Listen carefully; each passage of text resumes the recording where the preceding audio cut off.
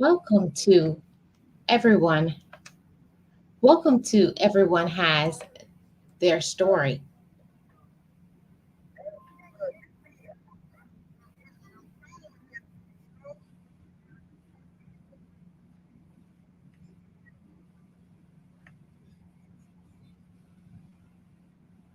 I'm getting On some an iPhone, Copilot, your everyday. I'm getting some feedback. Everybody, hold on. Be patient with me 1 second. I'm running into some technical difficulties. Okay, I think I fixed it. I had something opened, but welcome to the Everyone Has Their Story.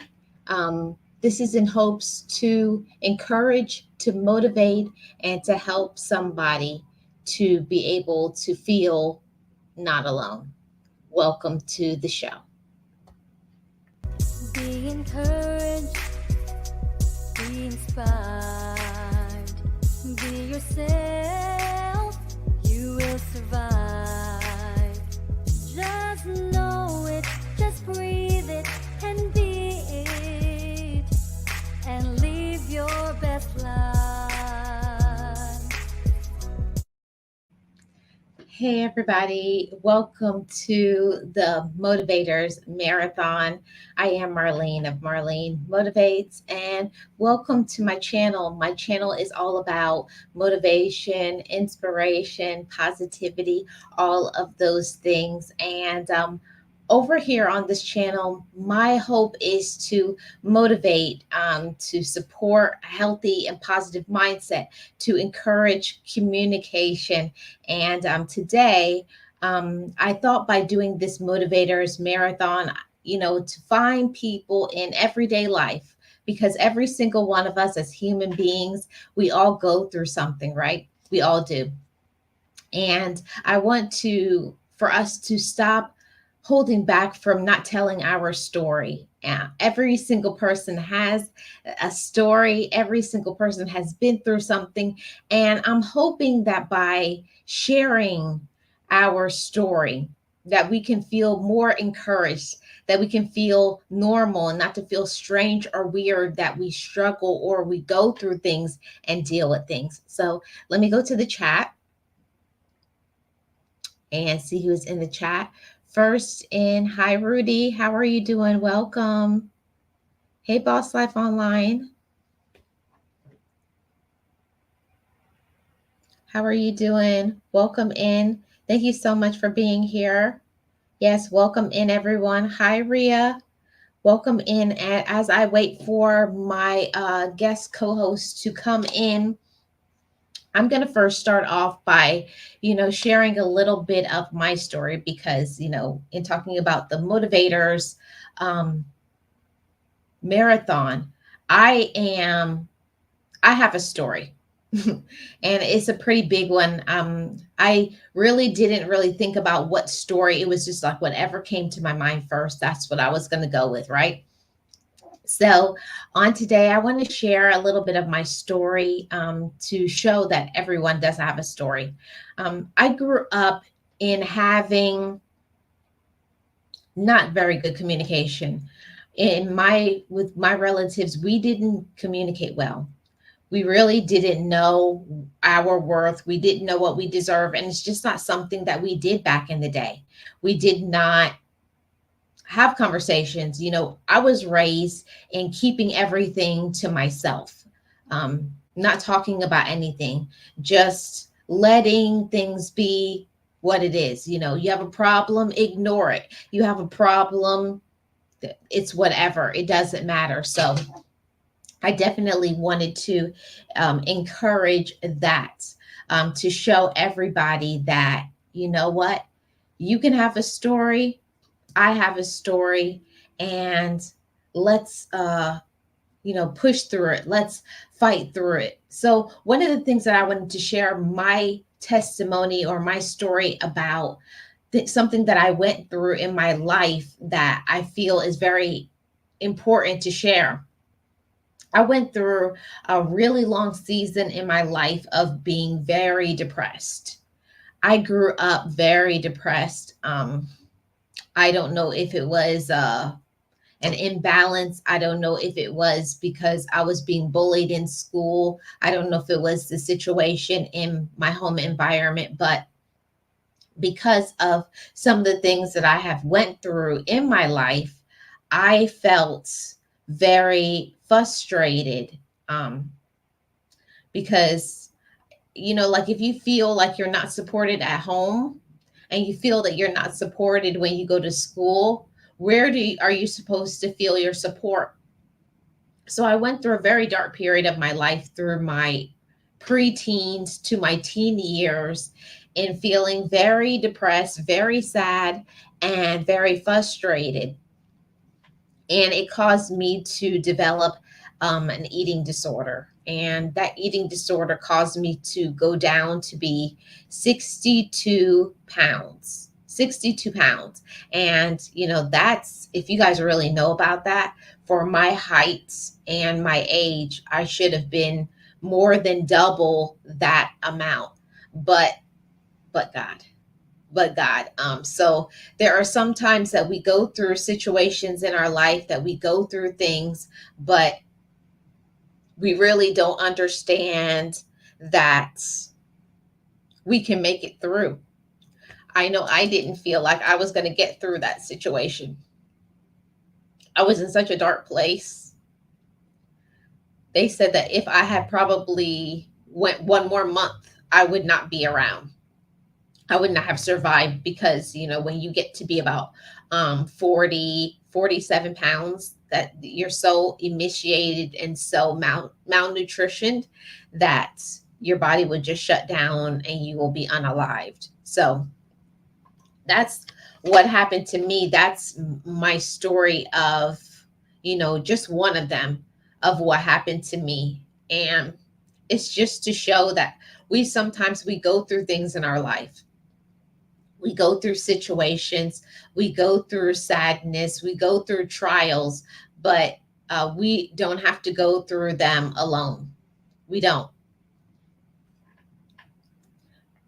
No problem. No problem, Goga. And that's one of the things that I had to learn about myself, is that it's okay. It's okay to go through things. It's okay to experience sadness. And one reason why I wanted to share my testimony of having an eating disorder, of dealing with depression for many, many years, is that we can feel bad about ourselves, right? We can feel that we have no value. We can feel that we are useless. We can feel that we have no meaning because of other people not accepting us. Yeah, we can feel that way. Other people can make us feel that we are zero, that we're not even a speck of dirt, because they don't value us.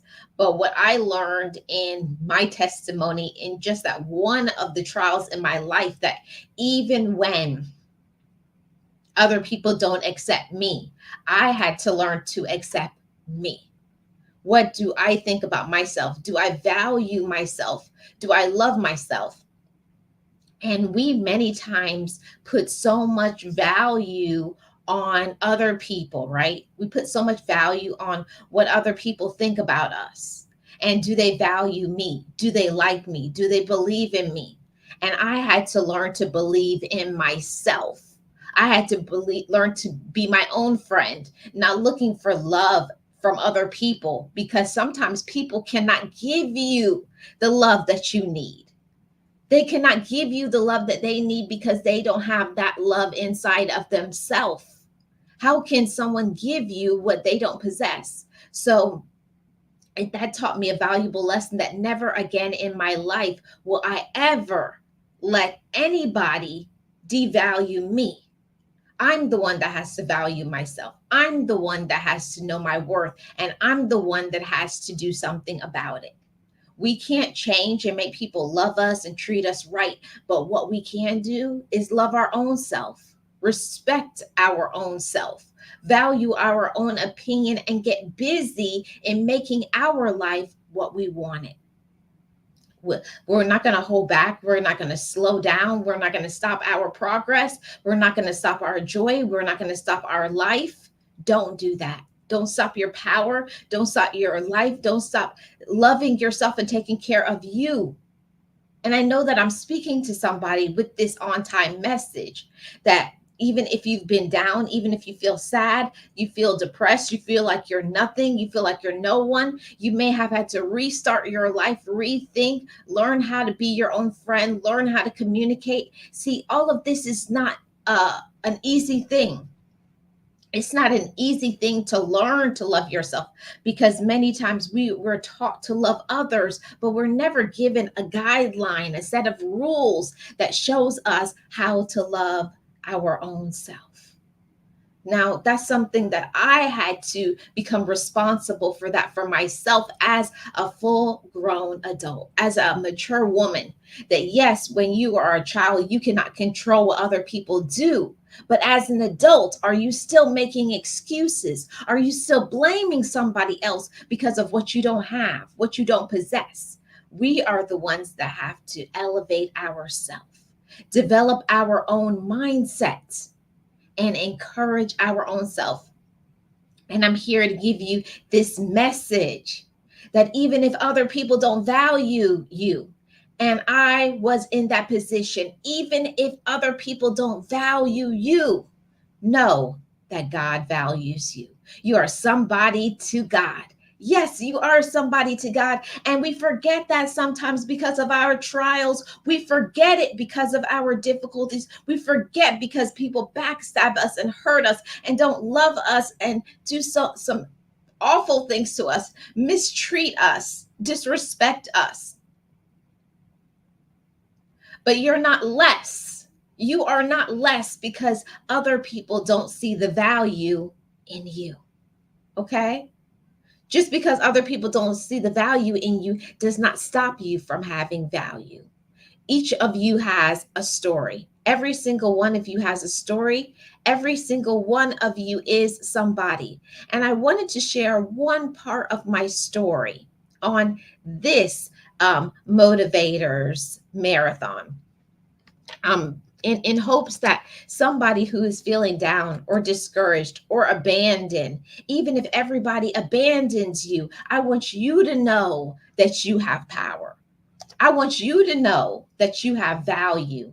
I want you to know that you have worth. Okay. And that's the reason why I did this channel. That's the reason why I want to support. I want to have conversations like this, because it's like we're strange when we're going through something in our life. Like you're a weird person because you say you feel discouraged, you feel depressed. Just because you feel depressed or discouraged, it does not mean that you don't have value inside of you. It doesn't mean that God has left you. Even if everybody leaves you and abandons you, know that God is right there. All you have to do is reach out.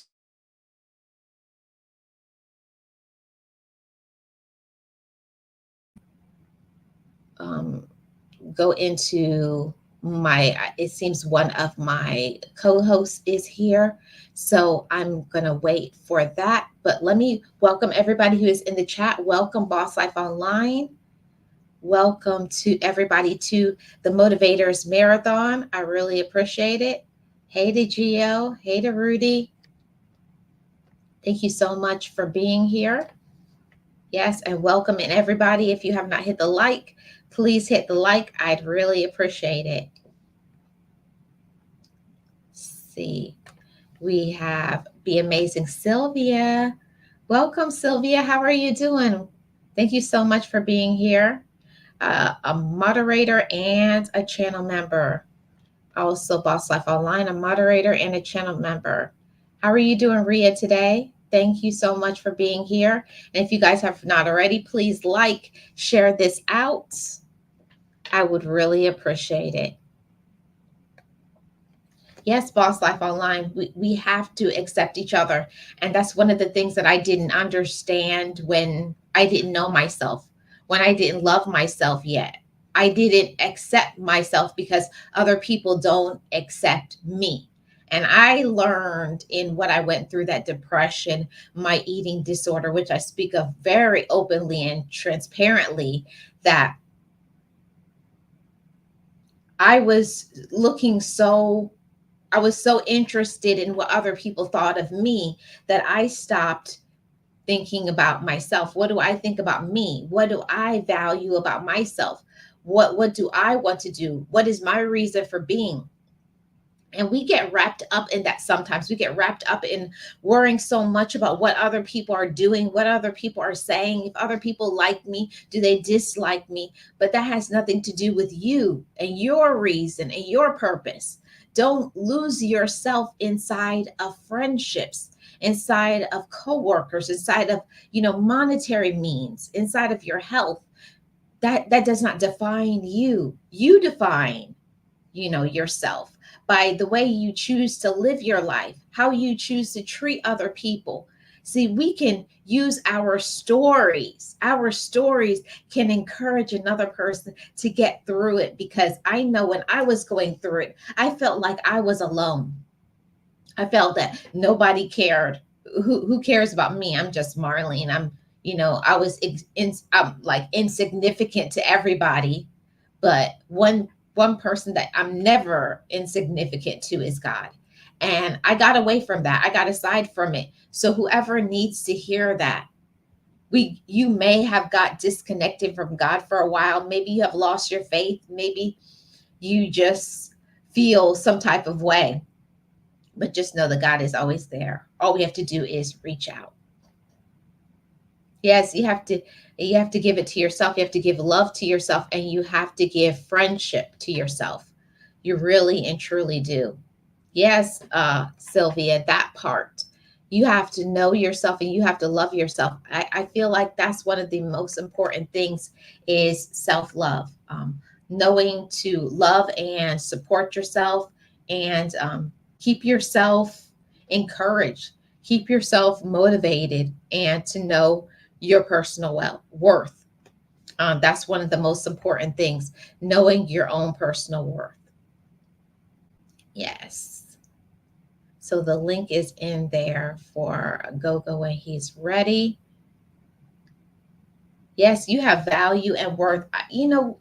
That's one thing, Gio, that I did not believe about myself. I didn't believe that I had value. I didn't believe I had worth, but I do, and so do all of you. So oh, I see my co-host in the background. I'll wait for him to turn his camera on and be ready. But that's one of the things that I had to understand about myself. Know your own personal worth. Know that you deserve to have great things, that you have potential inside of yourself. And I know, like in romantic relationship, when a romantic relationship breaks up, or when people abandon you, or people stab you in the back, or when you feel sad, you're just going through so many things in your life, you feel that you lose value.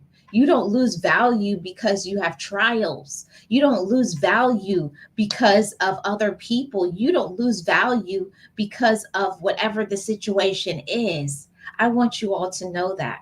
You don't lose value because other people don't see the value in you. You have to understand that. You have to be your own friend. You have to know what you deserve. And that's something that I will never forget for the rest of my life. I didn't think that I deserved to have a phenomenal life. I didn't think I deserved to be my own friend. And I also didn't know how to be my own friend. I didn't know how to respect myself. I didn't know anything about boundaries. And through that situation, I learned to set up boundaries, because if we don't set up boundaries, other people will make them for us. And their boundaries will make us feel uncomfortable. It will make us feel sad. It will be all of those things. Hey, James Money, how are you doing? Welcome. Yes, you have value and you have worth. Hey, Bryden, how are you doing? Welcome. Appreciate you being here. Happy Saturday. Happy Saturday to you, and happy Saturday to everybody who is in the chat. Yes, I see Goga in the background. So let's welcome a fellow content creator, Yoga with Goga. I'm going to let him talk about his channel. And yeah, we're going to start with that. So let's welcome Goga to the Motivators Marathon. Thank you so much. That was a beautiful introduction. How are you doing? I am good, Marlene. Thank you so much for having me. No problem, no problem. So, I actually I actually thought this was starting at 11. That's why I was like chilling and my yoga thing was going on. And I was like, okay, I was like, oh my goodness. Okay. But it's well, fine. It's almost done. it's you don't have to explain this. It's life, no problem. No So worries. no worries. I'm laid back. I'm chill. So um, I want the wonderful audience that does not know about your channel. I'm going to give you this opportunity for you to talk about your channel, and so I'm going to give you the stage, and then I'll come back. Awesome. Thank you. Oh, so kind of you. Uh, Let's see. I'm going to remove myself. Hi guys. How you doing? My name is Goga. Goga, yeah, like yoga. I like making fun of that because of the vowels and everything. I'm a content creator based in Nairobi, Kenya. I'm also a yoga instructor. I'm a certified teacher with 500 hours worth of certification. I teach yoga to the community because for me, yoga is a way of life. It's a way of, it made me find myself. It made me like discover a lot of things I needed to know about myself. I am so honored to be here to be part of this conversation. On YouTube, I'm also a content creator. I make yoga content for sure, but I also love doing live streams. I like teaching because I'm a researcher. So I love teaching and sharing stuff with people based on the knowledge I know. I like passing knowledge because I'm trained in that aspect. So I like, in case somebody has a challenge, I like looking for that solution and then sharing with the community that particular solution. So I am so honored to be invited for this marathon. It is it's 10 p.m. here in Kenya, but I said, I will make it work because Marlene is doing an amazing job trying to open up this space for these kind of conversations. I call it mindful conversations or mindful mingling.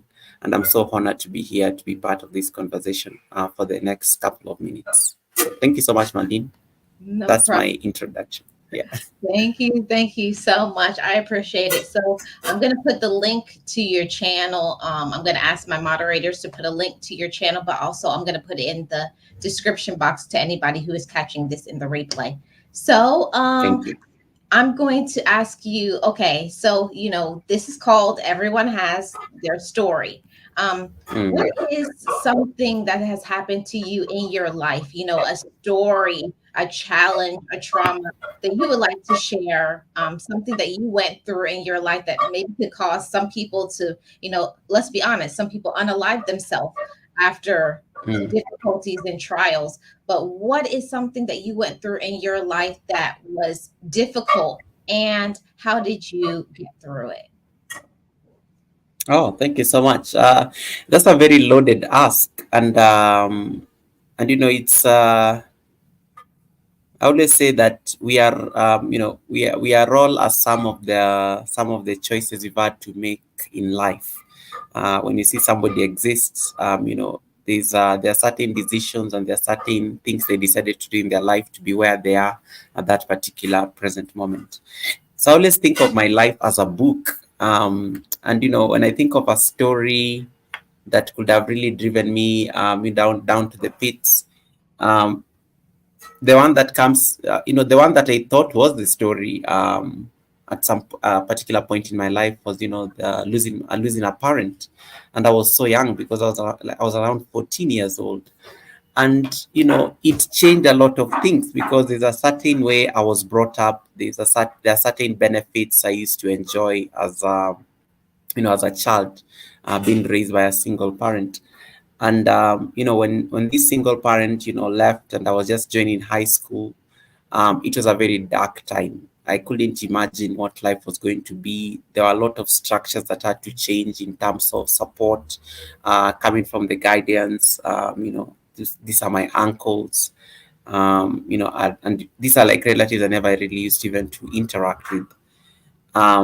Even the schooling had to change. A lot of things had to change, and I was not so certain about the future around that particular time.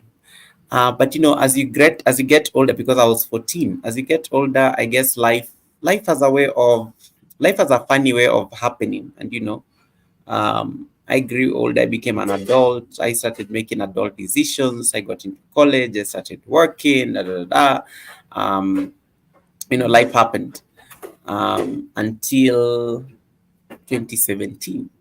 Um, 2017. So 2017, I got involved in some very. I was dealing with the nature of my job. So I've worked in public service for like several years. So I was given an assignment that was very delicate, and this assignment had a lot of implications, especially for the public who are mostly at home, and I had to support my bosses deliver a particular decision. So the entire country was at a standstill, and the bosses needed to make that decision, and I happened to have been one of the staff. The core staff was involved in this particular assignment. And of course, the bosses made their decisions, and the ripple effect of the decisions. I don't think I prepared myself mentally for what was going to happen. I didn't know that I was going to be part of the collateral damage that comes with, state sanctioned propaganda, for lack of a better word. Imagine your name being featured in the media, and being put out there on the internet. You're getting all these random calls from strangers very late in the night. You don't even know who these people are. They're threatening you. My life was literally in danger. I couldn't leave my house as I wanted. I had to get security. I had to be picked at a certain time from home. I had to be dropped at a certain time from home, which was very late in the night and very early in the morning, so that even the neighbors can't see me. I couldn't leave the house. And in the moment, I thought it was just work, and I was just like, oh, I'm glad that this is happening. The ego was driving me then, because I was like, yes, I'm the boss. I'm the boss. But then the implication now kicked in a few months later. I think, the fact that you can't leave home, you can't interact with people, you can't do certain things, it gets into your head, and it messes you big time. And I didn't realize that until I realized that I was withdrawing from friends, I was withdrawing from family, I was withdrawing from activities, I was withdrawing from a lot of things. I was turning down assignments. I was I was getting out. I was getting to another world, my own world altogether. I wasn't myself, and it crept in so slowly that I didn't even realize it until it got so bad. And then one day, one of my friends just called me out and told me, "You're falling apart. You need to get help."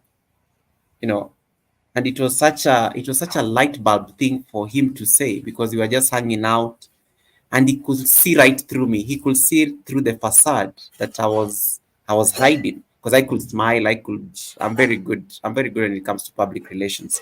I can easily hide and do all these sort of things, but he saw right through it, and it was the beginning of like some very difficult decisions that needed to be made. So when he said that you are falling apart, it caught me off guard, because I felt like he had called me out. And Hmm. what happens to, He caught you, right? yeah. So what happens when you're called out as a human being? The ego kicks in, and you have to get defensive.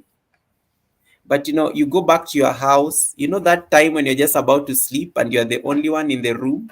That's when that's like the most real life gets, because that's when you are really authentic to yourself. When you're just about to sleep and you're just in your own room, the world is not there, the cameras are not rolling, the calls are not coming in. I was like, he was right. He was right. I need to do something. So I ran into, oh, sorry, I sent you a raid. I'd programmed my live stream to just Oh, kick people here. So, thank you. so thank you so much, everyone. So I said to my community to come here once the live stream ends. So one of the things that I needed to just internalize was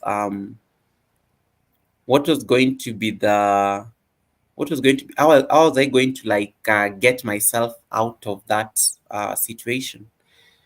And one day I remember I think I was hanging out in a social event, and some gentleman there was talking about yoga and those kind of things, and I was like, oh, I've had that stuff, in movies and stuff, that Indian, you have these preconceptions about it, that Indian practice or something like that. And then he said, there's normally there's a studio that does a nice community class. Like you should actually think of attending it. But remember, I'm that person. I don't get out of the house. When I get out of the house, it's very intentional. The car picks me at a certain time. I get to work at a certain time, Mhm. because I was avoiding people. So I was like, oh, what time did you say again on Saturday morning? Okay, I will be there. But you have to come and pick me, something like that, because uh, they used to live like not so far from where I was. So I was like, if it's on your way, I mean, pick me and then we go see the place, because I don't know where that place is. So that Saturday morning, he drove off. He was downstairs. Said, "Oh, I'm ready. Let's go." Got into the car, went to the yoga studio, and it was quite an experience because the place was so full. It was a community class that is done here in Africa, and all these people from different parts of the country, different parts of the city. They were just stretching and having the most amazing time. The community. It was a very different community, to be honest. And I couldn't stay until the end because I started navigating through that class and I got so challenged. I felt like that class exposed me because, when you're this type of personality, you like delivering results, you like doing things in a certain way. And then you realize you can't do a basic thing like balance. Mhm. You're put in a balancing posture and it throws you off your game. I was like, no, I have to go home. I literally left. I fled that class. I didn't stay until the end. So I Mhm. went back to town, went back to the city. I left my friend there. I went to treat myself to some fast food and everything and some milkshake. And then I went back home and of course closed my house, back to movies and Netflix and whatnot. I'm just like keeping to myself. But something happened the following weekend. I was like, that thing was it, that community, they were quite nice people. Maybe I should go back again, this time on my own and just see. Yeah. That thing that just it was just a thought like from like Friday and the class is on Saturday. I was like, what do I do tomorrow? Maybe I should go back again on my own without Martin, so that I don't have to So I you don't don't have feel like forced to be there. yes, exactly. And I Mhm. did it. I took a cab. I went there. Thank you so much for Tribe Goga for coming in.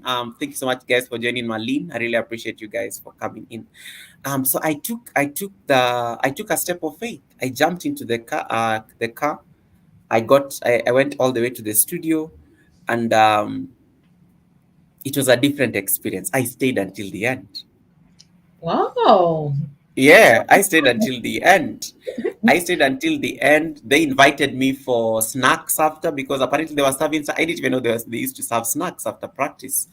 They invited me for snacks and tea after the practice. I went for snacks and tea. I got to meet people I don't know. And for once, I didn't feel judged.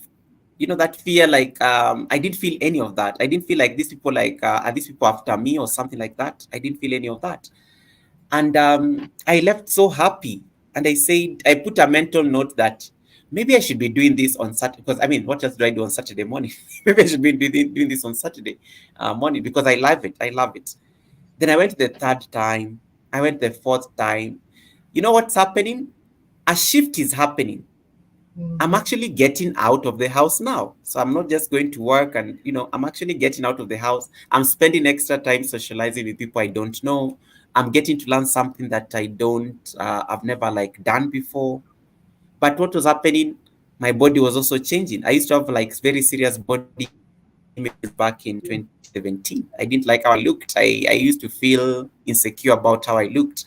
But those are things you never admit. You keep them to yourselves. You put on your suit and put your chin up, and this is the face you want to present to the world. My body was changing. Yeah, I'm getting flexible. I'm getting stronger. And Oh, for a moment there, I was like, did I you're like get getting stuck or anything? the Just let me know. buffering. The screen It's went. a little bit. Now it's back. It was buffering for a little bit, but it's back. Yeah, Yeah. yeah. The screen And went dark there for a while, so I was wondering what's happening. yeah. Yeah. So one of the things that I wanted Okay, to cool. ask you, so you made a change, but in your body, but also I'm sure that it helped to change your mindset as well. Absolutely, absolutely, it did. Because remember, I was keeping to myself. I was scared of facing the world. I felt I was living in fear. I was so scared. Um, and I don't even know why. But I needed to go through that process. There was a shift for the next couple of weeks from that first yoga practice. I and it was next week. I'm going to try and attempt to do that particular pose that I couldn't do last. Oh, it's completely frozen on my end. You're completely frozen. And I hope it will come back. Yes, everyone, please share the live. While we're waiting for Yoga to come back, Goga to come back. I'm going to share the screen and share his channel. As soon as he comes back, I'll let him keep on talking. I don't know what happened. I could Okay, it's actually back. hear you very well. Oh, you could? I Oh, I could hear could. you very well. I Okay. could. I could hear you very well. So I was like, I was wondering what's going on. It just went dark. I don't know. Yeah. Yours So on my end, it's frozen, but maybe it's just my connection. So continue. yeah. So the mind was also changing because I was challenging myself to do things that I'd never done before. I was It was giving me a new perspective. I was like, what was this thing? Why is this lady able to do this balancing thing and I can't do it? And then I had to understand that, the one day I had a chit chat with her and she told me that, oh, I've been practicing yoga for about 10 years. And I'm like, it's a process, it's a journey. For me to be able to balance like this, it took me a while. So be kind to yourself, be gentle with yourself. Don't push so hard. It will come. And that was a very different thinking. And one of the things that we used to do in the studio was also learn how to breathe, you know, take a deep breath in. There was a lot of intentionality in things. It was breathing. It was stay in this balancing posture for like about 10 breaths.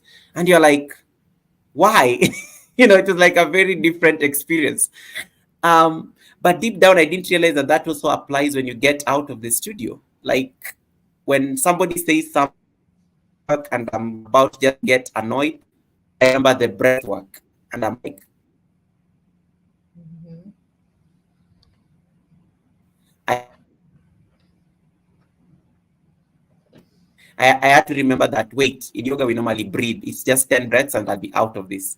So I remembered not everything needed a reaction. And that was a very different mindset. It was a very different mindset. So I did that for like about 1 year, 1 year in the community yoga center. Second year, I did the same. I was getting better. My body had come back to, I was very confident now about my body. I didn't have any body image issues anymore. I was happy. And I was getting compliments. Your colleague is telling you, oh, wow, you're looking very different nowadays. And, you're like, I know. I could feel it. I could own it. Um, Confident, you right? react. Yeah, you react really, you don't really overreact nowadays. And I was like, yep, I love it. I love it because I love what I'm doing with myself. So I had to step up. I stepped up my practice in such a way that I got into like a daily ritual of practicing.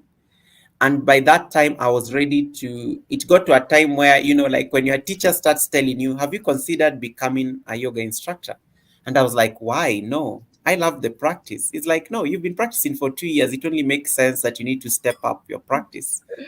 And I was like, okay. I had to think about it. So I went, thought about it, made a decision, and I said, okay, I'm going to be a yoga instructor. And but I said, I'm not going to study locally. I will go to India, right where, and by that time I was reading all these self-help books and these spiritually uplifting books. And I was like, I remember I came through, you've all watched Eat, Pray, Love, the movie. So, the book itself by Elizabeth Gilbert. So I read that book, I read that novel, and I was like, Eat, Pray, Love. I'm going to do that before I turn 30. And I did it. I'm going to do the entire works. And I remember I saved some money. I looked at scholarships that were being offered then for yoga school in India. And I took a flight to go somewhere I've never been. And I went and I arrived in India and I did my training. It was so hard, but I powered through and I finished the training, came back home. I didn't I took a whole year out before I started even teaching because I felt I was not ready yet. And then a year later, I taught my maiden class, and I've never looked back. For me, I say that gentleman who took me to that yoga studio that morning, I never saw him again at the studio. He got busy, life gets busy and everything. But he played his part. He played his part in making me rewrite my story. I got out, I started more, I was now more social. I wasn't centering myself on It's frozen of over again. I wasn't I think I froze there for a bit. I Yeah, wasn't yeah. afraid of yeah, I wasn't afraid of the unknown. I felt unstoppable. And it's because there was a shift, whatever that took.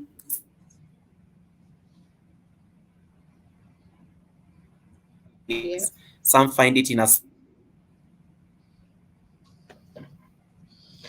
It's chopping. I'm not really hearing anything that you're saying, Goga. I don't know what happened. I I found hear. it. So I said some people find a shift in many different things. Okay. I found it in a practice. Okay. Awesome. Awesome. So I would love to speak to you longer, but it's just 30 minutes for each person. So I'm always interested to hear more. And I'm definitely going to have you to come back because this Mm. was definitely too short. I have to move on to the next guest that I have. But No worries. I definitely want you to, just leave with some words. What is something that you usually say to get you to get excited? Some people have a mantra, an affirmation, a personal saying. What is something that helps you to continue on when you feel like like you lost your hope or you lost your way? The one thing that always drives me is always that I like saying, and I read this one somewhere that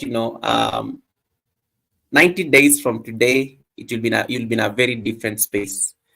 And once you internalize that, I always know that it's gonna be great. It's gonna be great. I will not be dealing with the same kind of situation. 3 months from now, it may be less, and that's a good thing. So those are like some of the things that you need to actually internalize, that no situation is permanent. Um, Things change, and things sometimes change very fast. Embrace the change. Embrace the change. Love that. Embrace the change. That's so good. And I know that it's late your time, so I really appreciate you, moving things around, Thank you so much. supporting me over here on this platform. And I hope that we can do this again sometime really soon. Thank you so Sure. much. Thank you so much. Thank you so much for having me. This was fun. We'll definitely have more conversation. And thank you so much again to your community for hosting me here. I really appreciate the support. I'll be listening in the background as well, just to hear what the other people are saying. Thank you so much. I appreciate it. Yoga with Goga, I'm going to share your channel. Appreciate you. Thank you so much. Thank Bye. you. Bye bye. So I'm going to share Goga's channel right here. If you guys don't know about his channel, I'm going to share it right now. Um, Let me see. Present it. Next up is going to be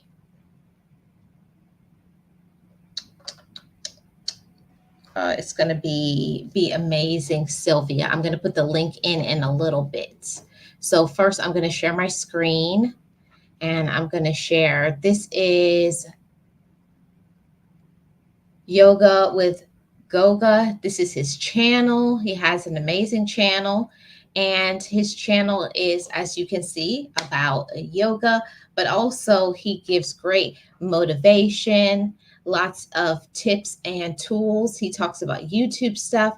So I'm going to share a little bit from his about section. Goga's yoga journey began as a cry for help. Despite fleeing his maiden class, he gradually fell in love with the magic that is undoing um, body limits. This motivated him to enroll for his yoga teacher training. And you guys know I can't say that. Rishkish. I'm not very good at saying words of countries, but I gave a try. And the world's yoga capital.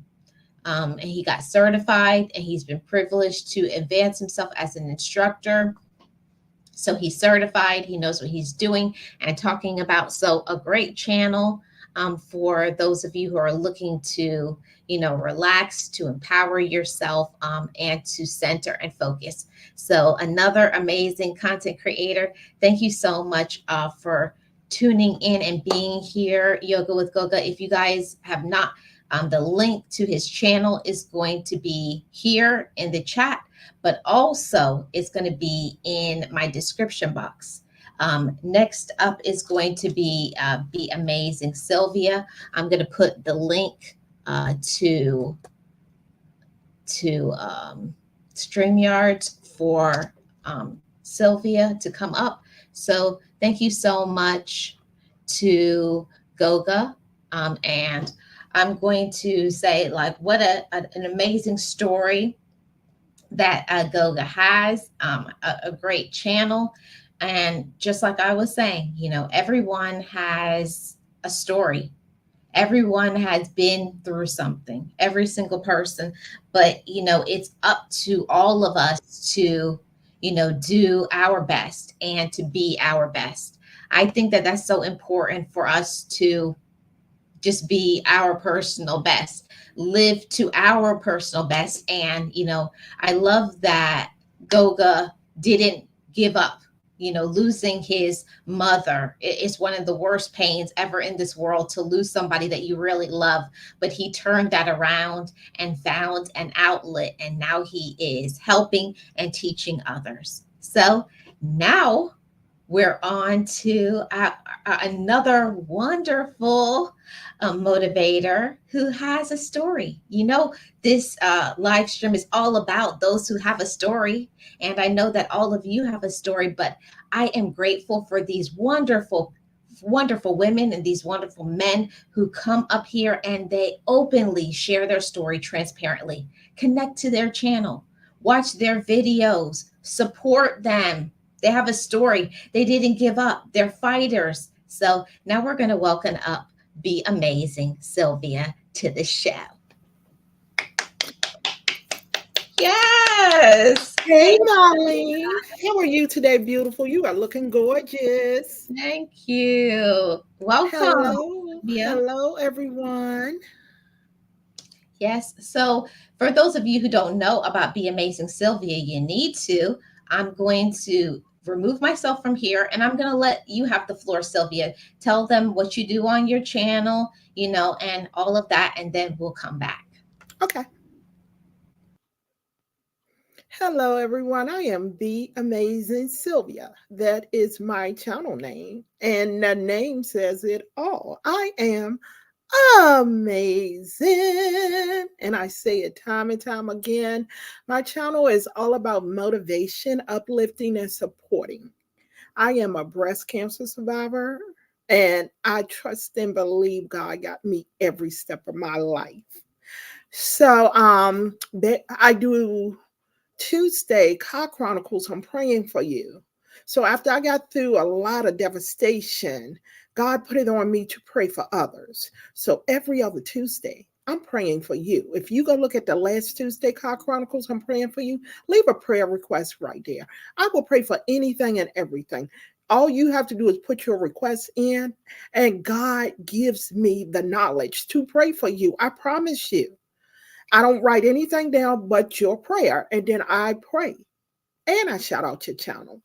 And on Wednesdays, I do Wednesday live collaboration with Marlene and Geo and Team Builders. So guys, y'all need to check out the Wednesday lives. It's a collaboration, 30 minutes, and we go from 5 to 9:30. It is awesome. Topics from everything under the sun, but good topics. And lastly, I do short support. So if you need support for your channel, if you need people coming to your channel, if you need watch hours, you need to come see me on Thursdays. And it's a collaboration because I love collaborations. I do it with Boss Life Online, aka Team Build with Geo, and Pandy Hair Candy and More, aka Making Money Moves with Pandy. Yes, the three of us do it 3 times a week. All you need is 3 60-second or less videos. Come see us. It's Eastern Standard Time. You will definitely love it. We entertain, we motivate. So that's just a little synopsis of my channel. Back to you, Marlene. Thank you so much. So you guys see how amazing Sylvia is. She definitely has a story. And the link to Sylvia's channel is going to be in the comment section below. If we're live or in the replay, I'm going to put it in the description box. So, Miss Sylvia, I know that you have a story. Okay, Yes. I know that you've been through some things. So what would you like to share today on Everyone Has a Story? Well, I have quite a few stories, so I'm going to touch on all of them a little bit. And I know I have 30 minutes, but my main story is God is working 24 hours, 7 days a week. He have saved me over and over and over again. I promise you. Guys, I'm going to start out when I was young. I didn't have any self-confidence. I consider myself ugly. This amazing, beautiful girl. Look at me. I am amazing. I am beautiful. But I had to understand it. I had to learn. I had to love the skin I'm in. And people were so cruel. Marlene had spoken on this before. Bullies. People were bullies. I was pencil thin, y'all. Flat chested. I ain't have no breasts. Thin as a rail. I wore hand me down clothes. And, you know, people pay for these lips. People pay for them. But back then, I thought I was just a big lip, ugly girl. I really did. And I had to love me. And it took me a while to get there. And God used to talk to me as a child. And he used to say, "You're beautiful." But I did not realize I was until I actually accepted it and knew my worth. So that was a child. And then also on top of that, that's self doubt, thinking I wasn't good enough. Also, I had a speech impediment. Oh my God, y'all. I could not pronounce words. It was hard for me to pronunciate, to do this and that. So I had to go to speech therapy. And that was rough for me because people tease me on that too. She can't speak right. She can't do this. She can't do that. But my mama was a God fearing woman. And she always said, "Baby, you're beautiful. You're going to get through this. We're going to go through speech therapy." I went through speech therapy. And now I'm a motivator on YouTube. I speak all the time. Hey, I can't pronounce every word in the dictionary. I can't pronounce, I can't do this and that. And sometimes I do still trip over my tongue. But I slow myself down, I work it out, and I sound it out.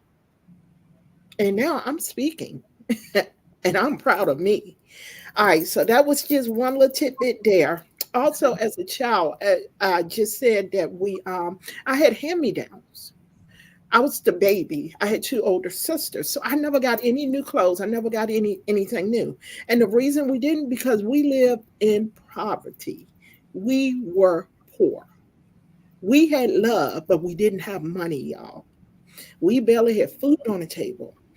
Our church took care of us, and my church is amazing. I've been at that church. I will be 52 in April. I've been at that church 52 years.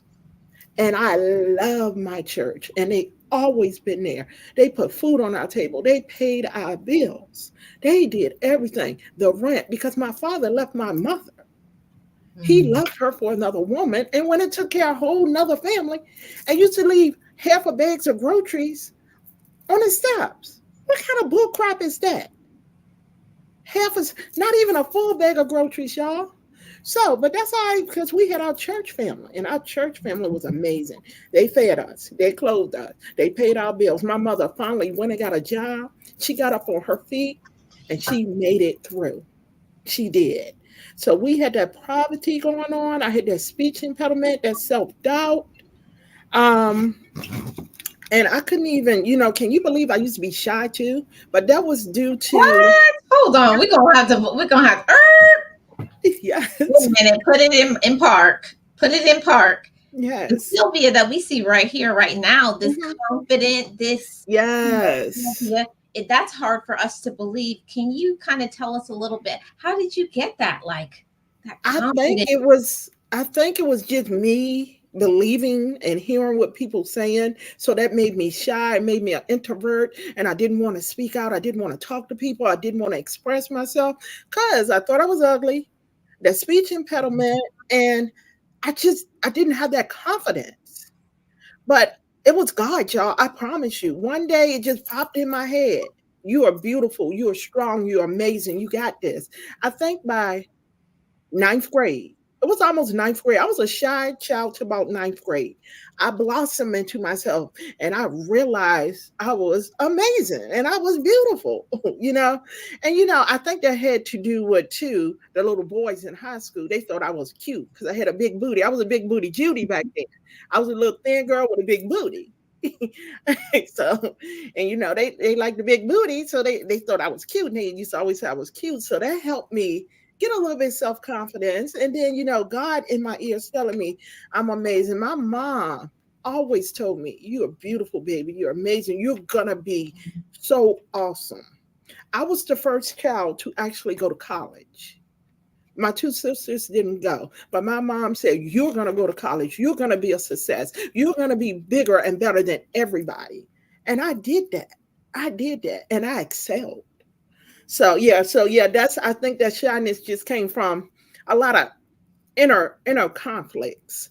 But then by ninth grade I grew out of it and look at me now. You cannot shut me up, y'all. I'm the mouth from the south. So and then, we had a lot of trials and tribulations. You never know. When you look at somebody and y'all look at me, I'm all put together now. I got it going on. And yes, I toot my own horn. And I will tell everybody in this chat, toot your own horn. If you don't toot your horn, no one else will. So you toot your horn, and you're not being, what you call it, conceited. You just know. So toot it, baby. Toot it. I tell people time and time again, express yourself, toot your horn. Because if you don't put it out there in the universe, nobody else would know. Yeah, and that's one of the things that people don't understand. Like, I want everybody to understand. Just because you see us here, we're content creators, and you think, "Oh, look at them now." People only see you in your highlight reel. They see when you've elevated, but people Mm-hmm. don't know about your downfall. Yeah. Your problems. Yeah. They don't know that climb to success. Mhm. Because looking at you and the stories and the personal information you have shared about yourself on these YouTube streets, I would never in my 1,000 years believe that stuff about you. Believe you once were that person, but you were that person and you overcame. And look at you now, Miss Motivator. Yes, Miss Motivator. one of my favorite things to say is when we're down, we don't understand what God has for us, but all we Hmm. need to do is look up. Yep. And Exactly. that's the thing that we don't do, Sylvia and the chat. Mm-hmm. A lot of times we don't look up to God as Mm-hmm. our solution. We're trying to solve it ourselves. Yes. Um, and then a couple of more things. My mom was sick, guys. My mom was really sick. And it was mental. She had mental illness. My mom, it was crazy. I grew up being poor, having self doubt, speech impediment, feeling ugly. And then on top of that, my mom was running around like a cuckoo bird. And I loved her to pieces, but she had mental illness. We had to hospitalize her, and my middle sister had to become the mom and take care of us and make sure we went to school and did everything because we had to hospitalize her. And that all was the breakdown of my father and his negative energy and the way he just loved us. So we had to overcome. She lived that, but we had to live it too. So we had to overcome that. But I'm gonna tell you, my mom was 4 feet 8 inches, little bitty powerhouse. She overcame, she persevered. And until the day she died, she was amazing. She was wonderful. She did everything. She overcame that. She beat that mental health issue because a lot of people don't bounce back from it, but she bounced back from it. And we were there for her. We supported her. We loved her no matter what. I would go to war for that woman. Don't you talk about my mom. I know my mama cuckoo bird, but it ain't for you to say it, you know? Mhm. So, I had little friends. Oh, you what? What you say? I will fight. I used to fight over it. My mama like, don't fight about it. They're not gonna talk about you. Do not come for you. She had her story and it was a rough story, but she persevered and she overcame. And her story reflected on us. So we had to deal with that, but we overcame and we rose up to the occasion because we always had God in our life. God always was the first and foremost. God could do no wrong. And my mom used to always say, no matter what's going on, God gonna take care of it. Trust and believe God got us from A to Z, no matter what. He always will protect and guide us. And then, like I said earlier, God just saves me. I had breast cancer. I survived it. 6 years cancer free, guys. 6 years cancer free. Won't he do it? Just had an MRI, clear and free. Thankful and grateful. Now, And that now, was a journey in itself. now, But God Sylvia, he Now, put you Sylvia, through we these can't just steps. have you just slide. We ain't gonna just let you slide over. You went through breast cancer. We ain't just gonna let you slide. We need for you to pause. Hold on. We need to process this. Up the brakes. Pause, please. Yes. So you have breast cancer. Can you Hmm. please, for those of us who have no idea, how was that, to initially find out you had it, mentally cope with it, physically cope with it? Just give us a little bit of the insight. I know you can't fully share with Yes. us everything, but whatever It's you feel it like. was the worst time of my life because when you hear cancer, you think of a death sentence. And I am a child of God. I trust and believe, and I know He got me.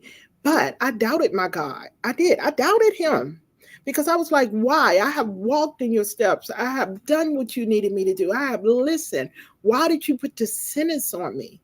He did not put the sentence on me. It happened, but I had to learn that.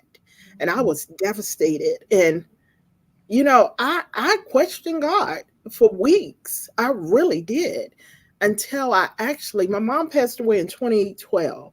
Until and I wanted my mom right then and there because she was always the fixer, always the one saying, we're gonna let go, let God. God gonna take care of this. God got this. And she always had an explanation for everything that happened, and she wasn't there.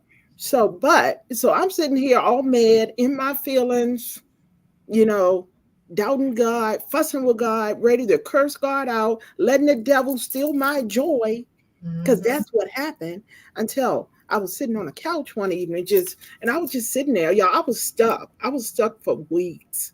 And my husband was like, what can I do? Nothing. I was devastated. But then I'm sitting there in the dark because I wouldn't turn on the lights, turn on the TV, wouldn't do nothing.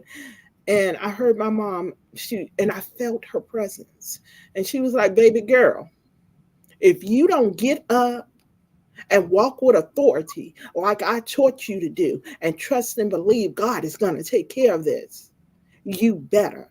We ain't got time for this self pity. We ain't got time for you letting the devil steal your joy. And y'all, you could have pushed me over with a feather. I'm like, Mom, Mom, Mom, because it was just so, It's so uh, real. yeah, she was just there.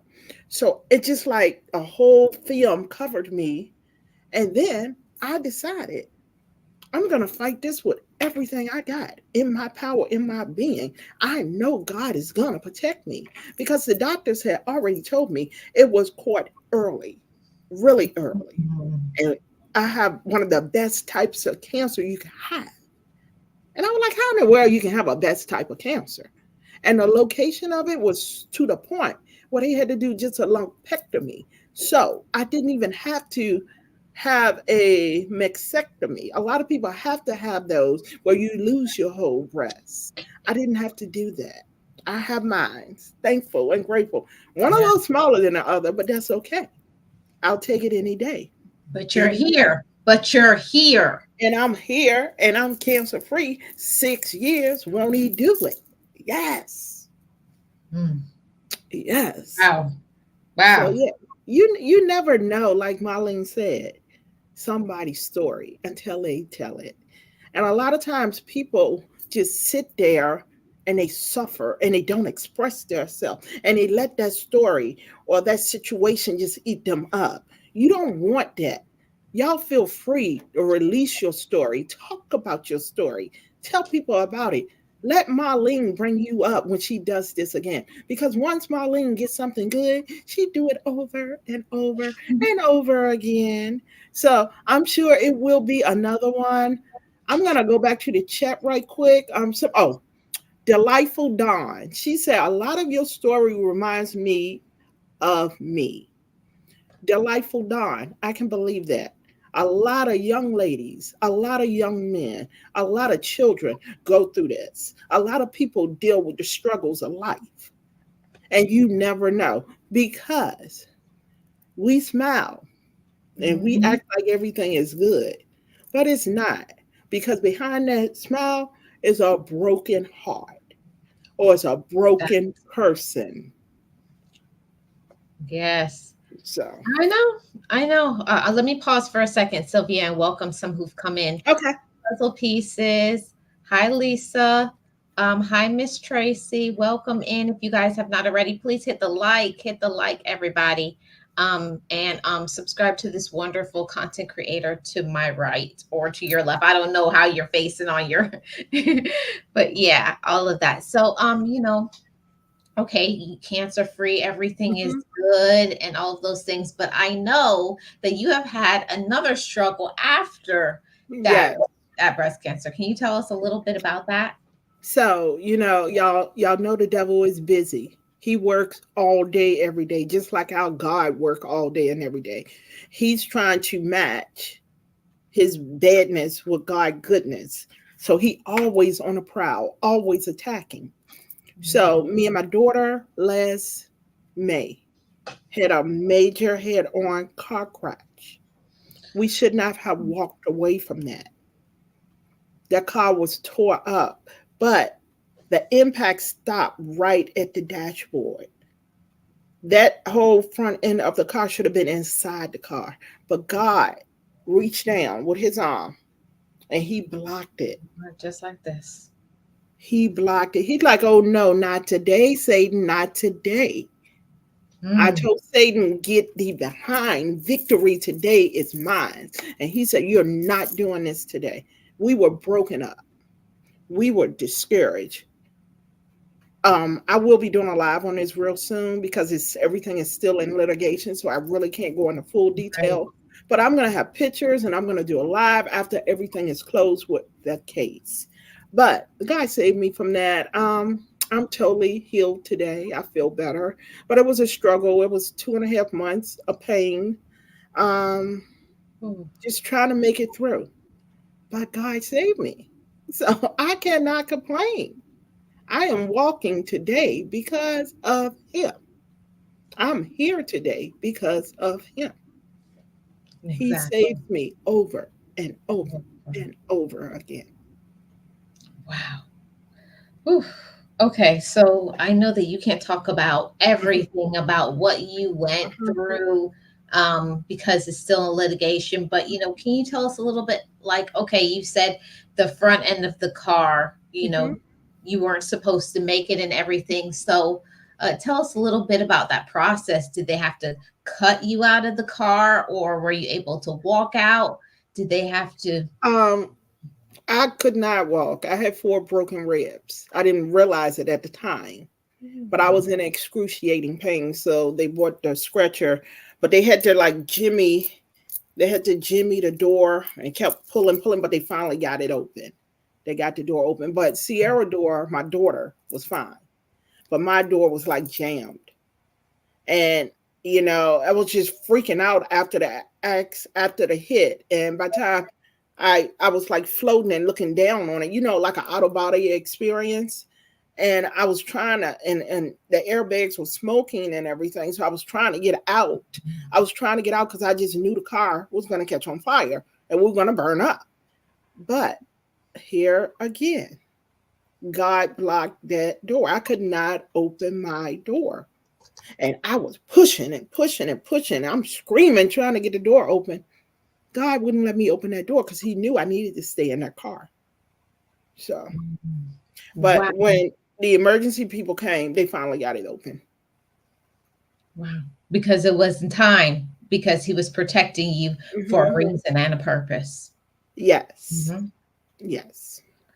So let's go back a little bit in Hmm. time, Sylvia. So, we know this about you and everything, but, I know you share very openly when you were younger and being bullied, Hmm. and from somebody who had bullied relentlessly Hmm. my entire childhood.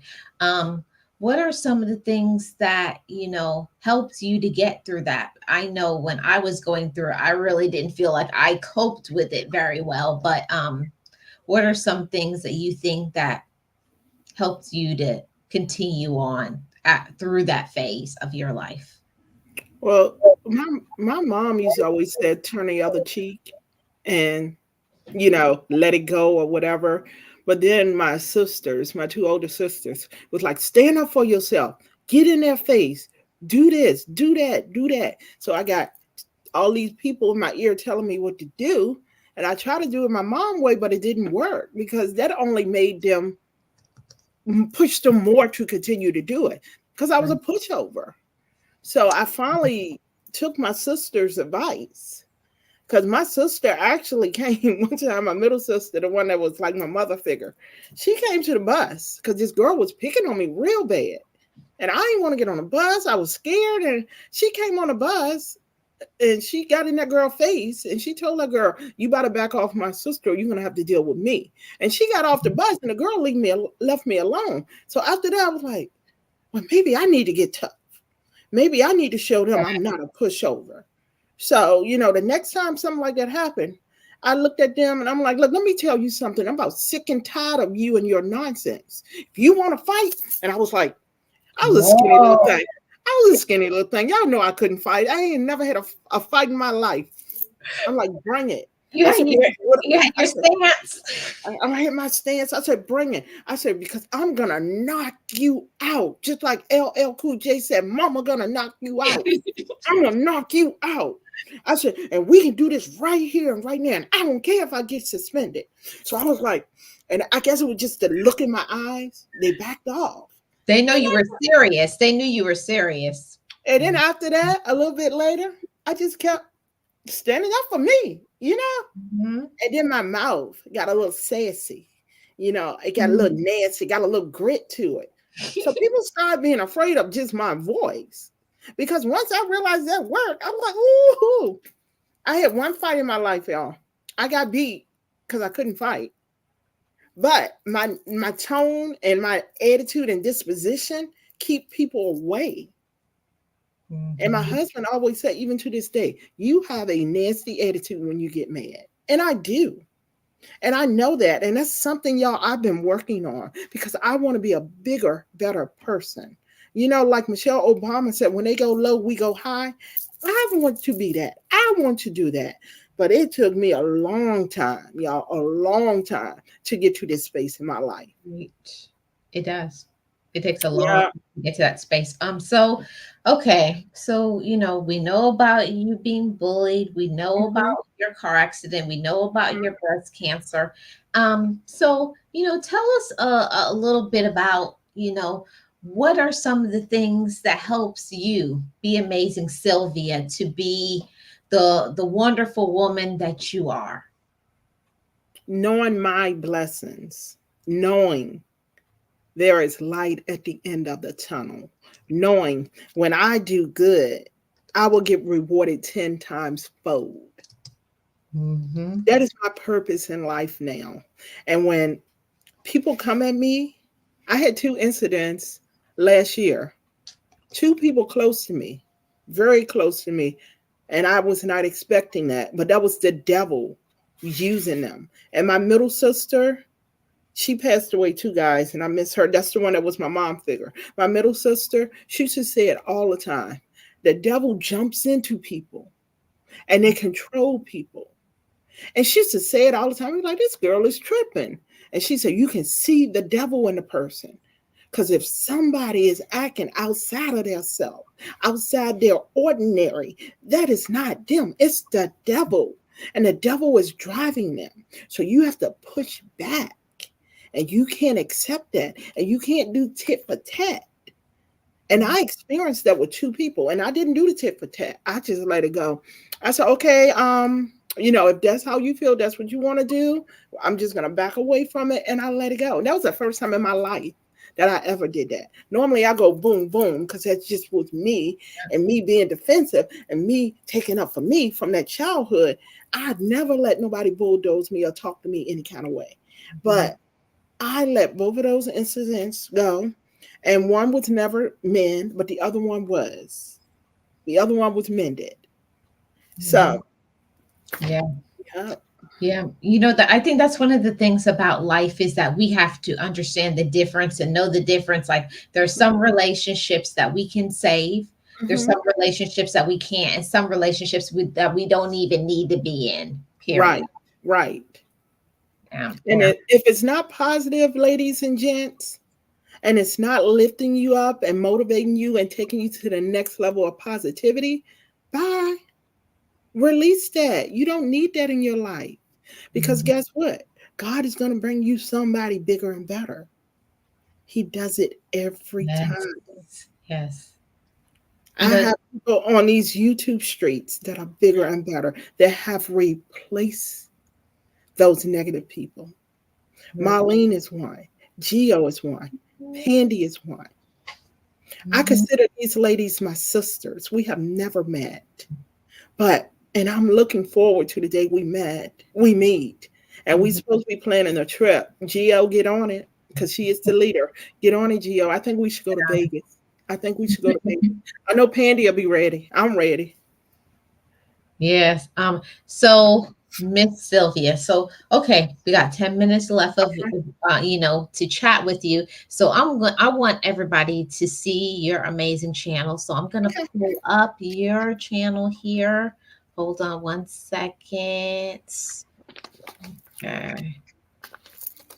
Thank you all so much for being here and tapping into this live stream. Everyone has their story because everybody does. And when I was thinking about this, because I've been thinking about doing this for a while, but like my mentor said, walk in silence.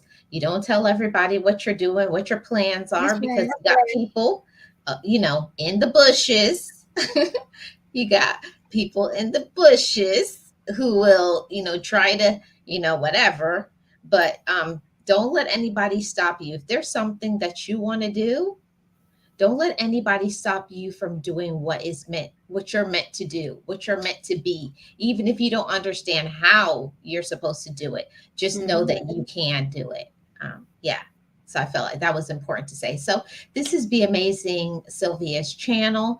Um, And is there anything that you would like anybody to know about, like any special videos or live streams that you want to share? I would love for you guys to go watch my breast cancer journey video. It's like 2.5 minutes, but it's just a cycle of everything I've been through for that journey. I did have it on my main page, but I think I took it off. Here, there Uh, it is, right there. that one, this one, the breast cancer battle. Yes, That was 3 minutes and 11 seconds. So you guys come over here and check yeah. this video out. Y'all, I was bald as a baby, but y'all see that bald head, and that was a whole nother struggle too. Just not having any hair and loving me being bald. That was a struggle because, ladies, everybody know we have vanity when it comes to our hair, and it's a hard road to cross when you don't have any hair. But I got through it because it was the summertime, y'all, and I had a wig. I had a custom made wig. It was gorgeous, but it was hot. It was hot. We outside 4th of July. Whew, I was bald as I don't know what, sweating buckets. I ripped that wig off, y'all, and put it in my purse. Everybody started laughing. I was like, I can't take it no more. And my husband was just laughing, and he was like, you know what, you're beautiful anyway. So I don't know. I kept telling you you can go bald. You have a cute little head, but Mhm. I had to get to that point in my life, and it took me forever to love my baldness. Mhm. But I finally did. Yes, and that's and I'm so glad that you said that, Sylvia, because I know there's many people. Maybe there may not be somebody here Mhm.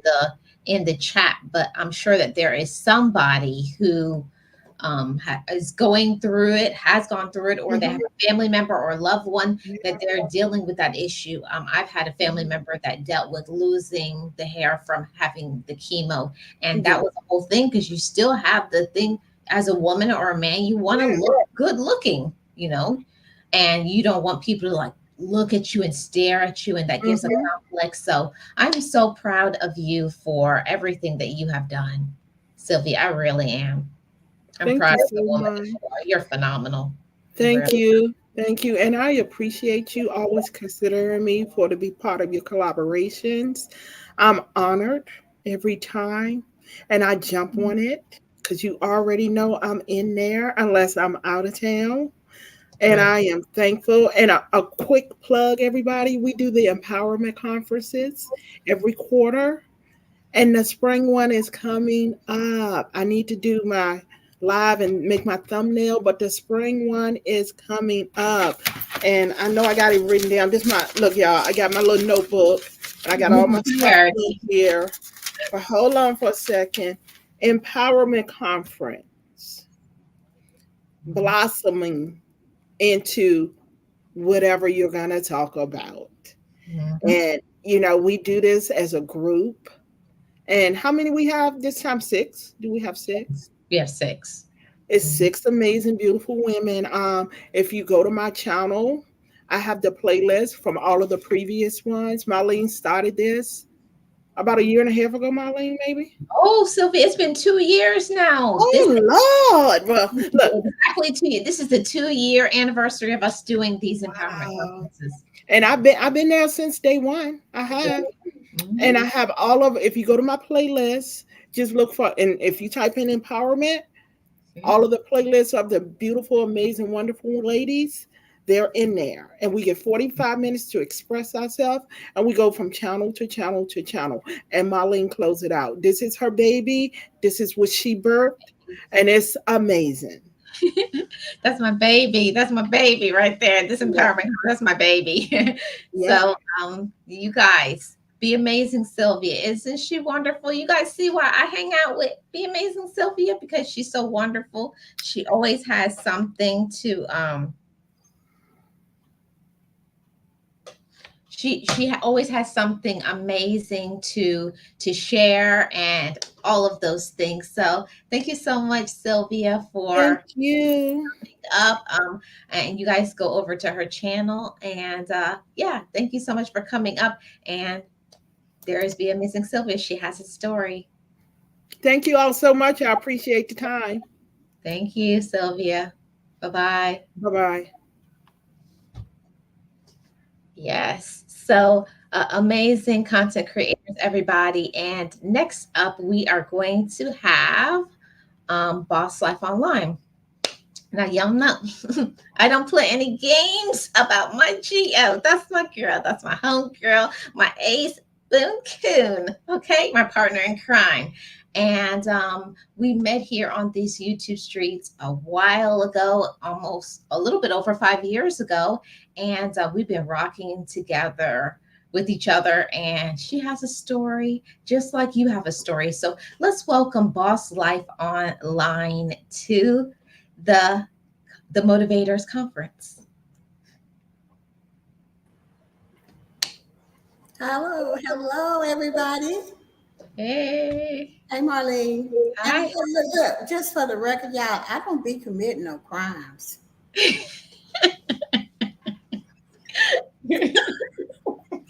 See, I don't know where she got that from. Partner in crime. That's my partner in crime. Okay, let me just. Yeah, we be doing our thing. I'll say that, Marlene. Okay, I have to do. I have to say that because with Geo, I can be with myself. I can be silly and whatever. Y'all just have right. to excuse me.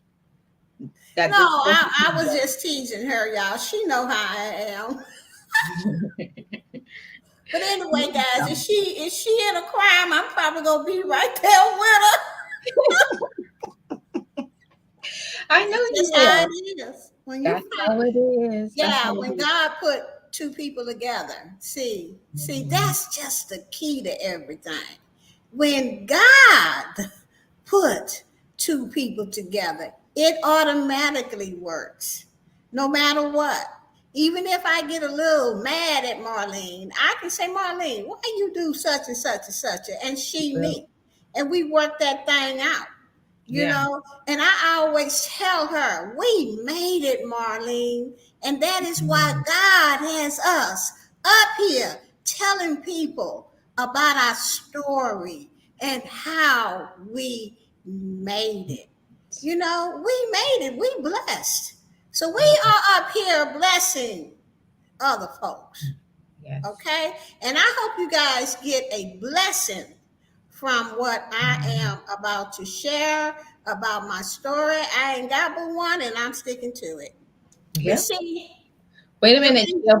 Before then, hold on. Back up a little bit first. That we have to let the people know who you are. This is Boss Life Online. Tell them a little bit about your channel first, and then we'll get into it. okay. My channel is Boss Life Online. It's the first channel I ever had on YouTube. It's the first channel that I learned a lot on YouTube, made a lot of mistakes on YouTube. Uh, just believe in everything I hear and let me change this and until I stopped one day and said, I need to find out about the community guidelines myself because some of this stuff don't sound right. Okay. And so that's when I reorganized my channel and started it over. Today, Boss Life Online is all about what God had given me in the first place, and that is to tell people how I became successful as a home business owner. So my channel is all about my home businesses. I have two CTFO and my ecom. And my channel is also about boss up motivation. It's about just keeping on that mountain. No matter if you get knocked down, you need to get back on the mountain and you keep climbing and just keep going until you reach your goal. That is what boss life motivation is all about and what I'm thinking about when I put it together. Also, my channel is also about viral mailers and how to advertise on the internet. You can get a home business, but do you know how to advertise it? So that's what Boss Life Online is all about. And also, I do interviews with business people. So, all in all, Boss Life is all about financial information and how to get rich. Okay. Yes, yes, yes. Okay, you better plug that marketing. Okay, okay, Gio. So let's start off. Okay, we're talking about everyone has a story. We're here in the Motivators Marathon, and your channel is Boss Life Online. But not everybody knows that Boss Life Online, you weren't always a businesswoman. Mm-mm. No. No, you have a story, you've been through something. So I'm going to let you first start off by sharing what you want to share. What story would you like to share today? Well, how I became a business owner and what brought me to that point. Well, when I was a kid, it was eight of us, five girls and three boys. And the boys and my mother and father was married, so we had both parents in the house. And my father was a auto mechanic, and he only worked for himself. He only had a fifth grade education. But there was one thing that my dad always said: everybody in this house is going to school, and you're going to learn how to read and write, because I don't want you coming up like me, having have to make an X. Okay, so Mhm. we made sure that we all went to school and got our education, and he put food on the table. And yes, we were poor. I ain't gonna say poor, poor, poor. I can't even say it. Oh, okay, but poor. All right, but my dad made it work. Okay, he used to tell the boys. He used to tell the boys, "Come on out here, so I can teach y'all this trade, so that you'll know how to take care of your family." Child, I used to say, "Child, I'm not having no 8 kids, and she out of his mind." 8 children? No, ma'am. It was too many of us, and I couldn't get all the whatever I needed from my parents because it was just so many of us. Anyway, I decided that I'm going to hide behind the car because, in our yard, he had a lot of cars that he worked on. So I would go and hide behind the car and listen to what he was telling my brothers because I wanted my own business. Child, I ain't want to be working for nobody but myself. Because, see, I saw my daddy get up early in the morning, work to about noon, come in, eat lunch, and go to sleep. That's what I wanted to do. You're like, that's my life. What a life, you know? And then he get back up, and then he go back out there and work on two more cars, and then eat dinner, and then he don't never go back out there. And I was like, oh, okay. So I would just hide behind the car and listen to whatever he said. And I said to myself, oh, I can probably make some money now. All I need to do. Oh, well, let me just, before I move into the next phase, my father was part of a gospel group. It was called the Friendship Friendly Five, okay? And they were really famous in our neighborhood and stuff like that. So I come from a singing and musical family. I want to put that there. So I thought about, see, I was an entrepreneur even before I knew it. I said, if I could just get daddy to buy me a piano, and then I'm gonna ask God to just put download in my head how to hear this music and play it like everybody else. I can make me some money. I'm just being honest. That's what I'm saying. Okay. So I got my father to send me to music school for 6 months because that's all he could afford. And I don't know where he got the piano from, but he got a piano. Okay. And he brought it home. And my sisters and brothers, they used to be so mad because I'm trying to learn it. Bing, bong, boom, Ding, boom. ding, ding. Driving mama crazy.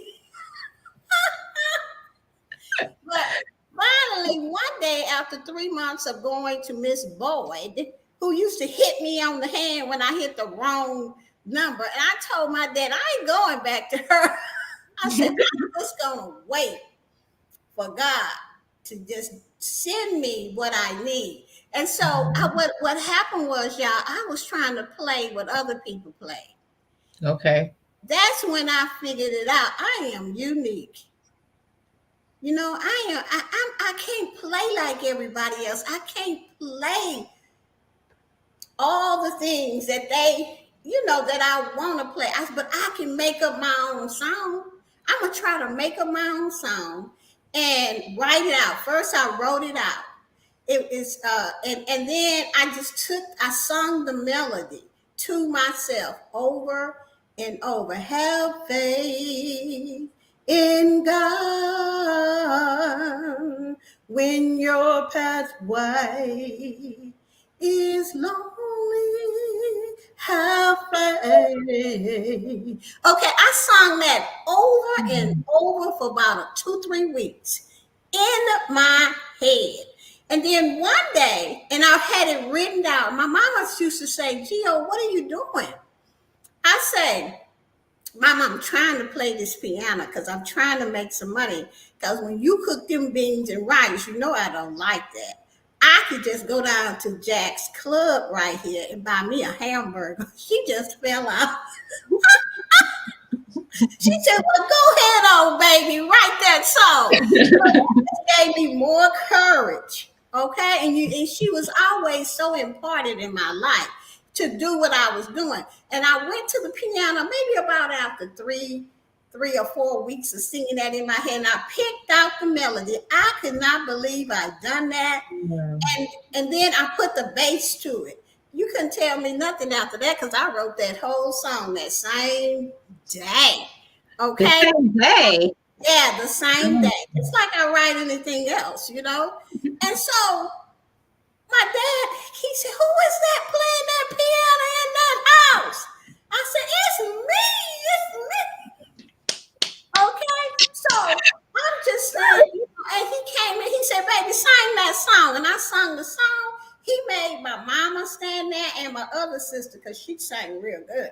And we harmonized. And they took the paper I had and they told daddy, what to say and stuff. And we sung that song, baby. And he had us practice it for almost a whole month. And then when we got up in church and sung it, it was a hit. You understand what I'm saying? And I was on the piano. And then that's when my pastor asked me to play for the children's choir.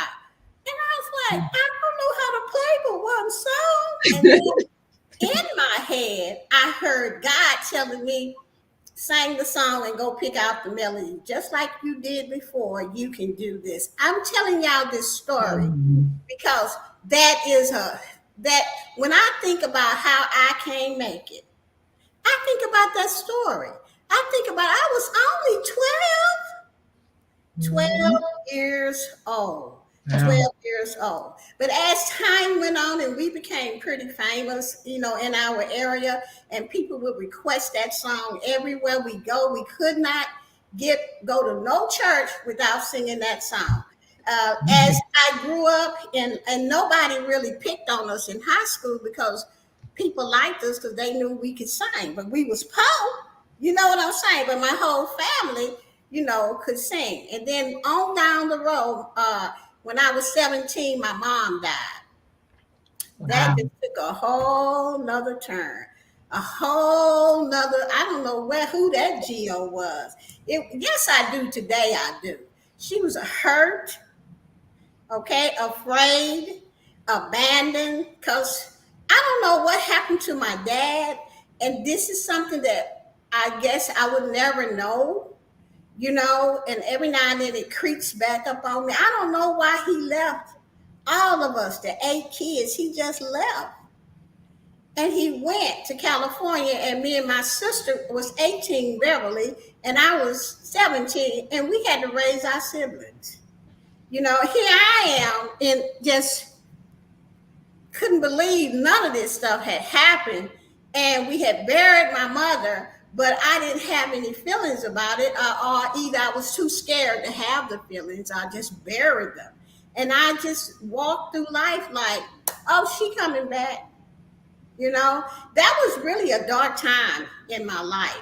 And then I met my friend, and then I got pregnant at 20. On top of that, that was dark. Okay. All right. And then on top of that, I was mad at God. Can you tell us a little bit? I know that I can't say that my experience is like yours or like anybody else's, but losing your mother is one of the most gut wrenching. You can't even place an emotion on how it feels to lose your mother when you have a good relationship like yeah, that's one of the worst. And my condolences on losing your mother. And I know that it was a very difficult time period for you and a big struggle. So what helped you to get through that situation, after I you just lost your buried it, Marlene. I buried it, and I just, when I had my daughter, I always tell her, "You saved my life," mom? because then I didn't have to focus on that. I had to focus on taking care of my kid. And that's exactly what I did. I went back to school. Okay. I needed to learn how to type, so I did that. I finished at school because I needed to put my daughter in a good nursery. And my sister already told me she ain't going to be keeping no children. So Mhm. I had to do something. So once I finished school, I started working at a bank, and I've always had really good jobs. And so I was able to do that. But my whole focus was my daughter, Sissy, and I did not know that that was going to come back up to bite me after a while, grief, because grief will do that. You think you got it under control and everything like that, and then all of a sudden, here it comes. Okay. I remember going out, uh, and my mom was all of that in a bag of chips. Okay. And she was a God-fearing lady, very pretty, and she was just a lovely, lovely woman, and she really loved her kids. Let me just say that about my mother. And I just, even when I talk about it, I get choked up, even though it's been many years. You never get over it. It's like, you don't get over it. You learn to live with it. Yeah. Okay? And that is what I learned through the years. I just had to get to learn to live with it. So after uh, my daughter was about 7 or 8 years old, I kept noticing, how come I don't have my own business? Why did I stop writing music? Why did I stop going to church? What is wrong with me? Why am I this way when I know this is not who I wanted to be? Okay? I'm supposed to have my own business. I'm supposed to be all of that and 3 bags of chips, or maybe 10 or 20. But I wasn't. Okay? I let's see, and then I was jealous of everybody else that had what I wanted. Mhm. But I didn't know how to go get it because I had not come forward with grief in my life. I had not accepted the fact that I was grieving, and that it was going to take me some time because I buried it so deep, and I did not want to open that door. It was just too much. Who's Yeah. going to open that door? So I just kept pushing it down, pushing it down. And I remember I got a very good job at a college. And me and my girlfriends, we had went out the night before, okay? And we got stupid drunk, all right? Yeah. Really stupid drunk. Wow. And so I made it back home, of course, because I was not driving. I was riding with my girlfriends. And so they dropped me off, and I fumbled and trying to find my key all the time. I was talking about, God, if you just let me find my key in my purse, I'm not going to do this no more. And before that, the following week before that, I couldn't find my car. Okay, let me just say that. Okay, that happened a couple of weeks before this went out with the girlfriends and got stupid drunk. And so when I couldn't find my car, I was kind of halfway kind of drunk, and I said, God, if you let me find my car, I won't be doing this no more. So I found the car, got in it. I wasn't no more than about 8 blocks from the house. So I drove home and made it home okay. But this particular time, they dropped me off and I couldn't even find my keys, okay, in my purse. And so I had to say, God. And then I thought about it and I said, well, shoot, God ain't listening to me because He took my mama. See, it was still there. It was still there. And that's what kept me from the love of God. It was because I thought He's supposed to save my mama no matter what. Mhm. Okay, so on top of that, I was mad, okay, and angry. Okay, so by the time the next day came, I woke up hungover. But I don't miss work. Because, see, I don't miss no money. Okay, Mhm. I got to have Period. that money because I lived in a nice place. My daughter had everything she wanted. Plus, my sisters used to buy anything that she wanted. So we were doing good. And so that next day, for some reason, I worked for scientists. Okay, I was the administrative assistant for about maybe 8 of them. And one of them had a breakthrough, and they do experiments on rats. So I was typing up the theses for them and the results, I should say, for them. And then I just kept saying dead rat, your mama, dead rat, your mama. And I just broke. Mm. I'm telling y'all, I broke right there. I put my head on that desk and I could not stop crying. It was like, I don't know how to explain it, but it was like a flood No, of it all came down on you, like the weight of it. right. It was just I couldn't even raise my head. And they ran and got the supervisor. She tried to talk to me, but I couldn't. But she got me up some kind of way and took me to her office and she just let me cry. And so by the time I could, you know, get myself together to tell her everything, she was boo-hooing louder than me. Mm. We both was in that boo-hooing. And so, after I told her the story and all of this stuff, Dad left us and blah, blah, blah. And I was like kind of, had come back to myself and I was kind of embarrassed. You know what I'm saying? But so the CEO came in and he always have liked my work. And he came in, he said, baby, you can't stay here. You have to go get a therapist. The supervisor has told me everything, you know what I'm saying, about you. So now you have to go get a therapist. I said, I can't get a therapist. I can't afford one and I have to take care of my child. He said, you don't have to worry about that. We're going to pay you. You don't even have to worry about sick Yeah. time. Wait a minute, you got to pause on that because that's a powerful thing. That's a blessing. Like, what job is just going to say we're going to pay you and you're not going to have to work?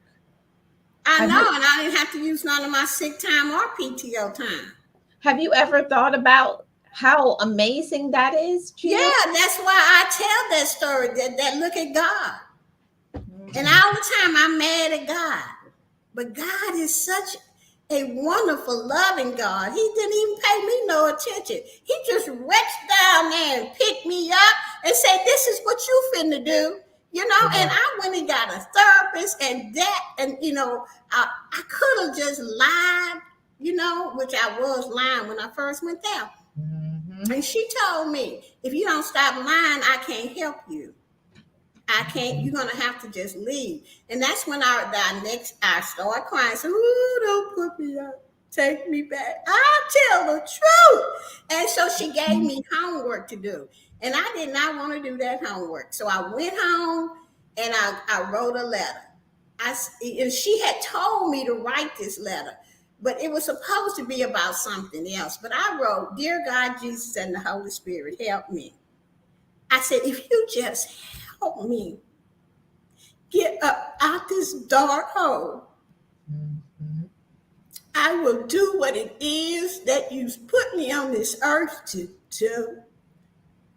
And that's what I do today. I tell people how God saved my life because I didn't even realize by the time I made it to therapy how depressed I was. And how come sometimes I thought about I just want to die. It's no reason to live. Even though I had my kid, the thoughts still would be there. but for the grace of God, you see. Amen. That's why I tell people, you know, you don't even know my journey. You don't know where I come from, how hard I had to fight for this life that you see me with today. God did that for me. He put me with a therapist that believed in God. He Mhm. put me with a therapist that told me you're going to have to go to God. You're going to have to put God first. You're going to have to find a way to forgive, you know, and know that God do not deal in evil. You're going to have to find a way to do that. And when she told me that, that's why I went home and I wrote that letter. Dear God, Jesus, and the Holy Spirit, help me. Because I'm about to lose my life. I have a kid that is dependent on me. God, please take me out this dark hole. And that is how I made it out, ladies and gentlemen. That is how I got to cry about my mama for at least 4 years. Mm. That is how I'm able to sit here and tell you how I made it through. Even though through these tears, they are not sad tears, they are grateful. Have you ever just been grateful? Yes. Mm. Because when I look back, I would not have been doing what I'm doing today and come out of it with my own home business. Child, look at here. Money, money, money. You know what I'm saying? Yeah. Before the pandemic hit, at least, and just, my family, I was the first one to go to therapy to talk about, what had happened in our family and stuff like that. God used me. My dad told me long time ago when I was about 7 that you're going to be the leader of the family. And you are a leader. And that is your journey in this life. Like anybody want to be a leader? It's too many crazy folks out here, and you got to put up with all of these personalities. Yes. But that is who I am today, and I do it well. And so when God saved my life, I turned around. Even though I got put out a lot of Thanksgivings and a lot of Christmases, because my family did not want to hear the truth or hear what I had to say. I still said it, but today, y'all, we are all fine.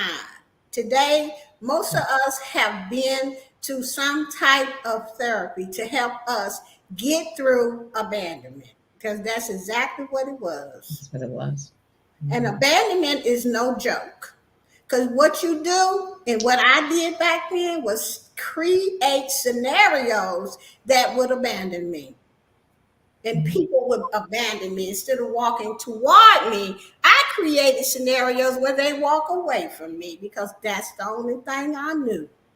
Jill, God, I don't have to create that no more. See, woo, that's why mm, I'm so grateful, y'all.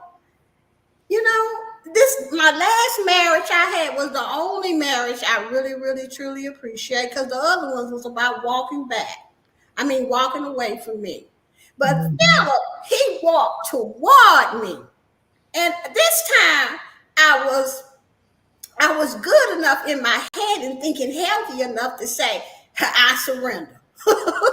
And married this man, and he passed away and everything, but it just taught me a lesson that there are people out here that will walk toward me and want to stay instead of walking away from me and trying to mess up my life. That's why I say block game. yeah. I will block you in a minute out of my life, because everything that I've been through, you wasn't there. Exactly. See, and that's the thing, Gio. People don't understand anything about your past, your hills, your valleys, your struggles. What it took for you to be able to. Sometimes for me, it wasn't even that I could stand them. Even for me, even having to thought can I stand up? Because you feel so broken that you feel it's not even possible. I can't get up. It's impossible for me. So that's what people don't understand about your past and what it took for you to be the person that you are right now. And that's Right. what this is so important to talk about, that everyone has a story. You have a story, I have a story, but you can't let the things that hurt you stop you. This is Right. um showing that we have a story and we can use what hurt us to help us. Yeah, you have to fight for your life. See, by me just writing, Dear God, Jesus, and the Holy Spirit, help me. I was too through.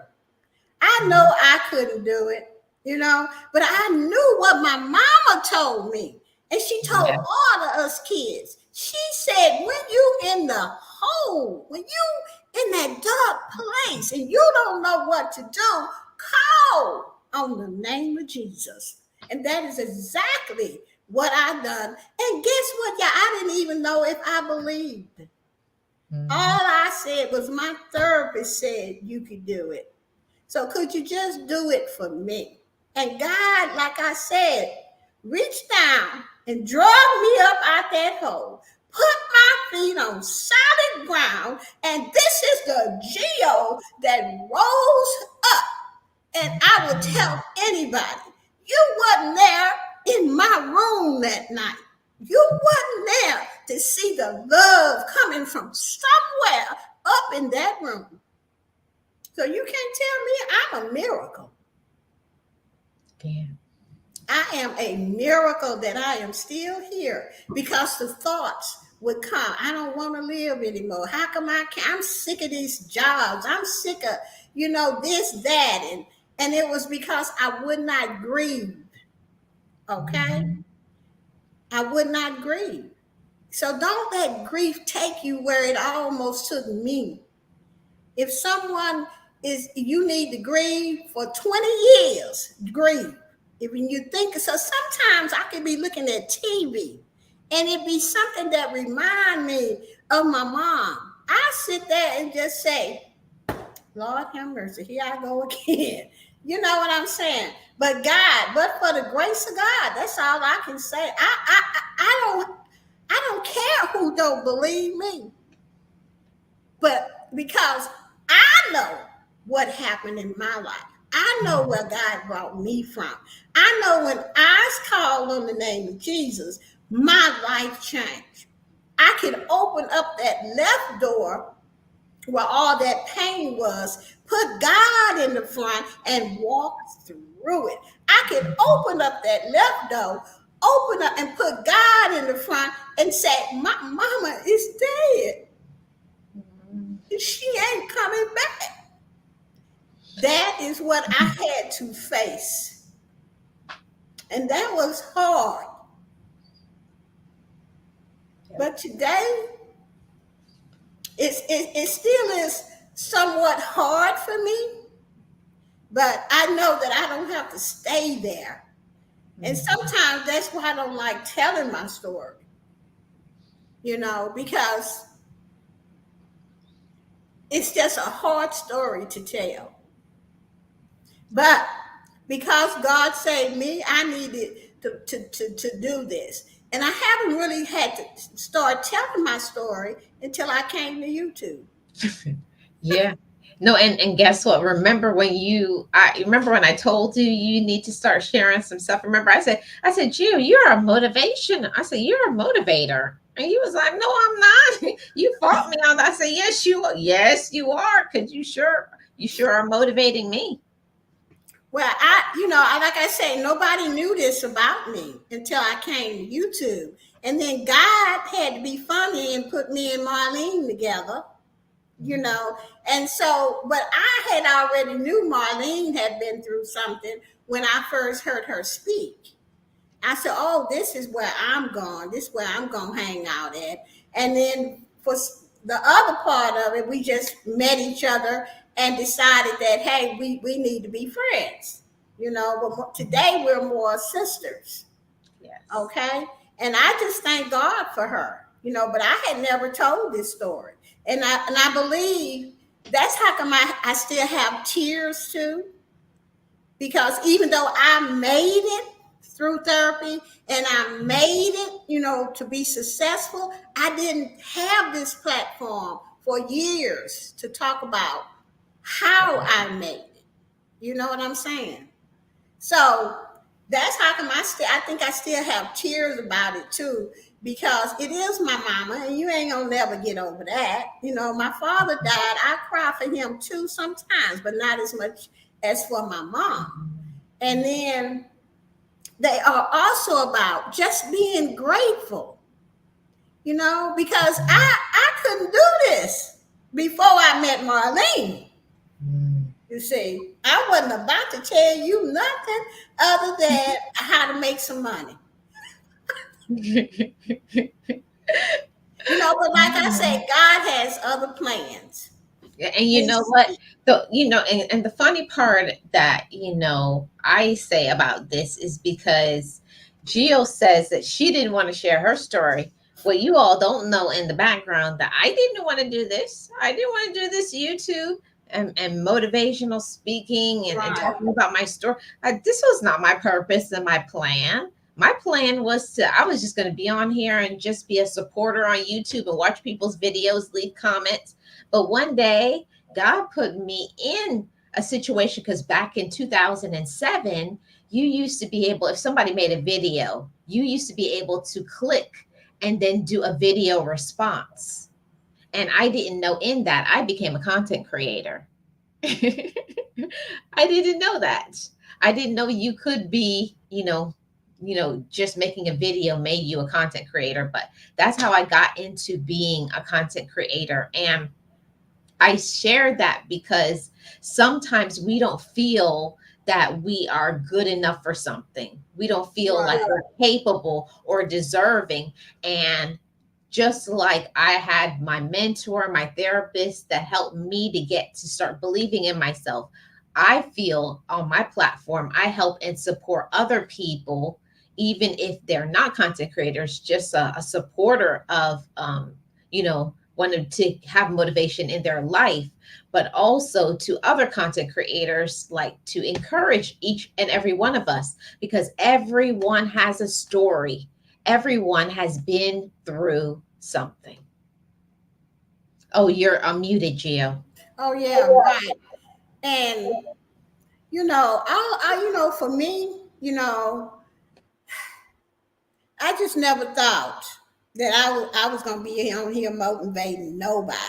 I just knew that I had leadership skills from my affiliate business, because I had a lot of people that would follow me, and I knew, and my mentor, Tim, he used to say, these people like you. I'm going to shut up and put you in the front, And I said, really? I was excited about that. And yeah, I could tell you all about the home business and what to do. And I can sit up and listen to you and say, well, I know I've not been in that before, but let me find out how it goes. I could tell you a lot of things about financial information and all of this stuff. And I knew how to be a friend. See, that's one thing Marlene and I have learned when we come out of therapy is be a friend to yourself so that you could be a friend to somebody else. Treat yourself good so that you could be a friend and treat them good too. I didn't know none of this, girls. I'm telling y'all, I ain't know it until I went to therapy, until God put his hands on me and said, you finna make a change. I'm going to give you what you asked for. And all I wanted to do, y'all, was stop having them thoughts of death and be able to deal with my mother's death and to be the best mother that I could be and the best person that I could be. But I could not be any of that because grief had me down. It had me down. But God said, I'm bigger than grief. I'm bigger than all your hurt. Put me in the front and I will lead you through. I will lead you to the top of the mountain where you belong. And this is where I sit today, on the top of the mountain. With God in the front of me, I can do all things through him. And I'm not playing when I say that. You know, I'm just grateful that God gave me this platform. It took me a little while to really start sharing, but I believe Marlene had a lot to do with that by pushing me to do it. You know, and today I'm on my channel speaking. Yes, you sure are. The whole thing is that one of the things that I love about life is in the beginning, you may start off doubting yourself and never feeling like you can do something. And then the next thing you're doing it, and you're also pulling up the next person. Come on, let me help you. Because I know when I had my dark times, somebody pulled me up and helped me. And now I feel that now I'm in the position of strength and courage. Now it's my job to do that to a next person. All I ever say is pay it forward. When Right, you get strong, reach back, because that's something that is very lacking in this world today. Pushing each other down, doing anything negative, cutthroat, throwing people under the bus. We can help each other and elevate another person. Me winning doesn't mean you have to lose. I can win at my level and you can win at your level. It's no right. competition. Yeah, I believe in paying it forward. I'm going to tell you why. Because there were a lot of people when I got out of therapy, and I asked God one more thing. God, I need to get rich. You know, I said, just get me comfortable enough, okay, so I can go eat at any restaurant I want, buy any car I want, live anywhere I want. I know you can do it because look what you've done for me so far. Okay, God said, okay. He started putting people in my life that were home business owners, that own local stores. And I started meeting these people and talking to them. And I still had a great job at the time. I still had that college job. And one of the mentors that I met, I asked her, how can I work for myself? I don't want to be out here working for these people no more. Because you never know when you're gonna get called to the office for something you ain't never done, Pink you slip. know, and they never gonna pay me what I'm worth. So she said, okay, baby, this is what you need to do. She was way older than me, and I didn't care, and she was kind of on the harsh side, and I used to just to myself, okay, but I shut my mouth because she had what I wanted, okay, and she said, you make a plan. In 10 years, you're gonna need $10,000 because you're gonna what you have to cover yourself just in case you need to work a little bit longer on your home business. So I did everything this lady said, and I got out of there in 5 years because I started saving. I started eating at all these places, and I just made sure that I was saving enough money because I had a car note, insurance, food, rent, the whole deal. So once I got out, quit that job, I just never looked back. My home business was at the top when I quit. Okay. And like I say, if you ask God for something, if you are a believer, and even if you're not, ask anyway, because I wasn't, I was mad at him. So I didn't think he's going to do anything, no way. But he did it anyway. Okay. Mhm. Just believe in you. Believe in whatever power there is that's greater than you. And then go for your dream. Yeah, the journey may seem hard. You may get knocked down. You may have people not believe in your dream. But you keep going. You fight Right. for your life. Okay? You fight for the things that you want. I did. And I'm still fighting for this YouTube journey because this is a hard baby. Okay, but every now and then I get knocked off that mountain. Every now and then I be wanting to quit too. But see, but that's why God have surrounded me with Team Bill with Geo. I be thinking about them. I be saying, I can't quit. They'll be calling my phone. That's the first thing. I sure will. What you doing? Hey, don't let me knock on your door. Hello? Come out of there. They gonna be calling my phone. I say, okay, God, help me get back up on this mountain.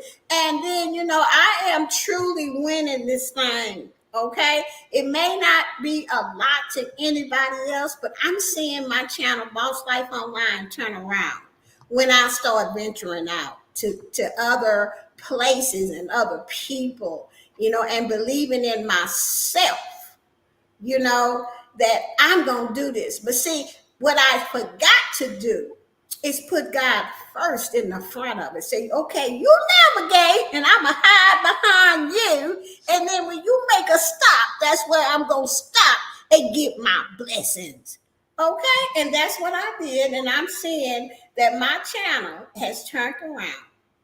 Mhm. Okay. And I'm back on track and I'm good. And thank you.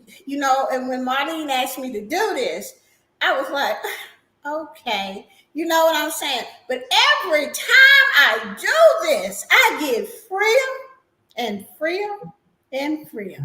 Every time I do this, my dreams are here and they are there, and God is in the front. And it reminds me, Gio, you got to keep telling people about what happened and how grief can make you not get anything. People think that that's not true, but it is. It People is. think that just because, oh, I'm over it, and you don't grieve properly, oh, it will come back to haunt you. It came back to haunt me. Mhm. And like I tell Marlene all the time, we are blessed. We made it through. That's why I wrote that song. I forgive me because there's a lot of things I had to forgive. I love me. I learned how to love me. I've been blessed that I have made it through. Mhm. Gio, while you're saying that, I'm gonna play the song that you made. Okay, go ahead. Yeah. Everybody tune in. This is a song that Gio made. And it's all about our lives, me and Marlene and Tracy Lee. Yes, and it's called I Made It.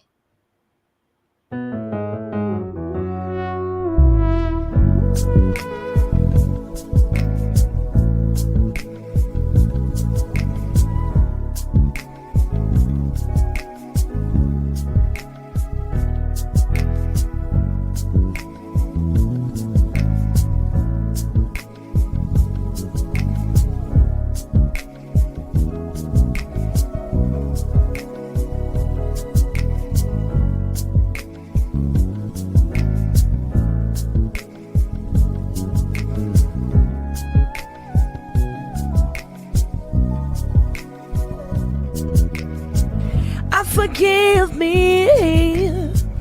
I love me.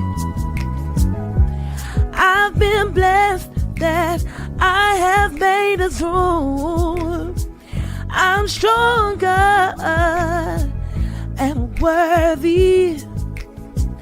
I am enough now. What about you? I forgive me. I love me. I've been blessed that I have made it through. I'm stronger and worthy. I am enough now. What about you? Ooh,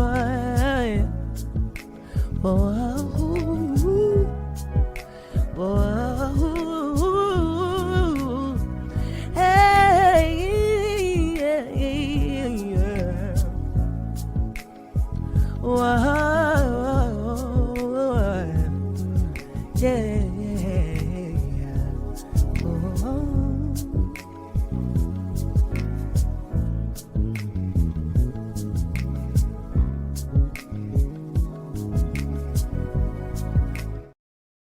See, that's my whole life in a couple of words. I made it.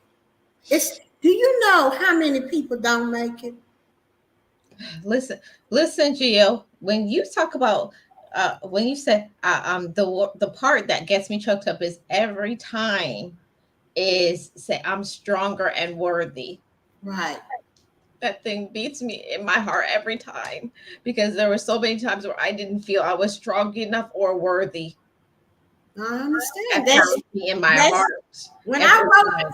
right, Marlene. I hear you, girl. Woo, woo. Let me tell you, when I met Marlene and Tracy Lee, I knew we all three was gonna be friends because we have a lot in common. Okay. We are all three different women from three different backgrounds, three different ages, but there's one thing that we love, and that is God.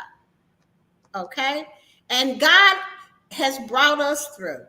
Okay. So when I put all three of us together, that is the lyrics that I came up with And because it fits and it sums up our whole life. And it's not, and it's not an easy journey. It's not an easy journey getting through that left door where all that pain is. I could have picked the right door and just went on with my life and probably died early. But I mhm. picked the left door because my mama said, call on the name of Jesus. And when I done that, I knew I had to walk through. I knew I had to fight for my life. You see, God wasn't through with me yet. Marlene needed to know me. I needed to know Marlene. Yes. Tracy needed to know me. And I needed to know Tracy. I needed to write Woo. this song. Okay? Because it sums up everything I've been through. And every time I hear that song, Marlene, every time you play it, I'm grateful. Every time. Every time. And I know that there are others that it's like that song. It's like a warm hug from God. I don't Yeah. know. I can't explain that thing. Every time I feel like I'm immersed in the love of God, every Amen. single time. Amen. And I'm grateful for you doing that for me. Thank you. Thank You're you. so welcome. And thank you for being my friend. Um, so now we got 10 minutes before we go on to the next guest. So I want to everybody to know about your channel. Okay. Let me pull up your, let's see. Let me share the screen and share your channel. Hold on. Okay, I got it. Let's see. Boss Life Online. Here we go. Share the channel. Okay, so here is your channel and Gio's channel. You want to talk about your channel or you want me to talk about it? You can go ahead. I want to hear what you have to say about my channel. Okay, so this is the Boss Life Online, and you guys can see she's the original.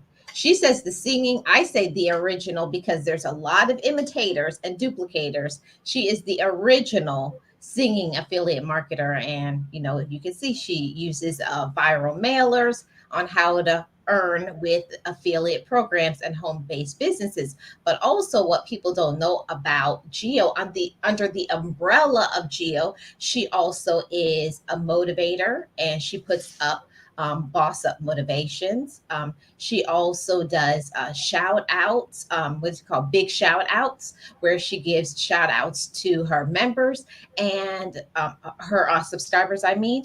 And also with Geo, she also has Team Build with Geo. And that's where she builds teams over there. It's a networking and, it's just a family over there. So it's a members only though. You have to join the membership. It's only 199. I thought I'd put that in there too. But Geo just has a great channel for anyone who is interested in having a business that is dealing with affiliate marketing or just learning how to be more of a savvy business person. Come over to this channel and find out how. That's what I would say. I don't know what else you would want to add to that, Geo. Well, I write that. I write my own jingles for my channels. Uh, Boss Life Online has its own jingles. My Team Build with Geo has 3 or 4 or 5, 6, 7 jingles. Team Build with Geo is where we really have a lot of fun. And yes, we are family over there. And God is the head of my life. So I believe the reason that Team Build with Geo has survived all of this time is because of that reason, that God is the head of my life. And we've been Team Build with Geo has been for what is it, Marlon? Almost 5 years now. Yep, definitely 5 years. Yes. Yeah, almost 5 years. So over there at Team Deal with Geo, Boss Life is my first channel, but Team Deal with Geo is where we help people get monetized. We play your playlist. There are rules over there, and you have to get on board. We are a team, and we all are on the same page. There ain't no me. I mean, no I, me, it's the team. Everybody is on the same page over there. And I always tell people that hit me up in Instagram if you're interested in joining Team Bill with Geo. My Instagram is Team Bill with Geo. And see if Team Bill with Geo is for you. Because Team Bill with Geo is not for everybody, but it is for somebody. Yes, it Okay? is. It is. So, okay. How would I, because it's hard to end a conversation when somebody is your friend, like in real life, because there's so much that I want you guys to know about this woman, wonderful woman right here next to me. I want you guys to really know her. She's just a great woman, and she definitely has a story. I know you didn't want to be a leader, Gio, but I'm glad that you took the assignment. I really Thank am. you. Yeah, I'm proud of you. And also to everybody who is in this collaboration, I'm proud of everyone who has enough courage to share their story, because it's not easy to get on this platform and to open up your heart and to allow yourself to be vulnerable, because people will clown you, make fun of you, take your whole story and make it their own. Okay, we've seen Yeah, that. well, guess what? They can clown and whatever. I always tell people this: you were not there.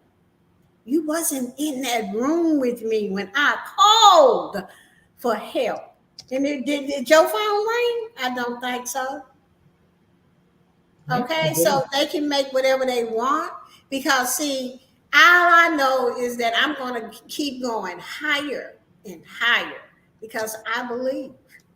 I believe in me.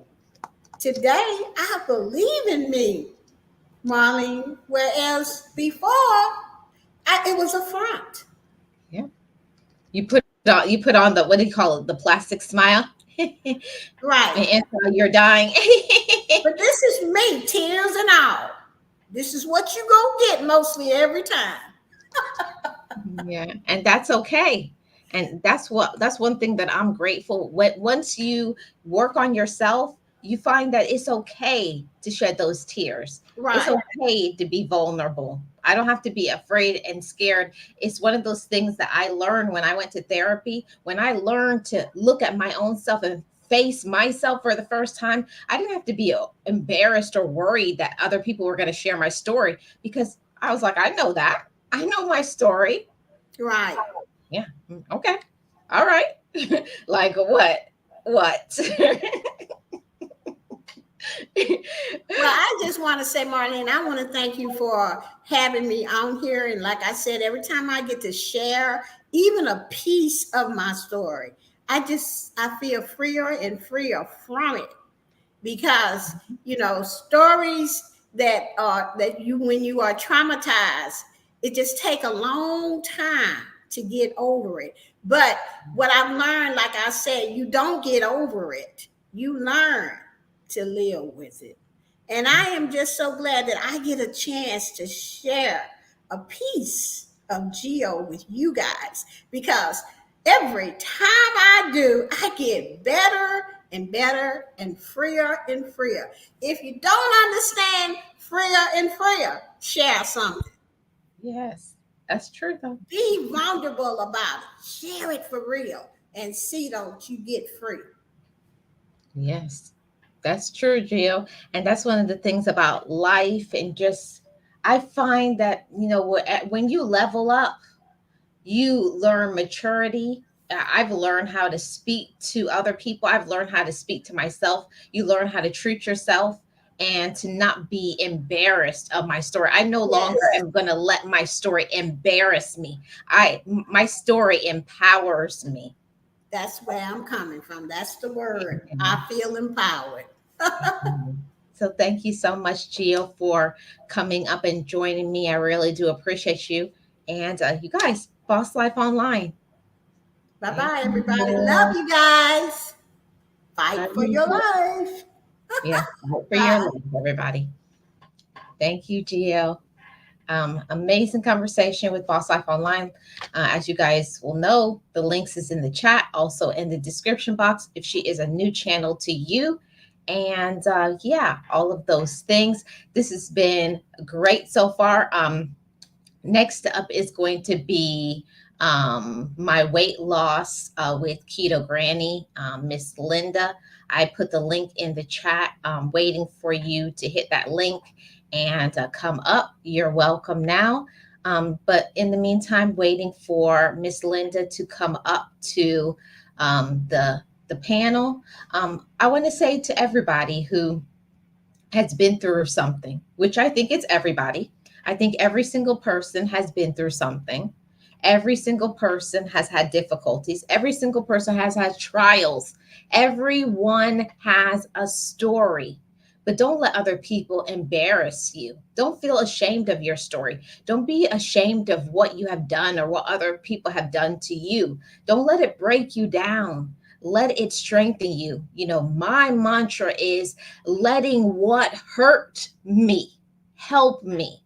Whatever maybe have brought you down, that could be the thing that will catapult you into your next level, your higher vibration, your next business idea, you know, and meeting the right people and getting off the off ramp and getting back onto the on ramp for whatever your dreams is. And I'm so proud of every single one of you that continues to keep it going, that continues to believe in themselves and doing exactly what you're supposed to do. Um, so I'm waiting for Keto Granny to hit the link, Miss Linda. The link is available right there for you. Let me see. Yes, and thank you so much, Boss Life Online, for coming up. And the link there is in the chat.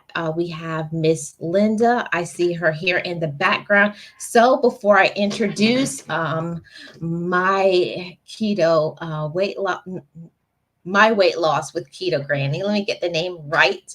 I want you guys to know that she is a fellow content creator and YouTuber, and I want you guys to welcome her warmly because she is worthy and deserving of all of the accolades. Let's welcome her to the show. Hold on a second. I'll wait for her to be ready. You ready, Miss Linda? Ready? Okay. Hi. Hi, how Welcome. are you doing, Marlene and everyone? Welcome to the show, Miss Linda. How are you doing today? I'm doing fine, hanging in there, hanging in there. Yeah, good, good. How you? I've So, been listening. oh, okay. I'm sorry. You know, there's a delay, so sometimes we overtalk each other. I'm sorry. What were you saying? That's all right. I said I've been listening to the show that you're having today. It's very, very good and very informative. Thank A you. lot of Thank good you so stories. Thank you. Yes, and there, everyone has a story. So first, I'm going to introduce everybody. For those of you who don't know, this is Miss Linda of My Weight Loss with Keto Granny, and she's a fellow content creator. First, Miss Linda, I would like for you to share what your YouTube channel is about, and then we'll come back. My YouTube channel is about weight loss. It's about getting healthier, eating healthier, um, changing your lifestyle, and just having a good, healthy lifestyle. It's about losing weight. It's about learning to eat good, healthy foods. And on my channel, I just give a lot of information sharing my weight loss journey where I've lost a total of 137 pounds that I've been able to keep off and to get healthier along the way, improving my health as far as my blood pressure and back pain and different things that I have had going on for a long time. So my channel is just basically about weight loss, sharing recipes, tips, and just sharing my story. Much. Thank you so much, Miss Linda. I appreciate you sharing that. So, a great and wonderful channel. The link to Miss Linda's channel is going to be in the comment section and also in the description box when this live stream is over. So, Miss Linda, for those of who don't know anything about you, and of course, this is called Everyone Has a Story. And I Right. know we talked about that a little bit, that you were going to be sharing a time in your life where you went through something that was hard or difficult and how you got through it. So now here is your opportunity for you to share your story. So I'm going to let you share your story. And then after you're done, I may ask some questions afterwards. Okay, that's fine. Well, my story starts with I was raised in a place called Mine, Oklahoma. It's a very, very small place in Oklahoma. And I moved from there. Well, my parents moved us from there when we were very young, and we were raised in Albuquerque, New Mexico. Um, let's see, I lived in Albuquerque, New Mexico almost all my life.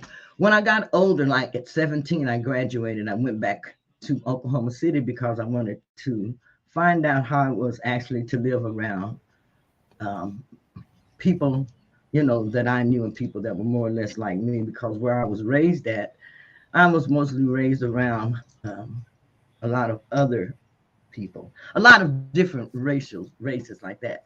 Um, Okay. I was always overweight. So one of my problems has always been maybe being picked at in school, different things like that. Not feeling like I was good enough to be accepted in different little groups that people have.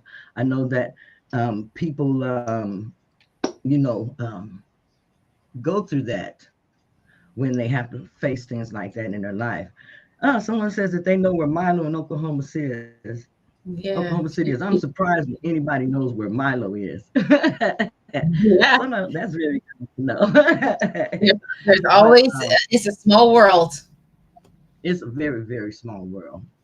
But I have always just had a problem with my weight. So, that's mainly one of the things that has plagued me during my life. And I say that because it has stopped me from getting jobs.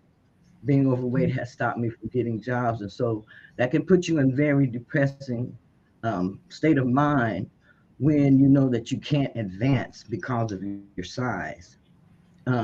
Also, um, I've been in different situations in relationships where you have problems in your relationships because of your size, basically, or you don't feel as worthy, or um, how do I want to say, you feel less than because of your size. And I Yeah. have seen people that have been mistreated in relationships because of their size. I've seen people who have cried because they were mistreated, they were talked about, and they weren't accepted. Those were feelings that I didn't like other people having, and I've had those type of relations feelings also, being in those type of situations. So when you have been in something like that and you get to your lowest point where you actually start accepting that you are less than, Mm. when you get to that point, all you can do is turn things around and come back up. Um, I've been in situations where um, that I just So, wasn't happy.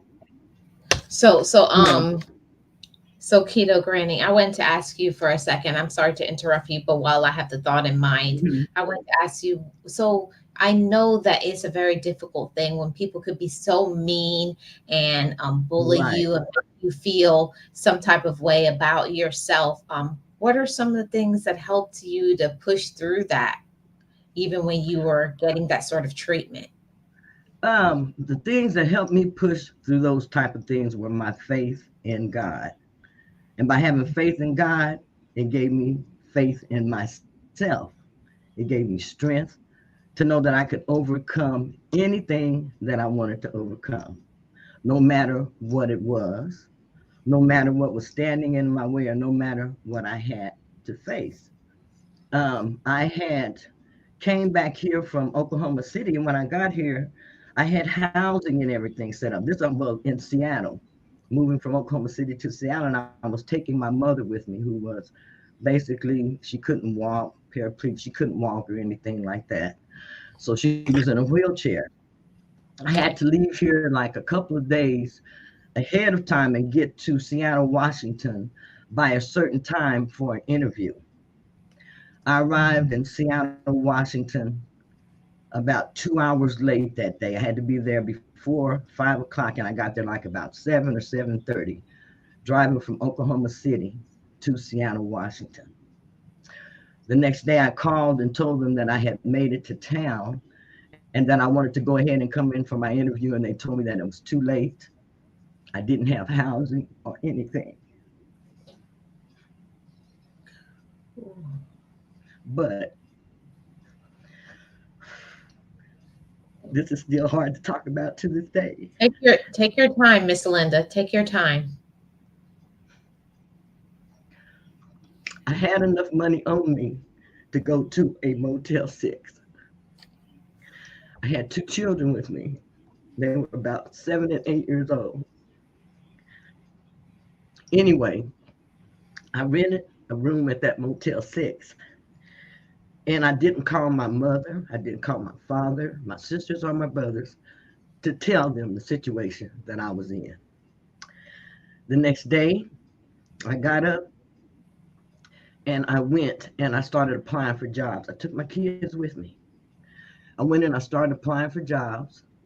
I had been in Seattle before, and when I left, I knew I was a good employee. So I went back to my previous job and I told them, hey, I'm back in town and I needed a job.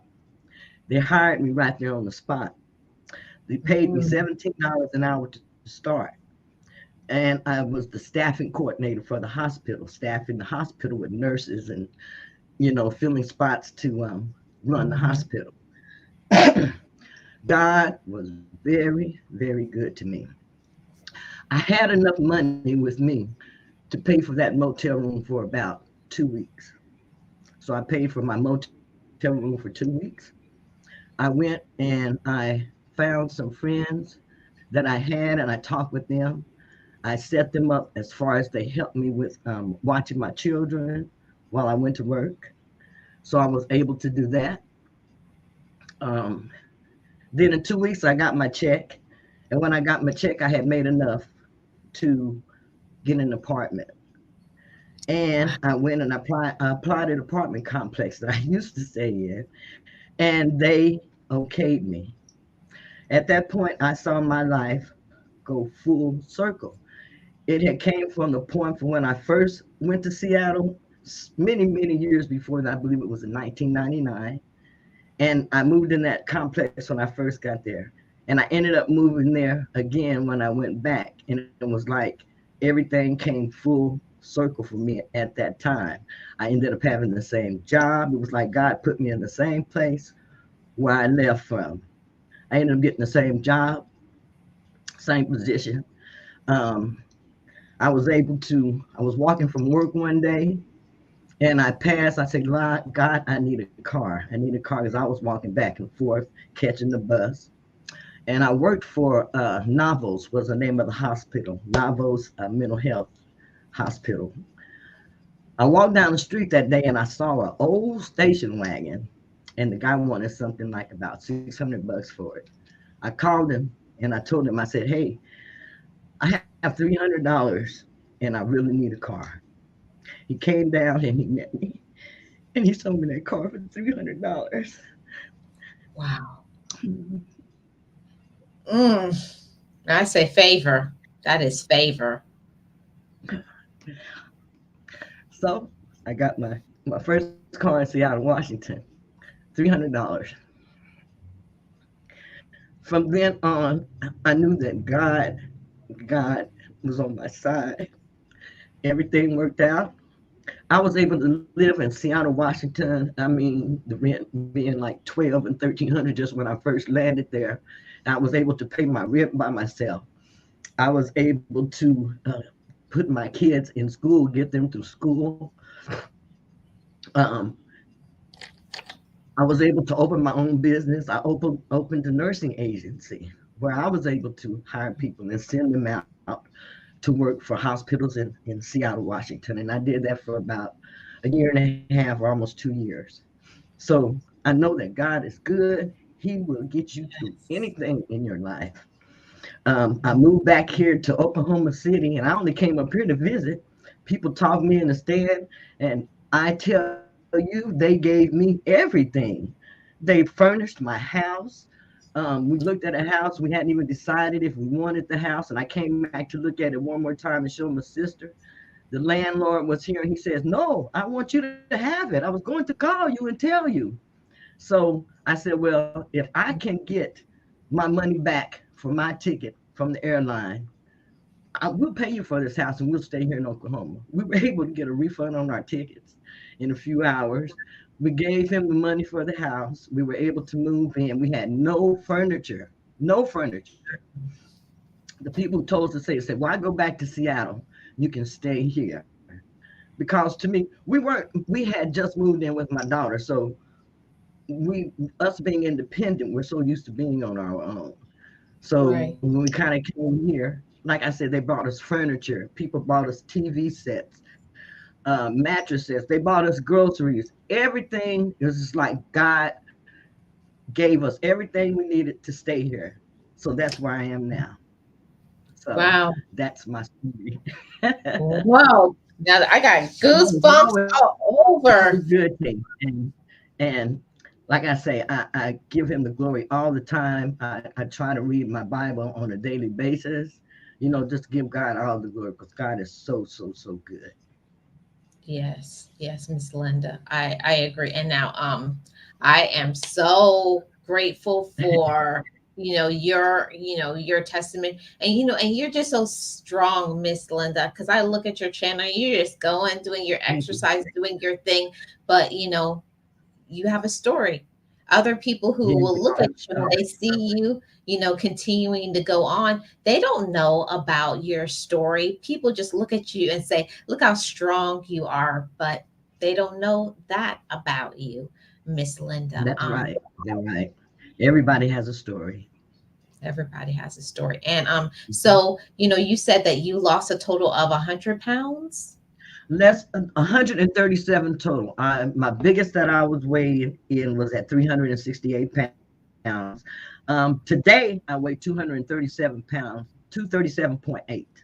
So total of about 130 something pounds is what I have lost to date that I have off of my body. Yay! Yeah, So, that's I'm very amazing. happy for that. But I Yeah. still feel big. I still have at least 30 or 40 more pounds that I want to lose. But my body is comfortable at being at 220 and 230. I can tell because that's where I always fall and that's where I sit. And I'm actually comfortable being there. But I just want to get down a little bit lower because everyone says maybe you should be down 175, 180, somewhere around there. So just want to get down there to see how that feels anymore. I haven't been there in a long time. Right. So, okay. Yeah. So, Miss Linda, I have a Hmm. question to ask you about. Okay.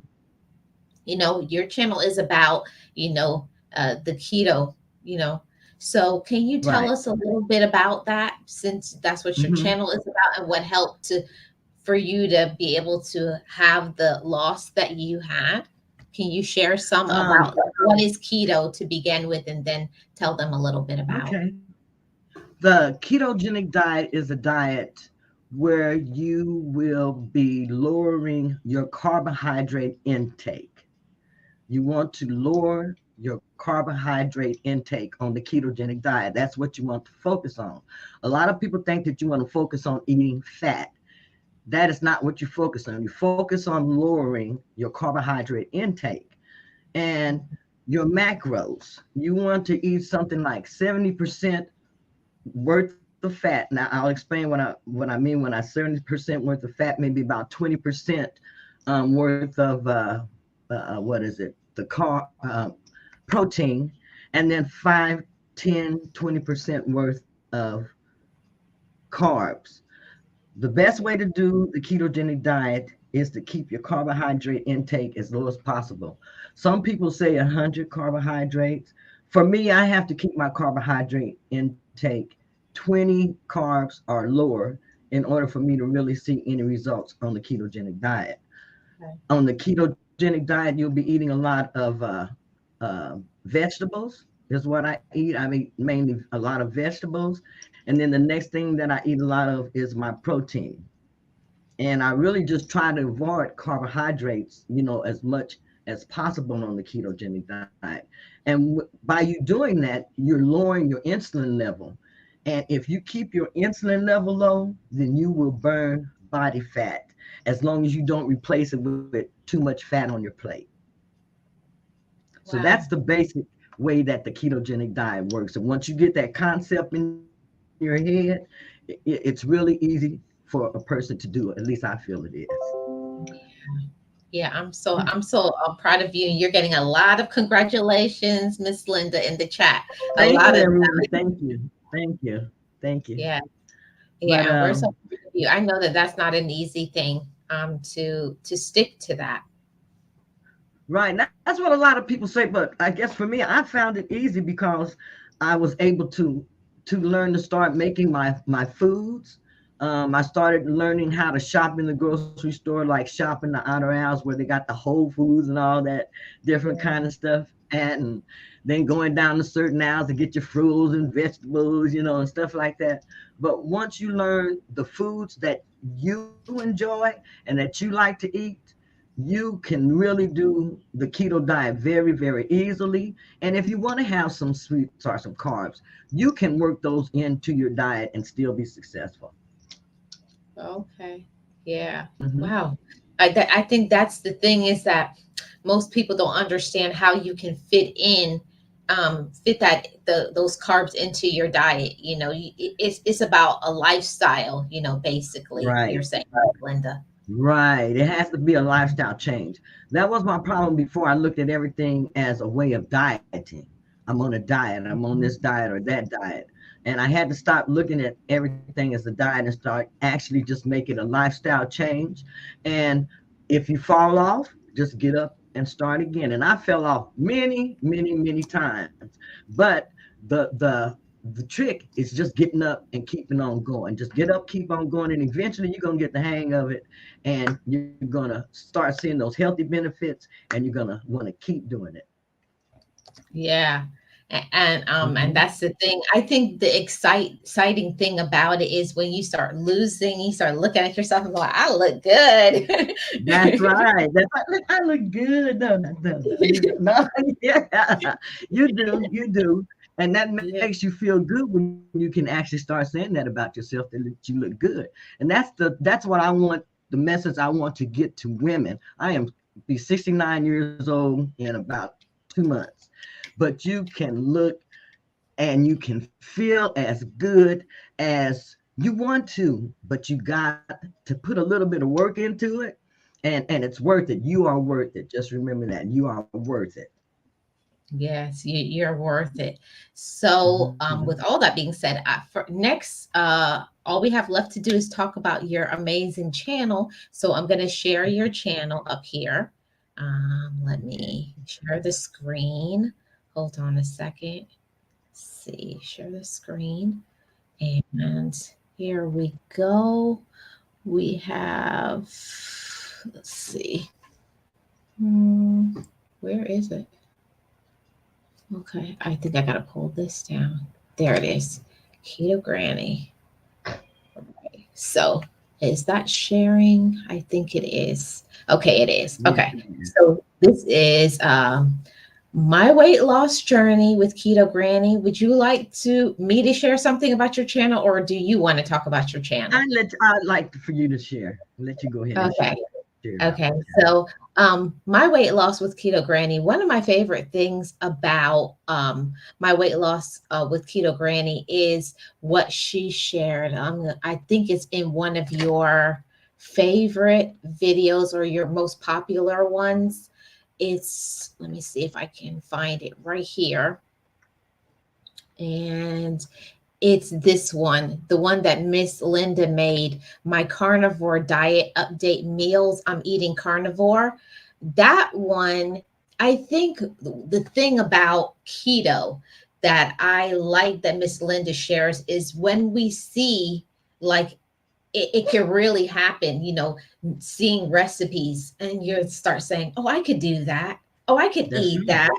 Yeah, it starts to become real. I think a lot of times, like you said, dieting, that's what Right. holds us back. We have to change and take that label off, not dieting lifestyle. So Right. this is what I think That's right.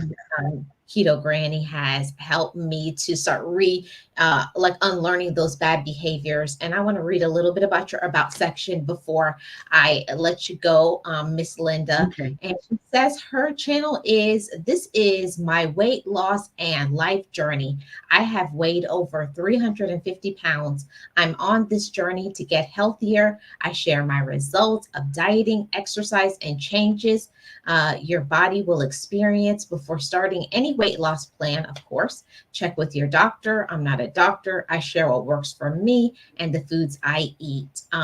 Join me. We all have one goal in mind, getting healthy to lose weight. And there's much more that you all can read. A link to Keto Granny's channel is going to be here, but this is what our channel looks like.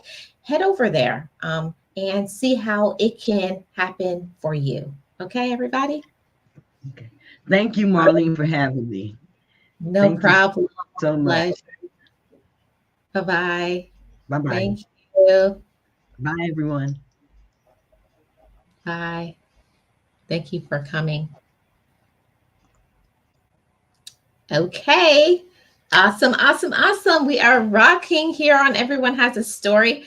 Next up, we have Miss Drea Lachey, another amazing content creator. And we are going to warmly welcome her to Everyone Has a Story, okay, with the Motivators Marathon. Let's welcome her to the show. Drea! Sorry, I was muted. Hey, girl. Hey. How are you? I'm doing good. Thank you so much for coming over.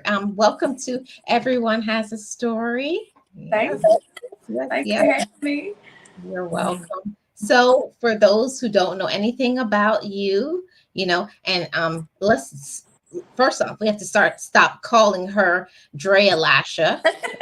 First, we're gonna stop because I did that for like a whole year. Yeah. I'm sorry. That is so funny. No, for real. I'm not gonna lie to y'all. I was like, oh yeah, I'm going over to Drea Lasha's channel. Talk about Lasha. Who is Lasha? I was like, that one. Yeah, somebody said that the other Yeah. day. That's like Drea. No, Drea. I'm like, yep, you got it. Okay. So this is Drea Lachey, and I'm gonna let you talk about your YouTube channel, and then we're gonna come back. Alrighty. I am Drea Lachey. For those who do not know who I am in the chat, I have two YouTube channels, but my main channel is Drea Lachey. I do a lot over there. I do a lot of feel good. My main thing is to make somebody's day a bit easier than it was, or somebody's week. If I could be a bright point in your week or your day, I have done my job. We pray over there. I share God. I do my car chronicles when I'm going to work sometimes. You'll see early morning car chronicles, some revelation God has dropped in my heart to share out. We play. I do a lot of random lives where I'm just talking. It's sometimes aimless, sometimes it does have different points. The aimless ones are fun because we may end up in karaoke and singing together by the end of the live, but you have cracked up laughing with me the whole way through the live until we get to the singing, and then you're singing along with me. And that leads me into music. I sing, but I also interview artists over there on their channel, artists from across the United States of America. I just share out music that I would listen to my people. And as of late, not even as of late, all of the shows, people actually are tuning into these artists. They like the music as well. They music have meaningful messages.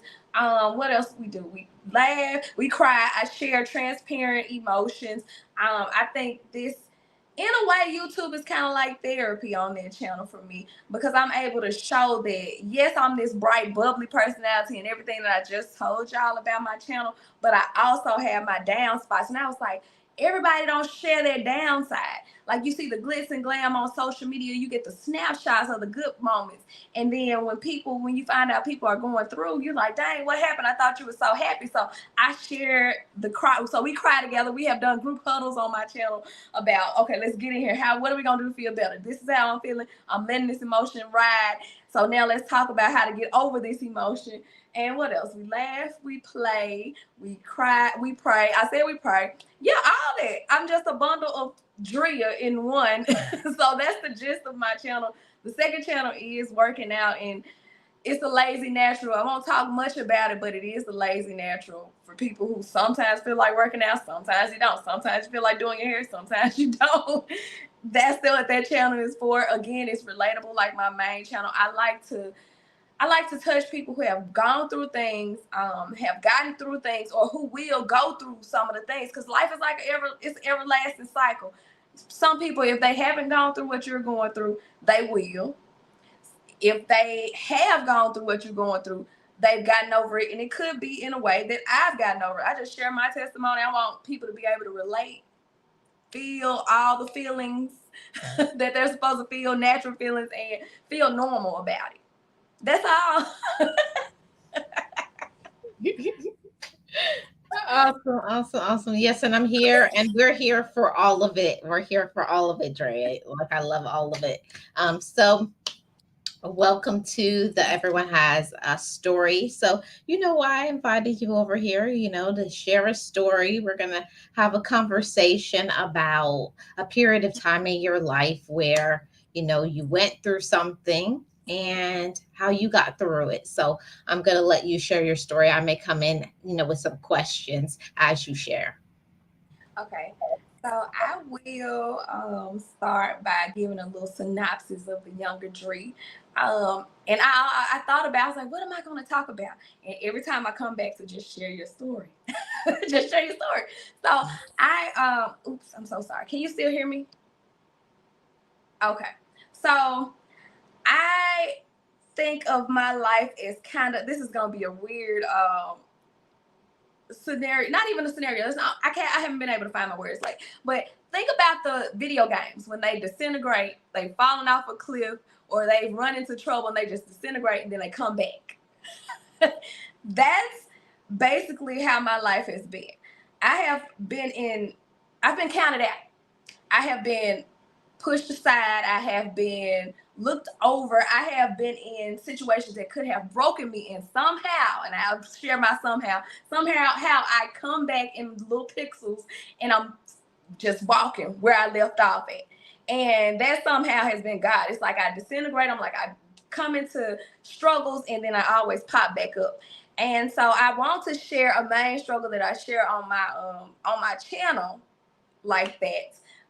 In this interview, I lost two people. I talk about that on my channel in my 20s. I'm 32, believe it or not. So I lost two main people who rooted for me along my life. So one of them has been with me since I was 6 years old, and who has seen the struggles that I talk about that I'm not gonna go deep into. And one I met when I was 14, I want to say. Zay and Kaylin, my friend, my best friend, and my little cousin, blood cousin. Um, I lost them at a point in my life when I was striving to get to level up, basically, to level up. I lost them when I was going into my master's program. And the thing that hurt me and crushed me so much about losing them was how I spoke about I was looked over, pushed aside, all of that in my lifetime. They were the people who chose me in my life. They were the ones who called me, never asked for anything. They were the ones who were checking on me, making sure I'm good. They were the ones who were pushing me to go when I didn't want to go myself. They saw the blood, sweat, and tears to get to where I'm sitting right now, right now. And to lose them really crushed me. Caitlin saw me have nothing. Caitlin saw when family and friends turned against me for no reason at all when they could not use me. Zay saw when I had nothing. We starved together, we struggled together. And so I started master's school in 2015. And my first week of master's school, he got murdered. It wasn't a direct, how can I say this? He didn't die from the gunshot. He got shot. I don't know if I can talk about it on YouTube. But he passed away from the complications of it. Indirectly, he got murdered. And I wanted to drop everything. I wasn't going to push forward. I wasn't going to keep on with master school. I remember crying to him my first week of master school. That first day going on campus, I remember being on the phone. I said, what did I sign myself up for? I'm about to break down and cry. I don't understand anything in this book. I don't know how to do this. And he said, you've done it before. You might as well go. Might as well get it out of the way. And that was the last big call that I had from him. When he told me that, he told me to suck it up. He told me to suck it up. And I went into that classroom that first day, and I never talked to him again. I never talked to him again. I'm trying to not cry. And it bothers me now, but I'm stronger now. But he was a voice that kept me going, asking me, have you done this? Have you done your work? Did you study today? When I first started YouTube, he's like, did you blog today? I'm like, it's not blog, it's blog, but yes, I did. And when I lost his voice, I was like, oh, I'm not doing this. I'm not doing this no more. Who gonna ask me, am I doing this anymore? Because I didn't have family asking me that. Sidebar, family, I come from statistics, so I was expected to be a statistic.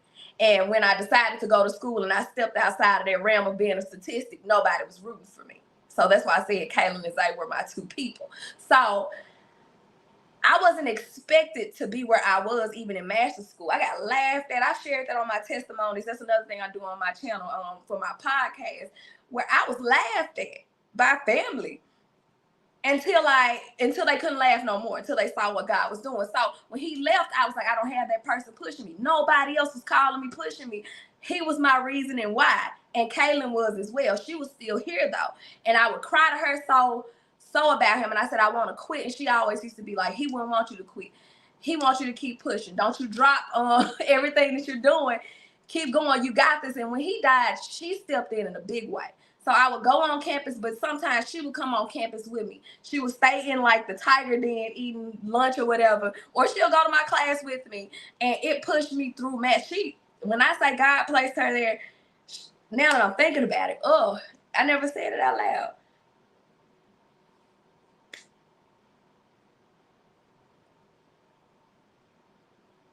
Take your time. Take your time. It's okay. I can remove you for a second. You get yourself together. I'll come back. Give you a moment. I just want to say thank you all so much for being here. Everyone has their story. I got to put up here a trigger warning because these are real. This is real life. This is not just a story time or someone reading something out of a book. These are what someone has lived. This is their life, and we're gonna respect each other over here, and we're gonna give Drea her moment to to feel, because we care about our people over here and we love them. So give Drea her time, and when she's ready, she will continue. Okay. Yes, it's real life. It's real life.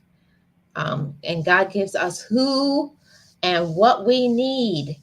God gives us what and who we need and when we need it. Praise God. Yes.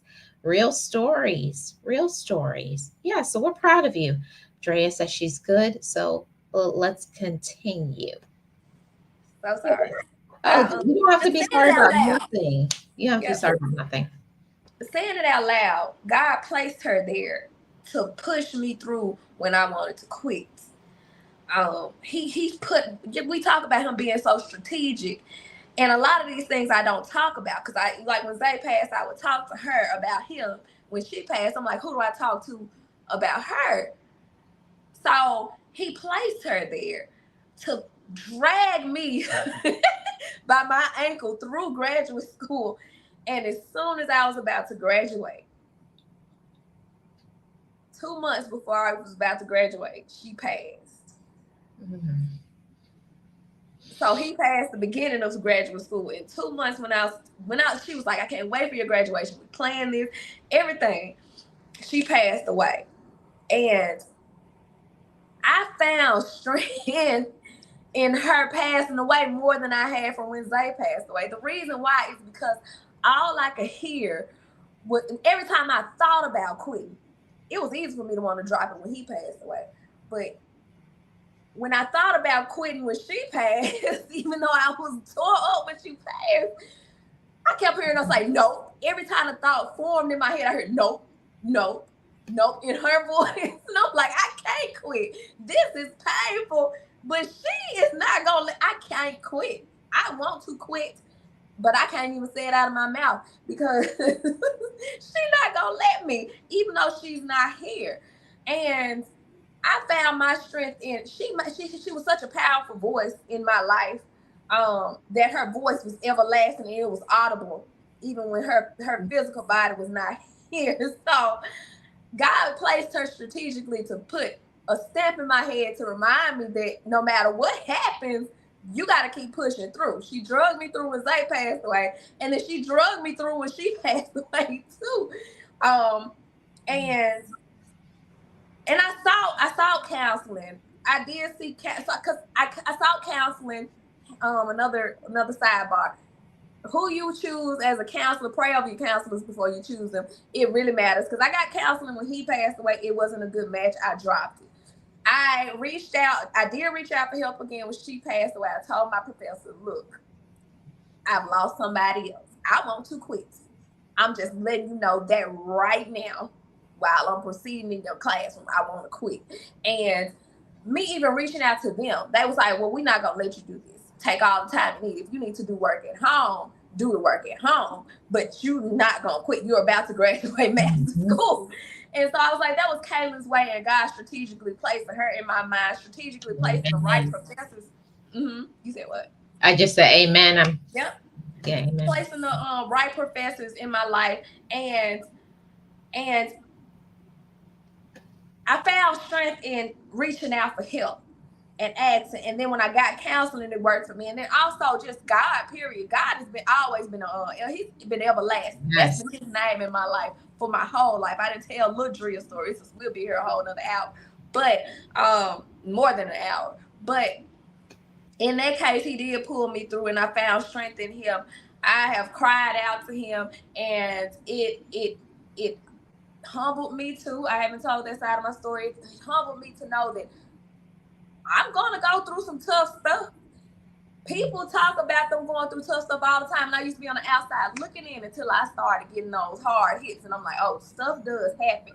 How do people get through it? I always was wondering, how do people get through it? Although God was pulling me through, I didn't see at the time. Now that I'm looking back, I see that he pulled me through. But I always would be like, how do you get through it? And I hear people say easier said than done. And that's why I approach my YouTube the way I approach it. I let emotions ride. Like, if you feeling these emotions, you feel sad, share it out, because you never know who needs to hear it and who needs to know they're not alone or whatever. because I felt alone. I felt alone, and I felt sad, and I felt like I didn't know how I was going to do it. But I stayed connected. God stayed connected to me. God wouldn't even let me say that sentence out of my mouth that I stayed connected to God. Because even when I didn't want to, He stayed connected to me. I had to straighten it up right quick. The Holy Spirit wouldn't let me not say. God stayed connected to me. He had His never changing hand, no matter which way I went, whenever I wanted to give up on Him because I was so sad about losing people. He didn't give up on me. He just allowed me to wipe my eyes and see, like, okay, I'm still here for you. You finna talk to me now. And of course, I came back, and I pray and I make sure every waking moment, I thank God. I thank God for my loved ones who are here. I realize that life is not promised. I realize that firsthand somebody can be here one day and gone.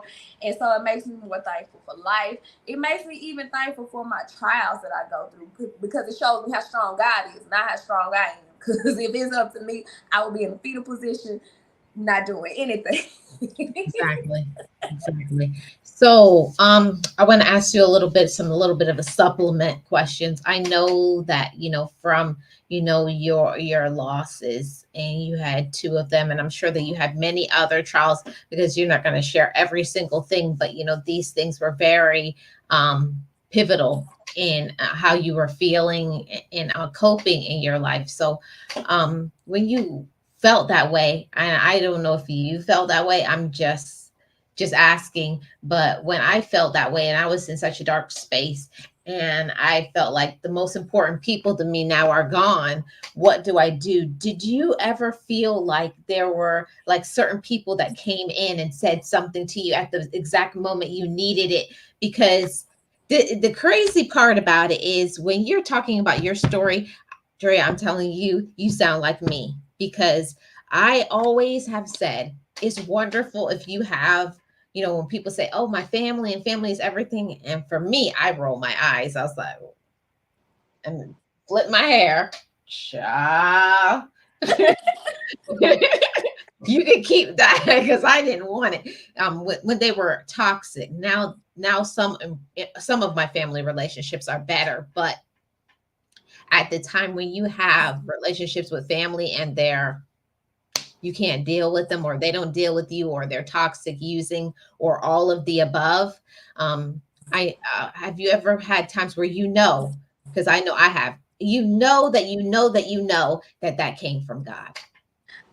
It's so funny that you said this because I thought about one person in particular.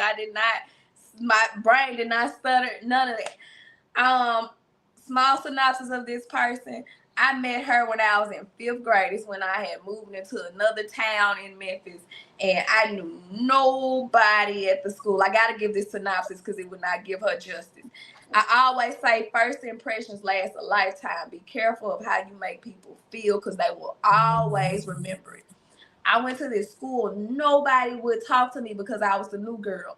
I tried to sit by people. Everybody was moving away like I was the plague.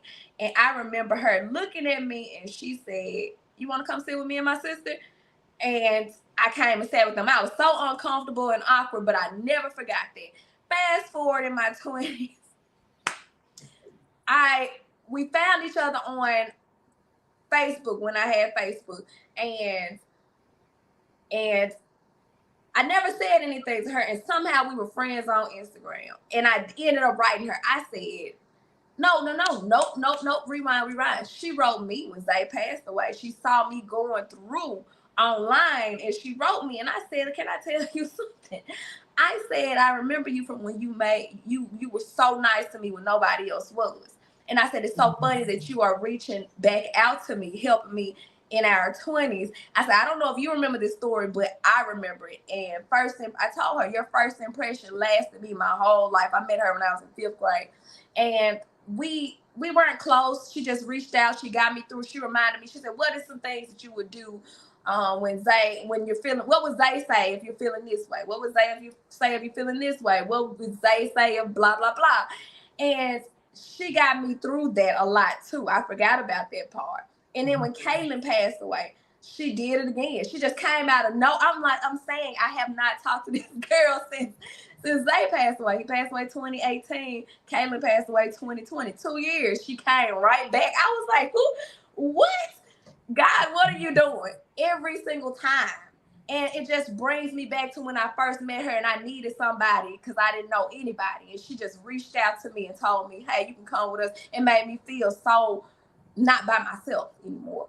Exactly. It was God. She did it. It happened twice, well, 3 times.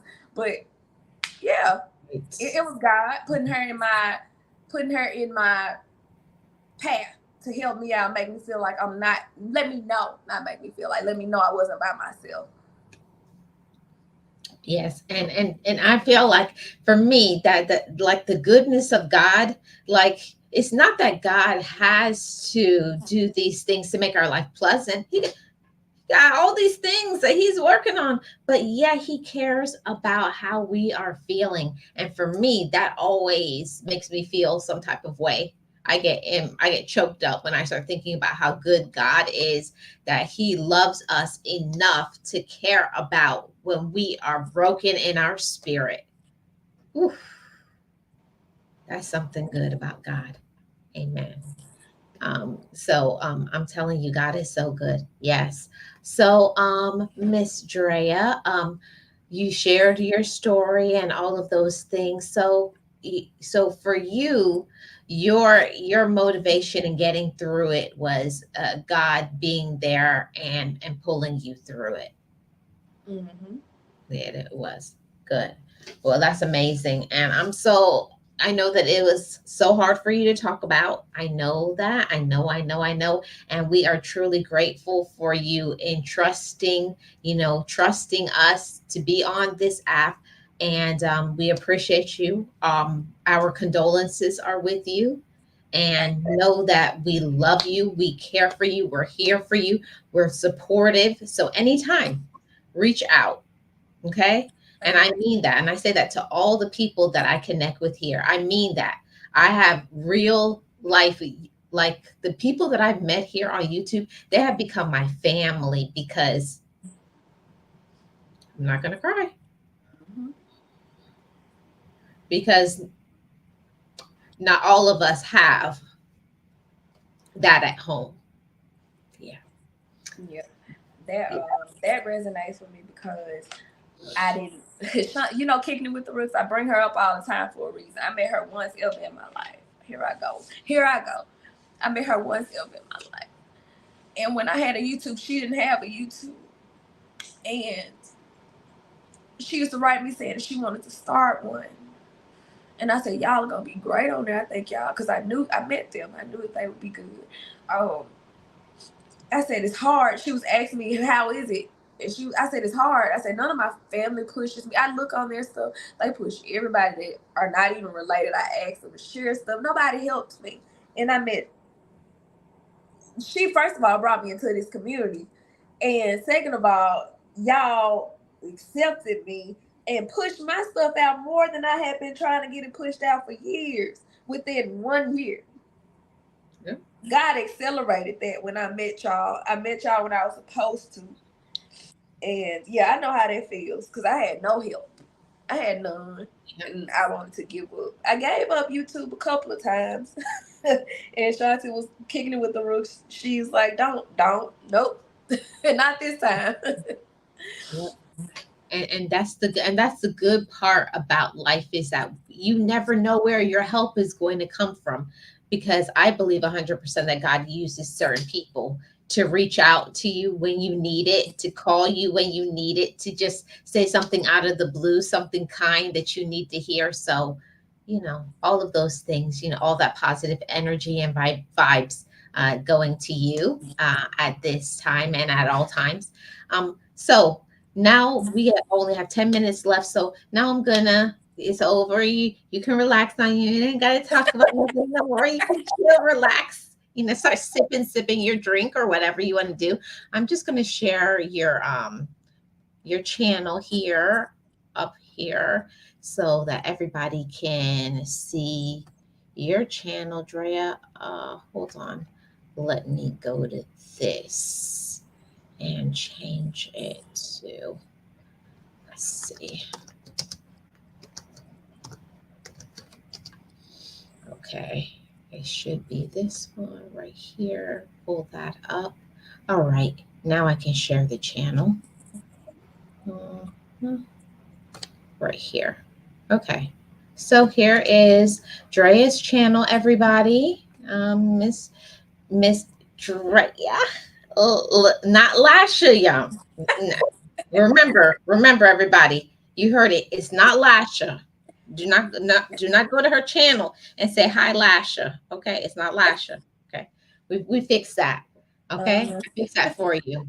So Drea has a wonderful channel, and as you guys know, that she really is a lover, believer in God, and she shares her story. She does her karaoke things, but one of the things that I love on Drea's channel is when she does these, like she said, the Drea views, and she interviews all the type of creators, and they talk about whatever it is that they're doing, and she just does her thing over there. So come over here, watch one of these videos, because she has many interviews where she talks about music and various artists, all of those things. She does her thing. She does her podcasting and all of those things. So we're going to support her on that. So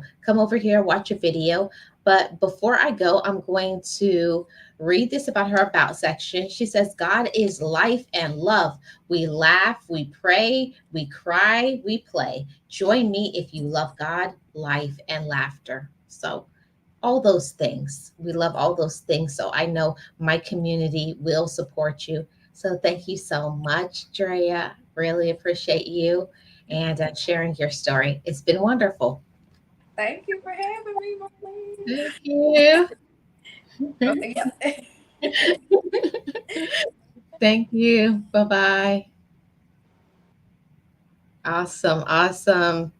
Uh, y'all, I thought I was done crying, but I keep recrying and recrying and recrying. It's okay, y'all. Oh, it's okay. We're going to shed our tears and keep going. So, we have come to the point in the show where we have, I believe, just one more amazing guest, and she's one of my co-hosts to my Sip and Chat, Miss Nexie. Miss Nexa, as I call her. Um, and I know she's a little bit under the weather, but she has said that she's going to push through and do it anyways, which I appreciate.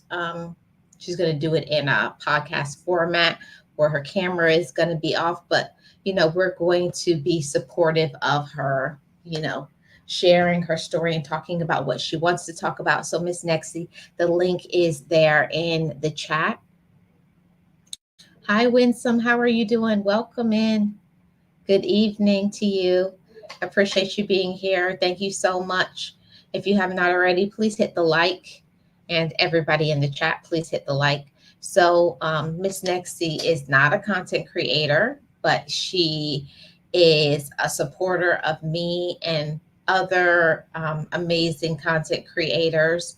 And when she's ready, she'll hit that link and share her story, because this is, everyone has a story. And I really appreciate all of the guests who have come up and share their story. We started off with yoga with Goga, and then we went to Be Amazing Sylvia, and then we went to a Boss Life Online, and then we did Keto Granny, and we just finished with the amazing Drea Lachey. So that has been so far. And after Miss Nexie, if my final guest shows up, then we'll go into that. If not, that will be at the end of the show.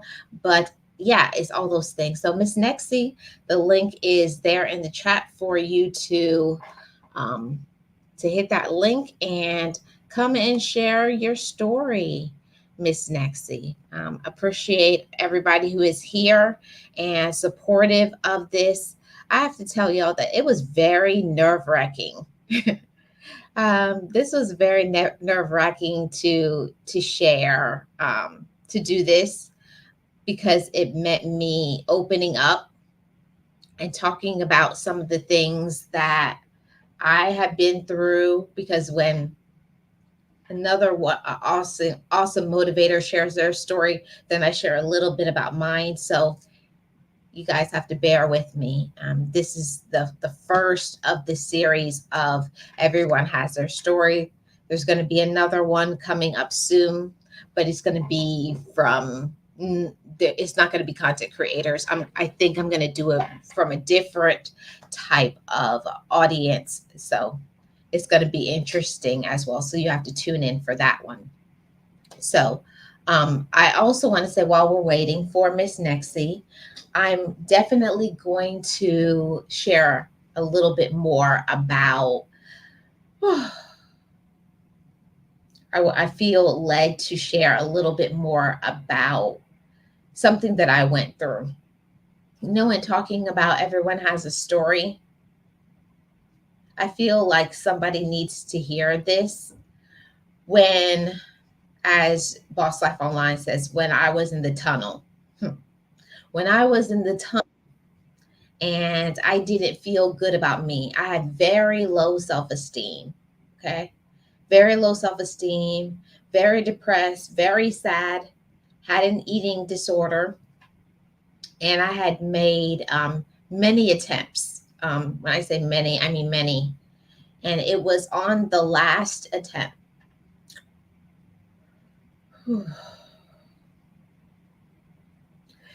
It was on the last attempt where I tried to unalive myself, and my brother found me.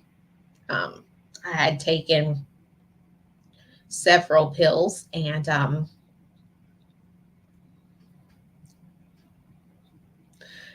was found unconscious. And I was so upset and mad that I was brought back, because this life was too hard. This life was too hard. And I didn't want to face the pain of this life anymore. But I want anybody who feels like their life is too hard to not let that pain overwhelm them. Allow yourself to feel how you feel. If you need to cry a million rivers, if you need to talk to somebody, if you need to unburden your heart, then do so. You don't have to struggle in this life alone. And that's what I was trying to do. As humans, we're not strong enough to do this life on our own. You're not strong enough to do this life on your own. You need to have some good friends. You need some mentors. And most of all, you need God. Don't separate yourself from God. Know that He is there. He is there when you're ready. And most of the time, we remove ourselves from God. He doesn't remove Himself from you. And I know that during my darkest times, I had removed myself from God. I felt that because other people didn't love me, I felt like because other people didn't love me, He didn't love me. I thought nobody loved me.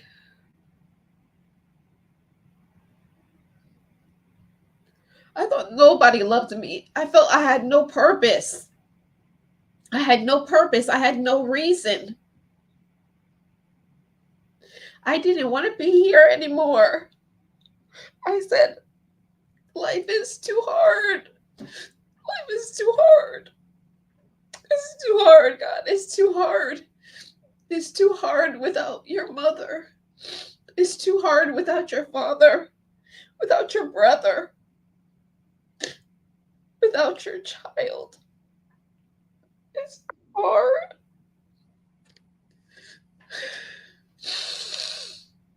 Y'all don't feel bad for me. Don't feel bad for me.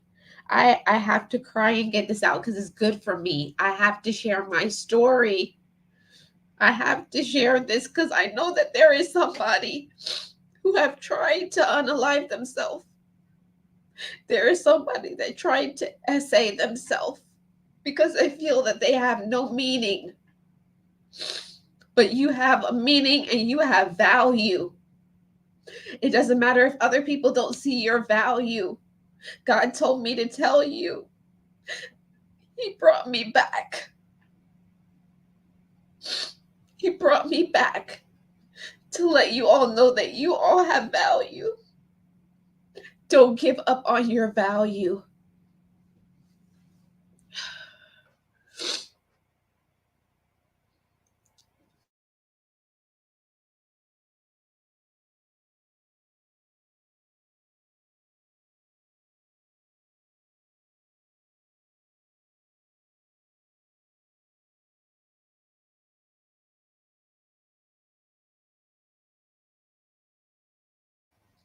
Okay, everybody. I had to get that off my chest. Okay. Now we have Miss Nexie, who's my wonderful co-host of the Sip and Chat. How are you doing, Miss Nexie? I am doing good, Marlene. Just a little bit under the weather, but I'm here. I was supposed to be on camera for the first time, and here I am. I can't. You don't want to see how I look right now. Miss Nexie, you don't have to explain anything to me. I know you. I love you. It's all good, friend. It's all okay. As Okay. long as you feel, all that matters to me is you feel comfortable and you feel willing to share. Yes, Okay. I do. Okay. Yes, I do. That's all we need to hear. Okay, Miss Nexie, welcome to Everyone Has a Story. Okay. All Hmm. right. And thank you so much for agreeing to share your story. You're very welcome, Marlene. You're very welcome. So, Miss Nexie, I know that you are not a content creator, but you help me with content. So, even though you say you're not a content creator, for me, you are a content creator. Okay. Okay, first and foremost, I'm probably the only one in this. Everybody has a story that doesn't have a channel, that is not a content creator. But I always tell Marlene and everybody who I come in contact with that I am not a content creator, but I am a supporter of great content creators. So it is important for me to, promote and be grateful for people like all of you here, because you make more of a difference than you all know it. Right. And I appreciate that very much. So yes, I'm not a content creator, but I am a promoter and supporter of great content creators. Yeah. Thank you so much for that, Miss Nexie. So, Miss Nexie, I know that you have a story that you want to share. So, whenever you're ready, um, share your story, and I may ask you some supplemental questions. Sure, go on. I've been in the pokey before. Just kidding. I know how to answer questions. No, I was born in El Salvador and lived there most of my life. Um, I was raised by a single father. I have two sisters and three brothers. We're a big family. Um, Up until I was 5 years old, my mom was with us, but after my fifth birthday, she left and immigrated to this country. So, well, I never understood um, I never knew what it was to have a mom in the picture. I had um, my sisters, they were like my moms, right? Because they're older than me and I'm the baby. So I never kind of got the whole point of, everybody needs their mom, missing a mom. Like, I don't know, for some reason I didn't. And I don't understand to this day, I don't understand why that is. But, I grew up without her. Um, and we had a great childhood. Overall, my childhood was really, really great. I had my siblings, my dad. Um, what I went through as a child, there was a lot of, like, not abuse from my father or my siblings. No, they were, they were good. But, I was, SM by a family member for a few years. And that did a number on me as far as confusion, a lot of confusion of why this was happening because I didn't know. But in retrospect, I think that all of the hardship that I went through from that moment on, it was preparing me for was probably going to be the biggest change and hardship in my life. So when I turned, I think it was 9 years old, I came here to visit my mom for the first time to get to know her. And I had not seen her, like I said, and I didn't even remember her. That's the saddest thing, is that I don't remember her. Even at 5 years old, I don't remember her. And so I came to visit her. I crossed, 3 countries to get here. And I came coming from a small town, very quiet and, you know, God fearing and church going, to I fell in a place where there was no, self control. There was a lot of chaos in her life because of the new men she had, I guess. And so I came from being, you know, um, in a good family environment to chaos. So it was a lot of confusion with that. And my father never, hit us. He never abused us in that way. And I came here into probably the second week of me meeting her, getting a beating that I remember to this day. So I was so confused because I like, why will my father do this to me? That was the thing that I was thinking, like, why would he send me here? And then I started kind of building a little bit of resent. Like, maybe he wanted me to come get this beating. I'm a 9-year old, so I don't know, what's going on. And so I came to meet her in that way. Like, the first week or two was okay. But then, like, after that second week, just everything it was just chaotic. I didn't know what was going on. So I went from that beating to another, to another, to another, for little things that a child does. You know what I mean? It's where kids get into mischiefs. That's what they do. They break things, they grab things, they put them out somewhere else where you cannot find them, but they don't deserve a beating for that, right? So I went from all that, and I was so confused. I've only stayed with her, like, I think, like, for 3 years, and then I begged to be sent back home. And I went back to my dad when I was 13, and I was so grateful that that happened. Wow. Okay. That was a lot to process, Miss Nexie. That was a lot to Sorry. process. So you're okay. First, I know you said your mom left at when you were 5.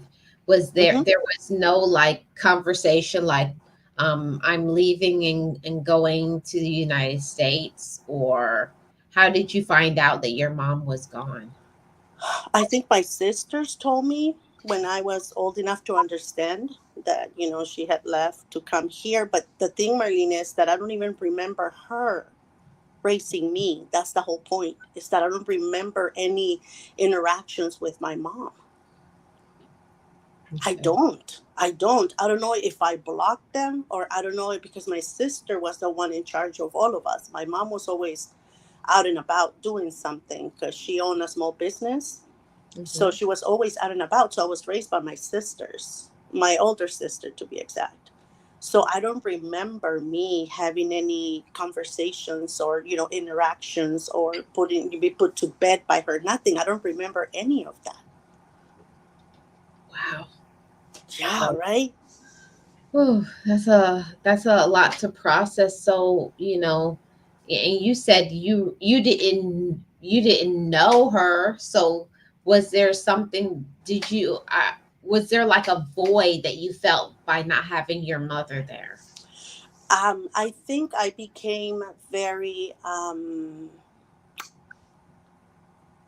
how can I say this? I became very self aware of my surroundings, and I became very clear headed. Like I wouldn't act on impulse. I always had to think before I acted. Um, since I felt like I had to take care of myself, because even though I had my father and my sisters, I always felt like I was alone.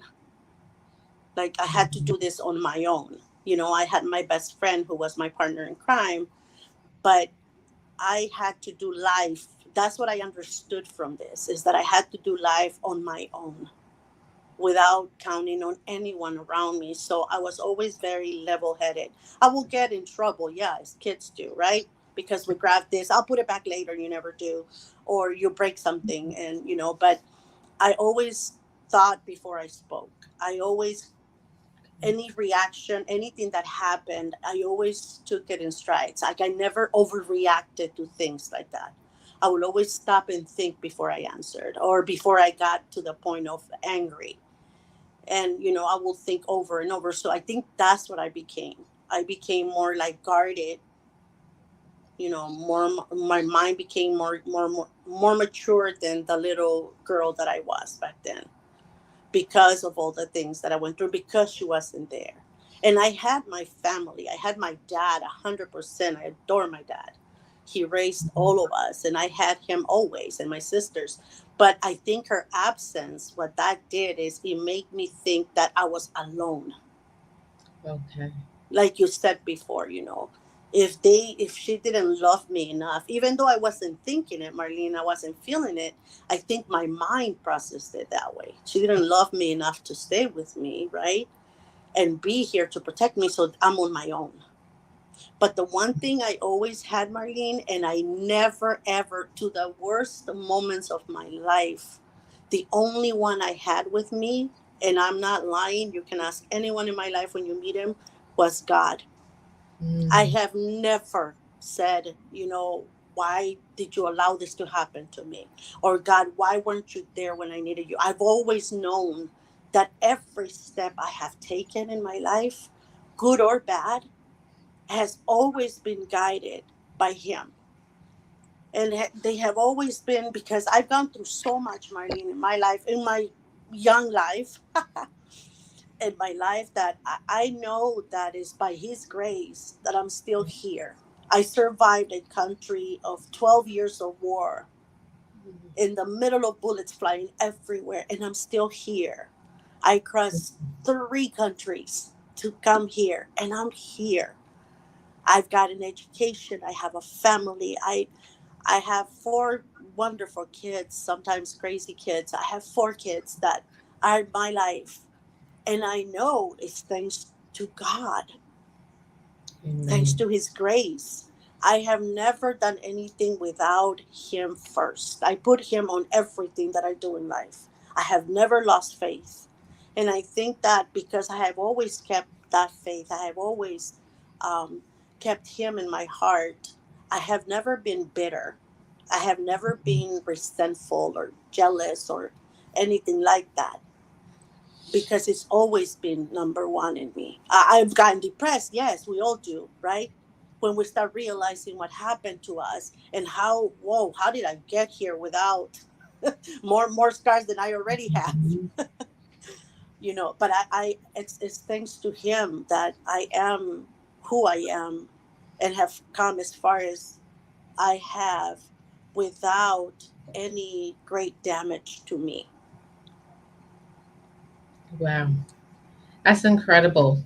It's incredible the things that, we go through in our life. It's amazing. But, when you're going through things in your life, you just kind of like, well, you just kind of accept it. Like, this is how my life is. I don't know if you have felt that way, but I just like, my Hmm. life is just hard. That's like, what are you going to do? But like you said, Marlene, you have those moments. Like I've had those moments where I'm thinking, like, why again? Like again, really? Why can't I just have a peaceful life? Right. You go through that. I've gone through that as well. When we have those moments where everything comes at us at once, and we're at that verge of going crazy because everything is hitting us all at once. But it's our faith and our love for God that keeps us level headed. It keeps us going when it's easier to give up than to continue to go. But it's, the faith and the hope that the promise that He gives us, right, is everlasting, is that we continue to go on. Now, Yes. for me, leaving my family, Marlene, the first time I left them, leaving my family was the hardest thing that had ever happened to me.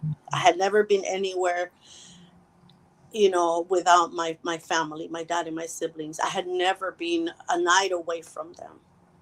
So the trauma that caused, and not having anyone to talk to, about what that was doing to me, to the little me, is what made me again, more pragmatic, more like, I gotta think straight. I gotta do certain things so that this doesn't happen to me again, or to my kids if one day I have them. So I got to work in certain ways. And so, it was very hard for me.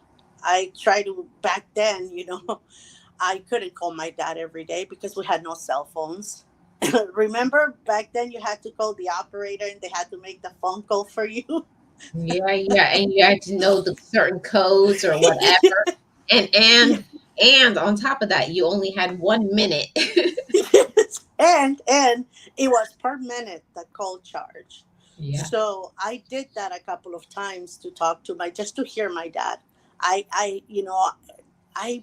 was so ready to just the 1 minute they give you, say, Dad, I love you, I'm thinking of you, okay, bye, boom, hang up, so that it wouldn't be such a huge charge, because I had made phone calls before and there had been, a charge, and I had gotten, you know Yeah, a little sure. whipping for it. Mhm.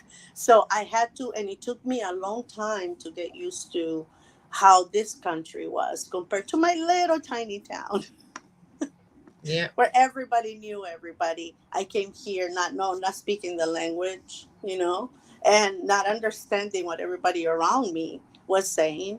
When I went to school, we didn't have teachers that spoke both languages. We had English speaking teachers. So I had to learn to kind of understand them. We had, I think, one ESL class, and that was taught probably once or twice a week that I had to go to, but that was it. I was thrown in without speaking the language or anything so I was very like overwhelmed. But at the same time, I always had God. I always had Him, and I will pray and I will pray and I will pray, every day, every night, every morning, to keep me connected and sane and okay.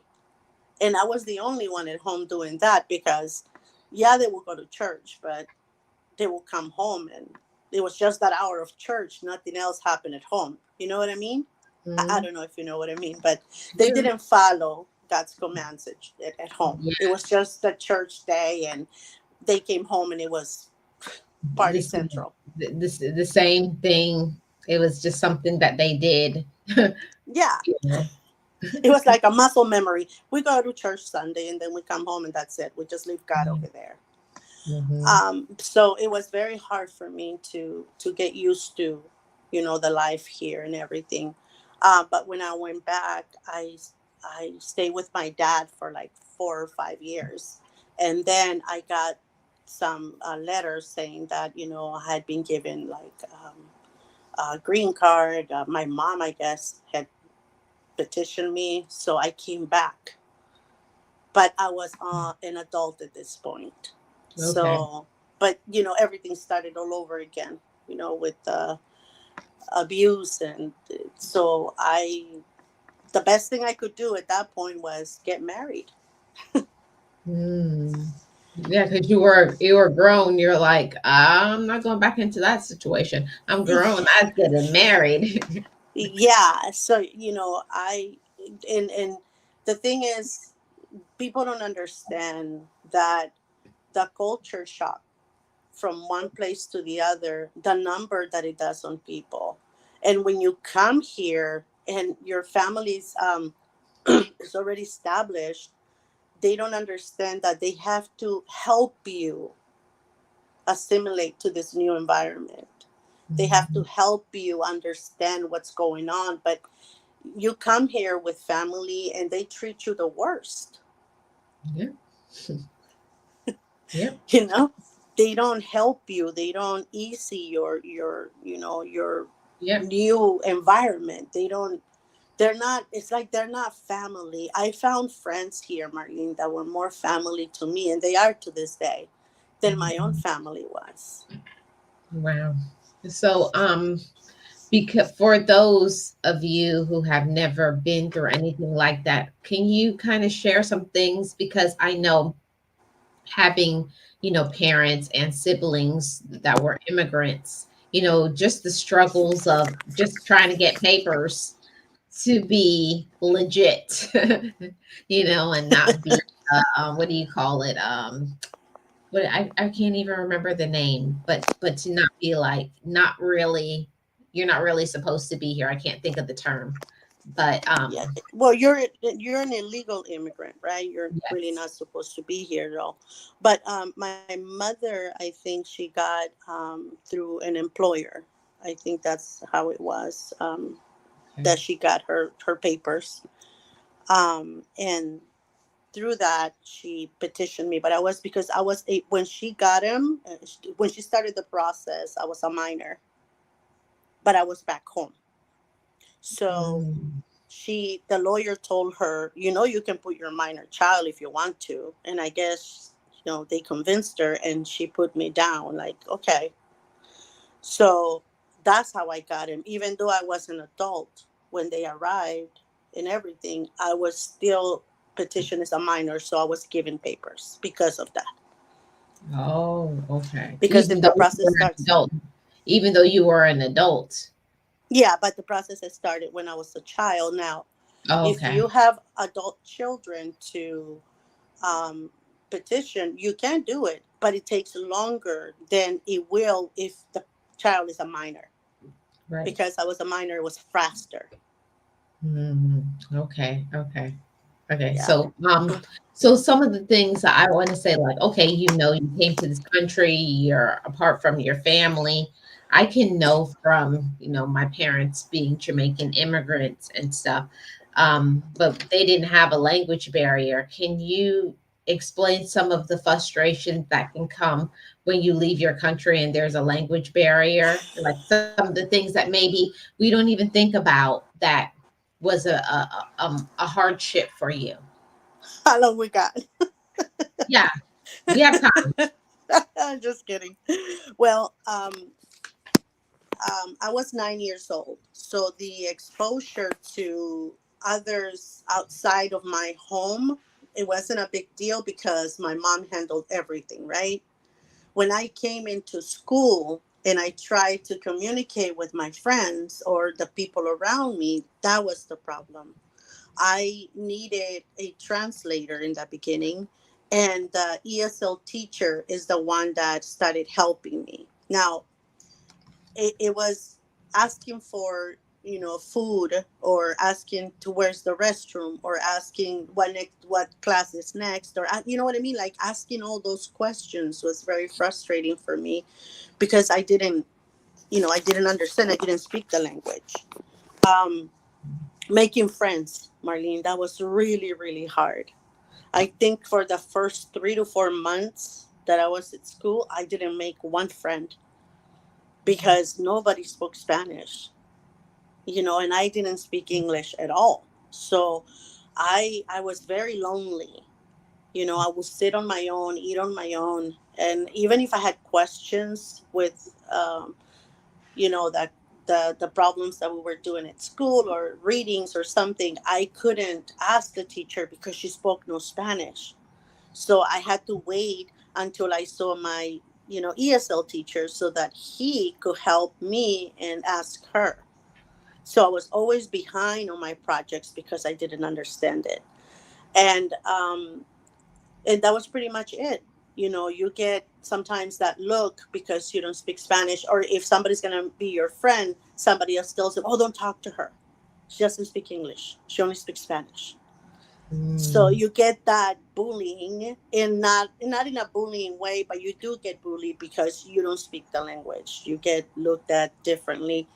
It didn't take me long though to learn the language. I picked it up really quick, and I will go home and repeat and study and study and study until I got it. And that's when I started making friends at school. Mm. um but it's very hard because you don't understand what people are saying. You're so confused. Mm. You're so confused. You come to a huge, because most of the people that come from other countries, there's exceptions, right, but most of us come from a very small country or a very small town, so we're not familiar with this with this chaotic place, beautiful but chaotic place. So the language barrier was the hardest thing for me, um, because I couldn't make people understand what I was asking for. And instead of helping me, I was ostracized. Like, no, no, no, she doesn't speak it, so don't worry about her. We'll Yeah. explain to her later. Even the teacher will say that. Oh, if you don't understand, don't worry. They'll explain to you later in the ESL building or whatever. So you know what I mean. It was very hard for me. But Mm. I think that growing up without my mom and having the mindset that I have, I didn't let that put me down. I was like, nope, I'm gonna learn it. Whatever it takes me, I'm gonna learn. I'm gonna get ready. I'm gonna learn. I'm gonna conquer this English thing that is supposed to be my language now. But Yes. people, Marlene, you made a point as asking me this because a lot of people don't prepare you back home, and that's the thing that I was resenting the most, is that they didn't tell me. They didn't prepare me, and I know that my father didn't know, but we had friends that have come from United States and gone back and forth, and they would just tell me, oh, you're gonna have a great day, you're gonna love it, it's really nice over there, you're gonna have a great time. But they don't prepare you for, hey, guess what, yes, you're going to have a great time. Yes, it's a beautiful country, but this is what's going on. You're not going to know this. So you might as well learn something before you go, at least a couple of words so that you can kind of ask certain questions. Yep. Yep. I can't understand fully, but I know that living in a different country for a while, like I used to cry a lot. Like Yes. I can't even tell you. Like when you're around and everybody is talking, you're just looking around, and then like you can tell when people are talking about you. Yeah.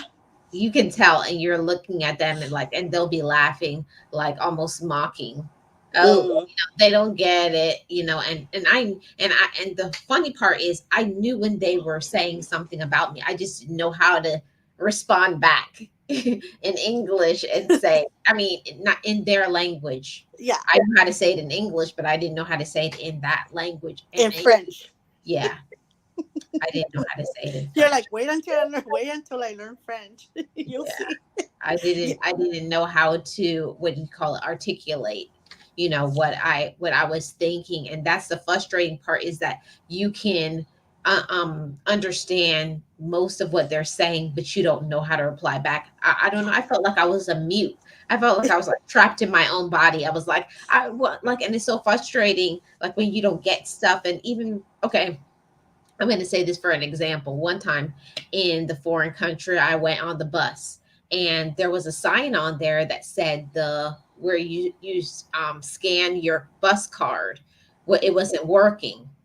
So I go on and I'm looking at them. And then he points to the sign, and I'm looking at him like I know what that means. Exactly. So I keep scanning my card until he puts it, like he irritated, like no, like stop. I was like, oh, okay, I guess. But it's one of those things that other people don't understand when you're a foreigner, or when Yeah. you don't understand the language. It's not that you're trying to be smart or anything. And my experience then, Nexi, it changed my entire life. Yes. Yes, It it does. it changed my entire life. I swear to you, when I meet people who are foreign and I may not know how to, say something, Communicate, but you help. communicate in them with them, but I try my best to be kind, because I know what it felt like to feel weird or strange, or to always be by myself. Like I try to do something nice, like I'll walk up to say hi, smile at them, because I know what it feels to like to be on the side of that too. Exactly. And again, these things, and they give you, like, even if you have a lot of confidence, being in a foreign country where you know nothing, it knocks the confidence out of you. I'm Yes. sorry, but it knocks it out of you.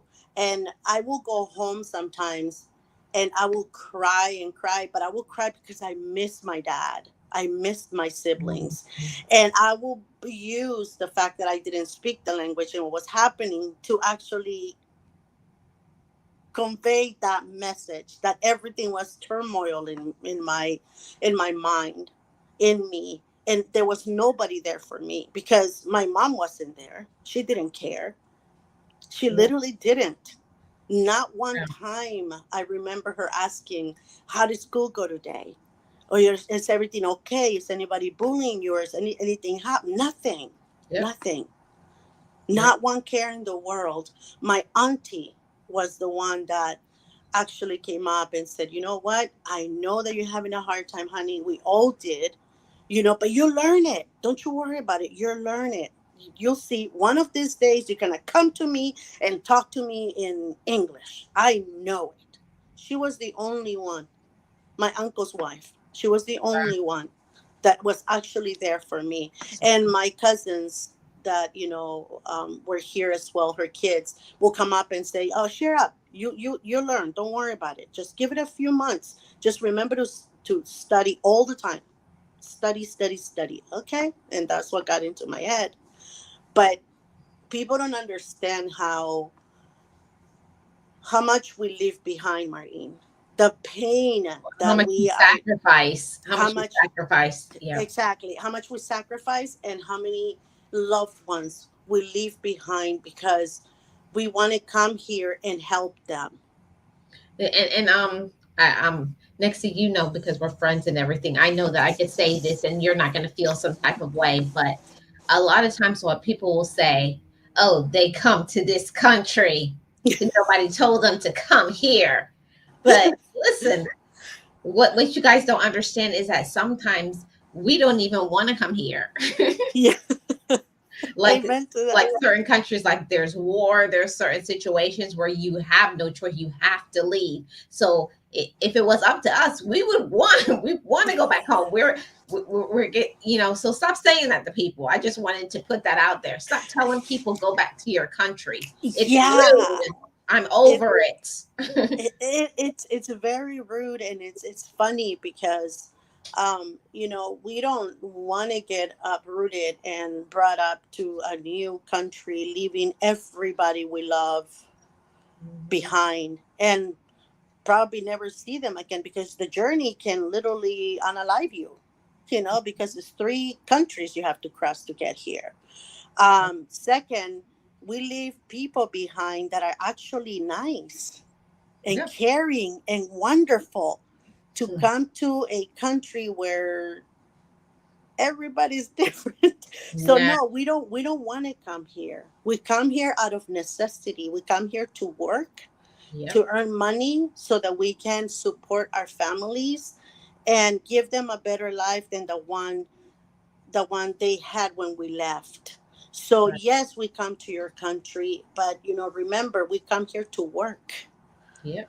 We don't come here to freeload like a lot of people, Yeah. like a lot of other people do. No, we come here to work, Exactly. because I worked since the day I arrived here. I mean, I've been working back home since I was 7 years old, but I started working here the minute I arrived. When I was, older, I started working like right away.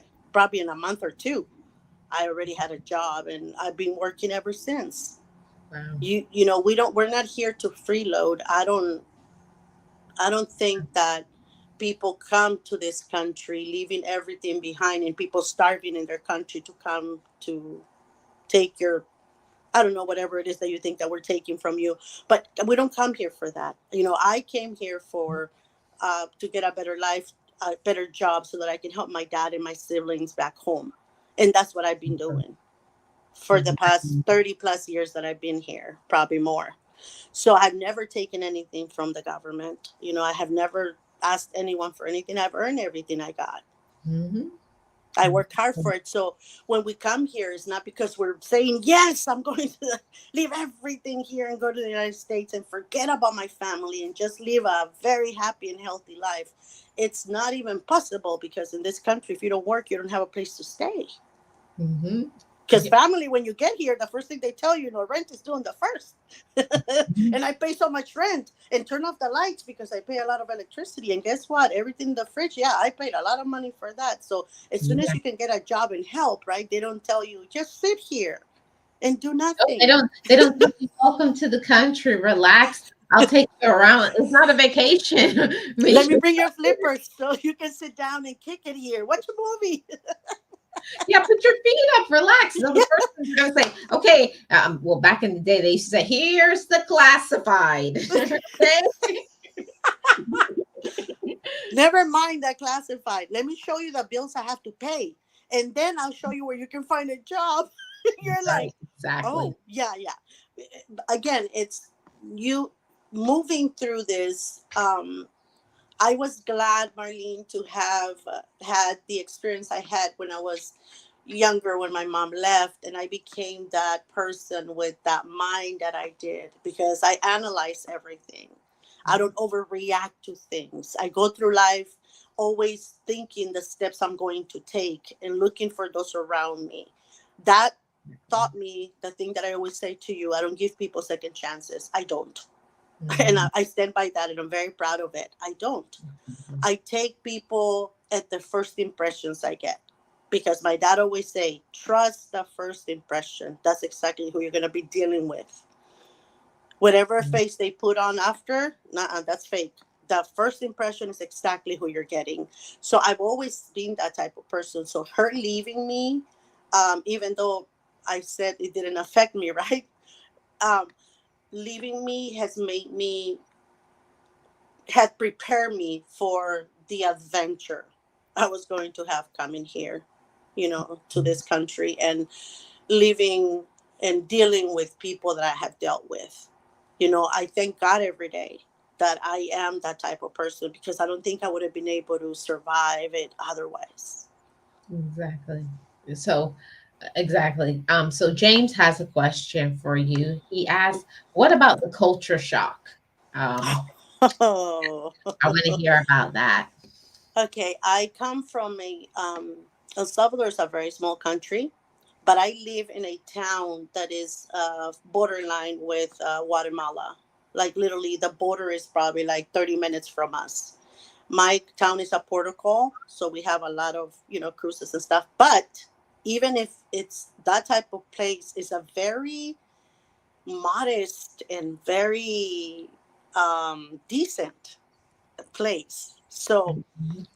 everybody knows everybody. That's a small town. It's a it's everybody knows everybody, right? Mhm. You have a couple of churches and 3 or 4 schools, so it was a very guarded place where people were very dressed distantly, listen to certain types of music, do certain things every Sunday. So it was a very quaint type of little town. It was beautiful.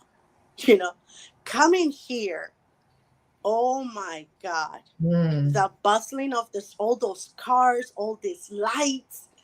I started seeing people like dress in different ways, speak in different languages, staying up all night, something we don't do back home because like I was like a little chicken. I would be in bed by 8 while everybody else will be partying their night away. I'll be in bed by 8 o'clock and get up early, like we do back home. It's 5 or 6. So that on itself, the staying up all night, the people roaming the streets, it's, cars at high speed, um, girls, dressed differently than I did because because I had my little button-up shirt all the way up to the All the collar, way right? to your My neck. Yeah, all the way up to my collar right here, to my little, my collarbone, like all the way to the top, where the Mhm. and then I had my long, my skirts down past my knee. So it was seeing girls with super short skirts or super short shorts. I was like, I can never dress like that. I can't, like what's happening. So yeah, the music, the scenery, the people around. It was, I was terrified. I have to be honest. I was terrified from coming from a, like I said, a very quaint little place to a bustling, industrial country. It's a culture shock for anybody. I Mhm. don't think I have ever assimilated to that. To this day, I live in a very quiet area of where I live. It's residential. It's always been very quiet. We all know each other.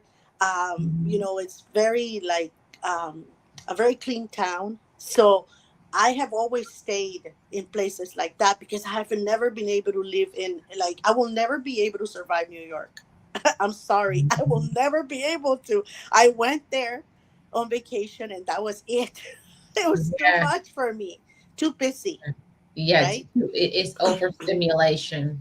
Yes, so I have always stayed on, on the side of caution when it comes to that. So, um, seeing girls my age going out all night to party or, to drink out with friends or to out with their boyfriends, I was never that type. I could never be that type of girl.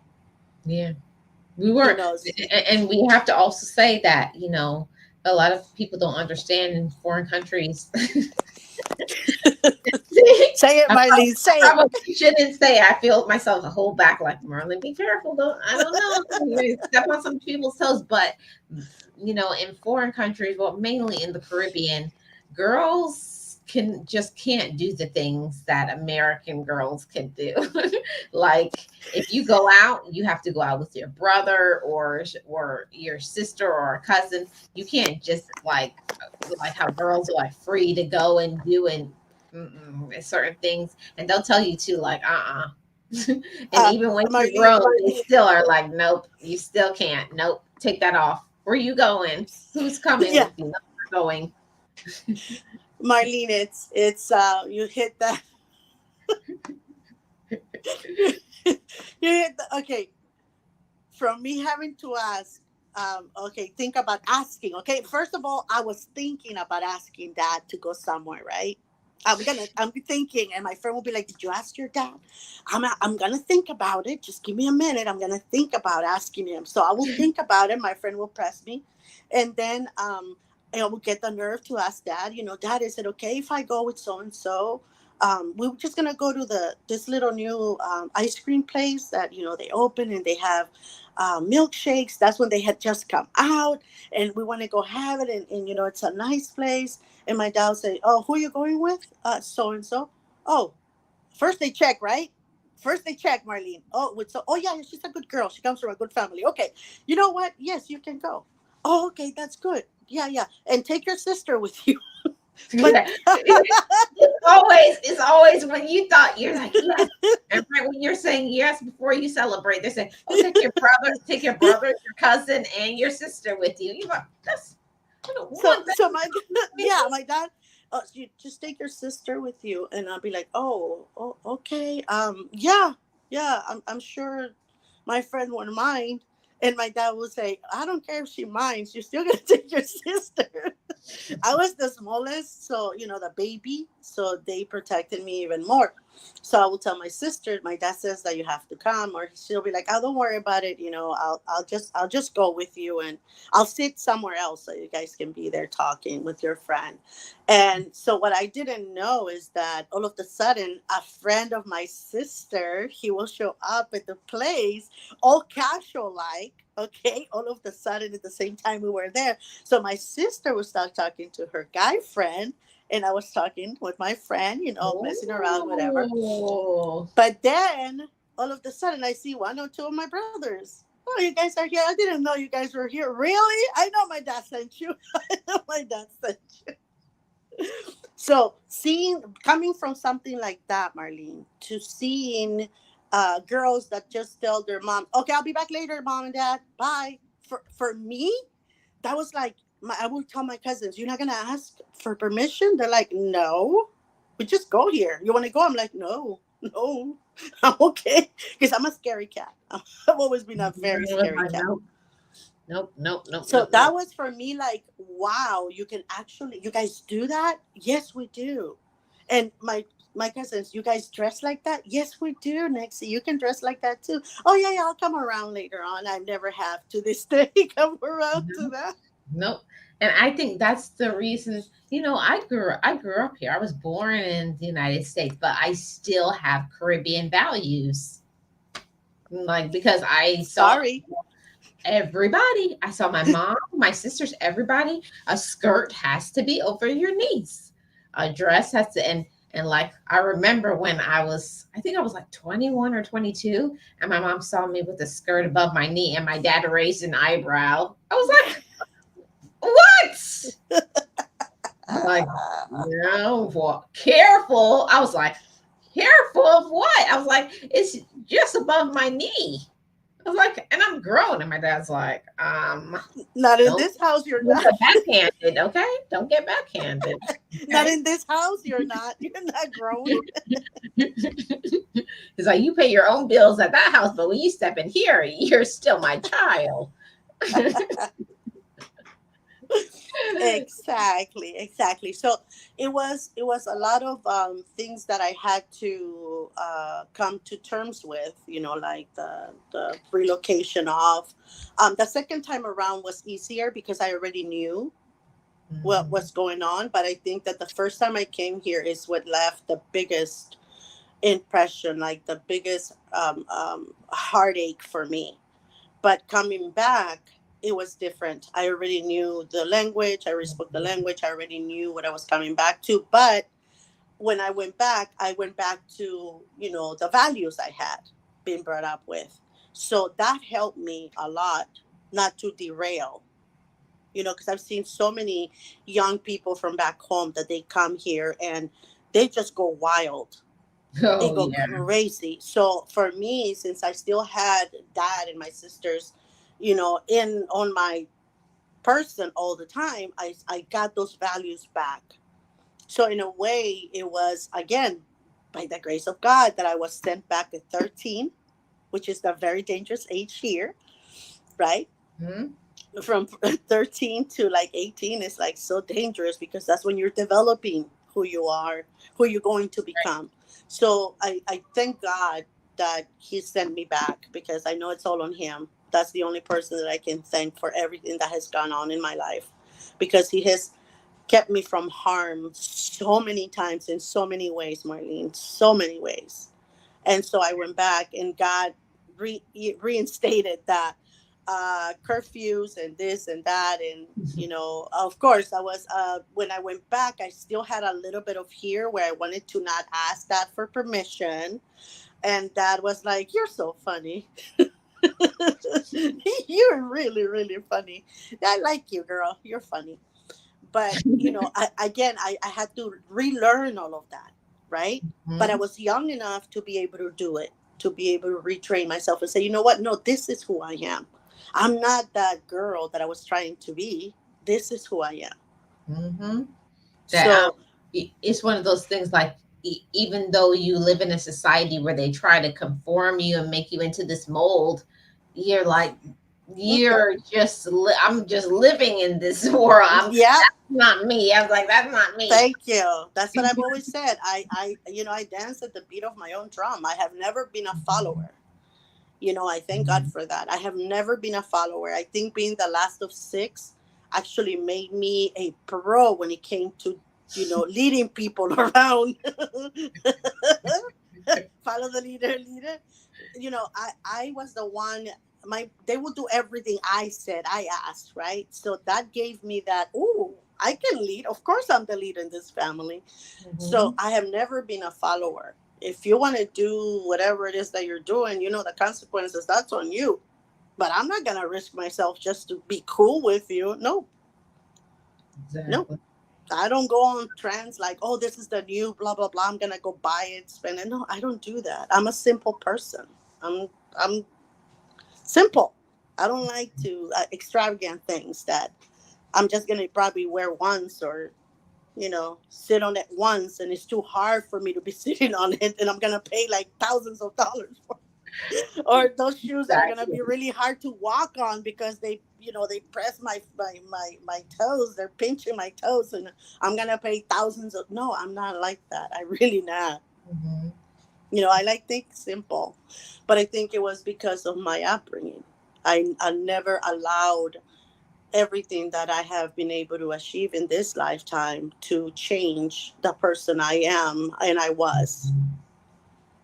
Exactly. And I think that's a beautiful I think that's one of the most beautiful things is that well, I think you come full circle when you start off in life like not knowing who you are, what you deserve, what you're about, who likes you and all those things. And then when you finally get to a space in your life where you're happy with yourself, you love yourself, you're confident, you can speak up and you actually look at yourself and like, yes.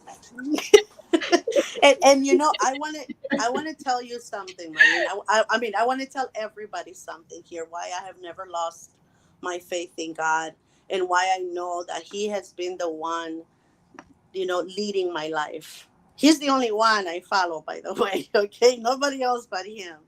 And I want to tell you why it is. And I learned at a very young age that this is what He was doing for me, because it's the way I learn in at school and the way I learn life. I have a certain way that I learn it. But I remember when I was young, I came across a good. Okay, we fought first, but then we became really good friends. This little boy that had a deformity on his face.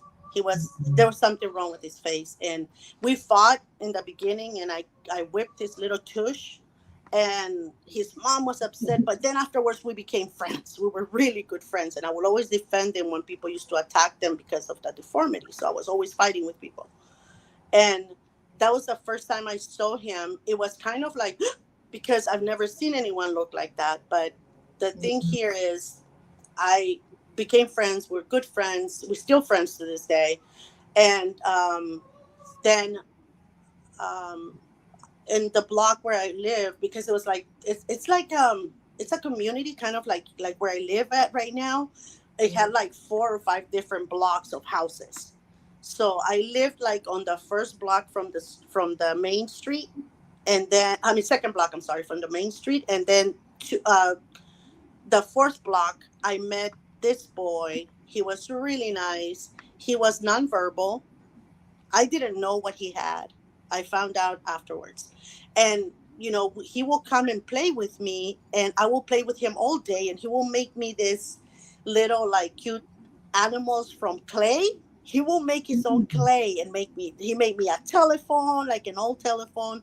He made me, like, cakes made out of clay. We were friends when I Really was little. sweet. Yeah, but he didn't speak. I didn't know why, like I said.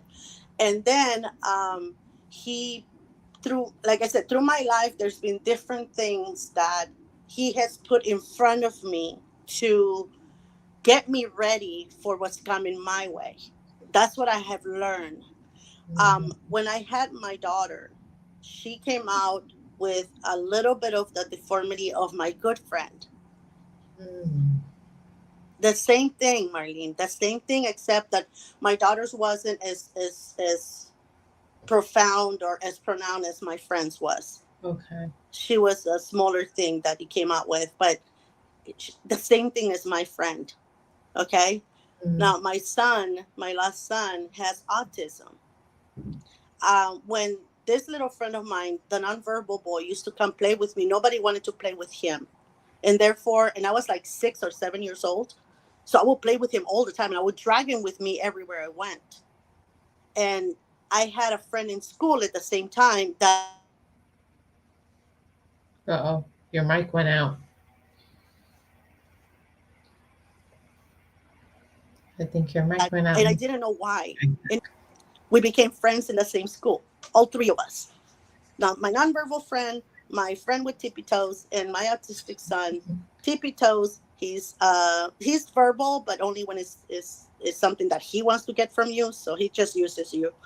Other than that, he's nonverbal, and he's super intelligent, like my other friend used to be. So when I got my son, my autistic son, the shock wasn't as big as it should have been because I had already been shown what Yeah. was coming my way. And that's when I understood that everything that he was putting my way that was important to me, the people I Mm. met that were a shock value to me, but that were valuable in my life, is because he was going to send me someone the same way. He just wanted to see how I reacted to it. That's the way I look at it. Wow. That's amazing. That's an amazing perspective. Yeah. Um, hmm.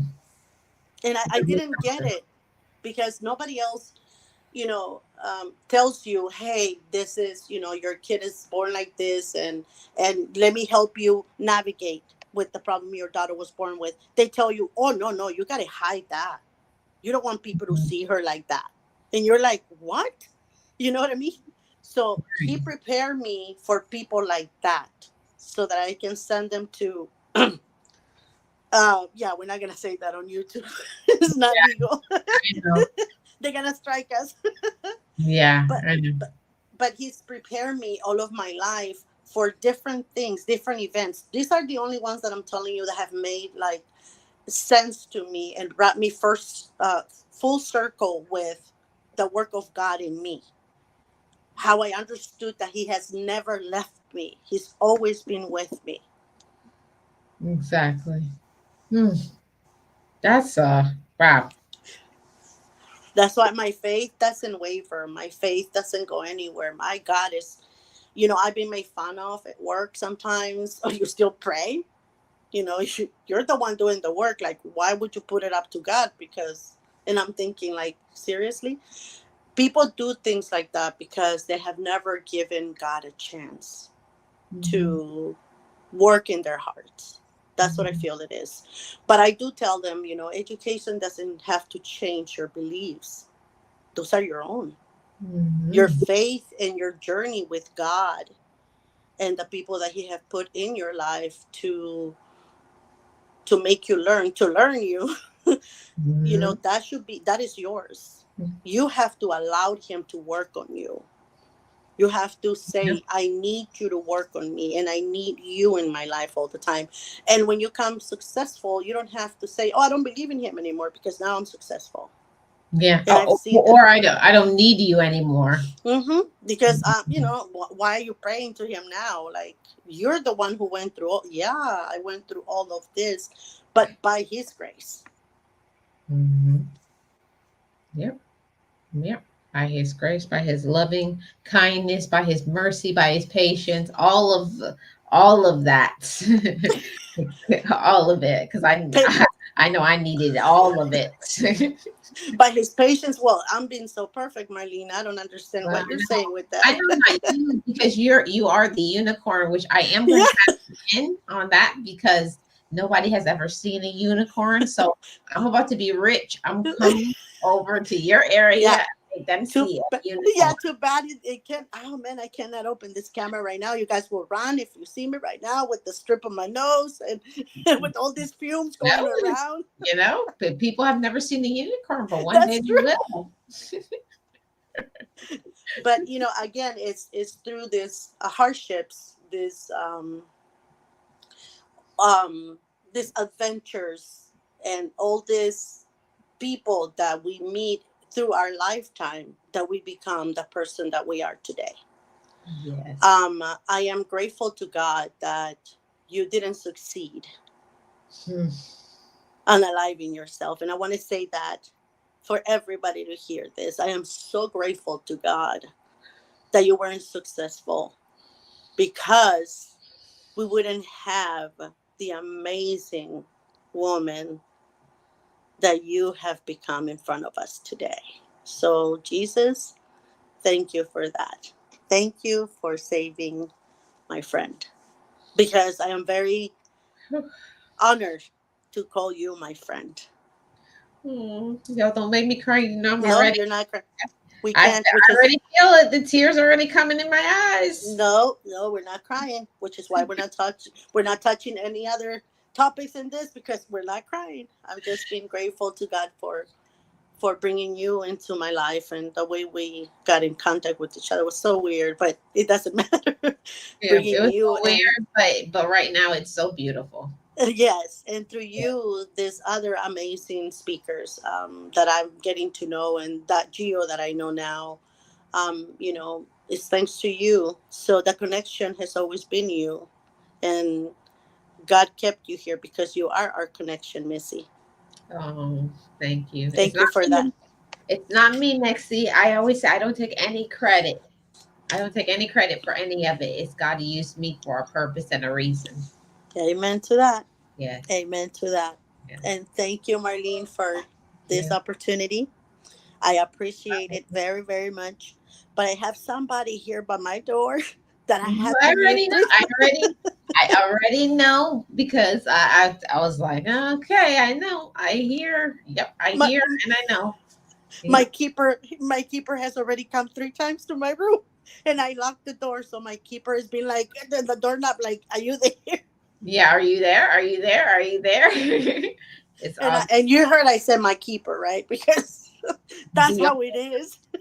you're the only man that can be your keeper, right? Yes, ma'am. I Yes, already know ma'am. that. So thank you so much, Miss Nexie. I really appreciate it. Thank you for sharing your story.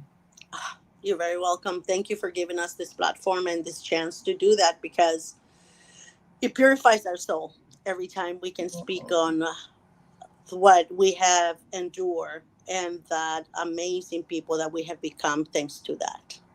Thank I you. love you, Marlene. I Thank you. love you more. I love you. Love you.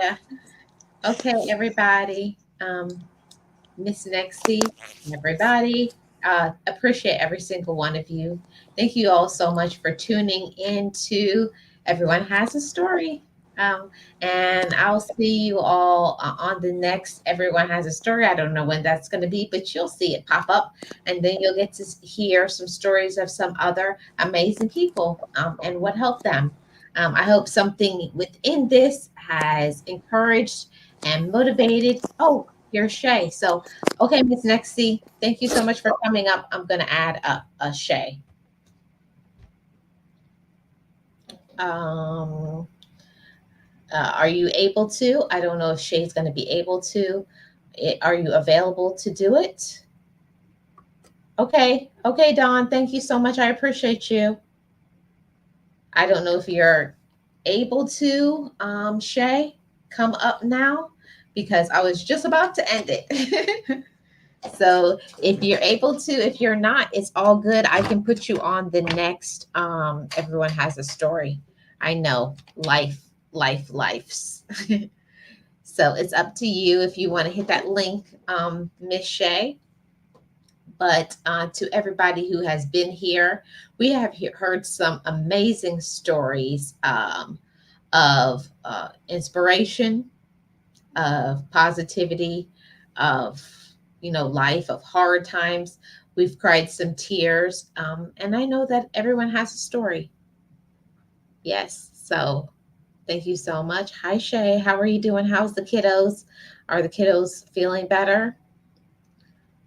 Not leaving yet, James. Y'all don't try to get rid of me yet. I think I think Shay is going to be the last one, or if not, I'm going to end.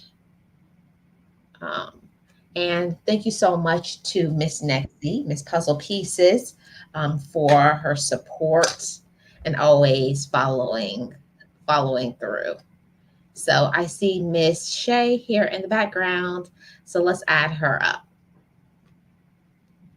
Hey Shay. Hey y'all, I'm so sorry. I had so much going on today, honey. Oh my gosh, baby boy got sick last minute. So I'm sorry, honey. I was like, I hope they're still going. I had to run out and get medications and stuff. So it's been crazy. It's all good. So, but I've been listening in as much as I can. Uh oh. I think you're I think you're frozen, Shay.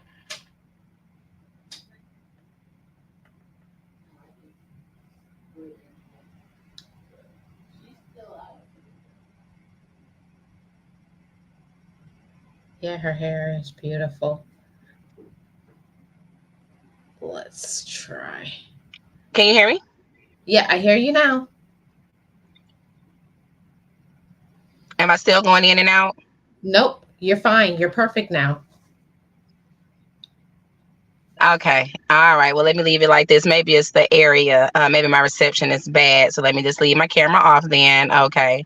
Well, hello, Marlene. And I have been listening in some wonderful stories here. I've been able to relate to many of the people coming up here, just some inspiring stories, how people have come to the places where they are now.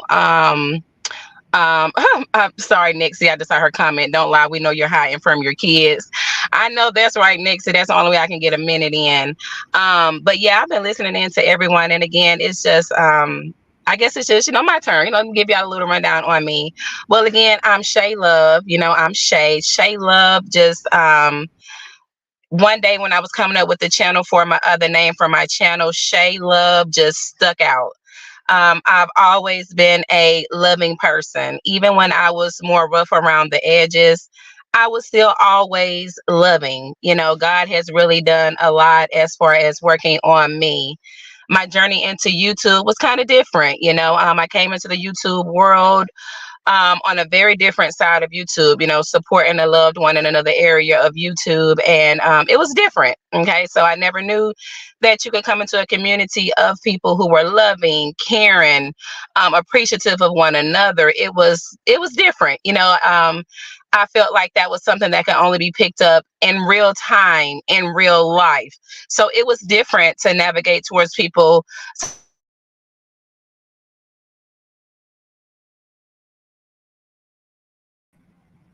myself who Uh-oh. Mike went out. so yeah, Okay.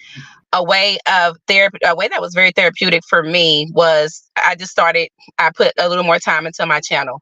I figured the best way to get through any obstacle in life, whether it's anxiety, depression, warfare, because I've had my share of spiritual warfare, y'all. I find that no matter what it is, no matter what came up, it was just always something. It was always something. But I came to this realization that motivating others made me feel better. So that's how my journey started. I found that as I spoke with other people just about the realities of life, and started to incorporate in how God pulled me from such dark places, it made me feel better to talk to other people. And what I noticed is just coming on and being motivational and just trying to be encouraging. And of course, always referencing God, y'all, because that's like the root of true happiness. I feel like, wow, this is a good thing. And it just kind of went on from there. Good feedback from you guys. You guys were in my emails. You wanted more Shay. So that's how my journey started on YouTube. Again, it was a little different. A lot of people had it kind of planned out. I didn't really know where I was going or what I was doing. It just kind of happened. Um, oh my gosh, so many good stories, y'all. I just feel like my little story isn't even important, honey. Y'all have been having some good stuff on here. Um, One of the biggest things for me in life, my story is just the oh my gosh, y'all, it sounds cheesy, I know, but once I realized I needed God in my life, everything changed. Everything changed once I realized that the reason for so much heartache, so much pain, so much anxiety, so much tug of war, once I realized that all of these things were happening because I didn't have a relationship with God, it changed everything for me because I realized that as I drew closer to God, He helped me deal with some of the most tumultuous things I went through in life. One of the stories I'm gonna share with you guys today that was really a turning point for me was giving birth to my last child. And that gets kind of personal, but there's a story here just on how faith inspiring. God is, when we inculcate Him into our lives. I had to realize that although I was going through certain things in life, I still had a job to do, still a mom, still a wife, even while still going through the batterings of going through this thing called life. And, I realized that I had to step away from things like outside validation, opinions of others. I had to live in my truth and just not what someone wanted me. I had to step out of the image that others wanted for Shay, and I had to step into the image that God had for Shay, if that makes sense. I'm not losing anybody there. And yeah, when we're going through stuff and we don't know to turn to God, it makes things so much harder. And I've heard God reference all throughout this live Marlene has had going on. And I kid you not, it changes everything when we don't have God there in our corner, you know? And my life took a turn for the better. I've only been elevating, I've only been exceeding and just moving forward in life nonstop. Once I told God, hey, yes, no, I need you. I don't just want you. I need you to help guide me in life. The world is cruel, y'all. And I have many and many of stories. I have many stories. But every time my faith was taken there, I learned to turn to God. Whether I wanted to or not, because the truth of the matter is people think we have it all together, and that's not true. There's times when I have to force myself to pray. I don't feel like it, but it's in those moments, it's the ways that I live my life. I learned to fully rely on God is basically what I'm getting down to. And we all have that awe moment in life or that turnaround time in life. But my turnaround time was realizing that I needed God. Again, that sounds so simple. It's not all extravagant. It doesn't have all the shining things maybe that some of you guys have spoken about here.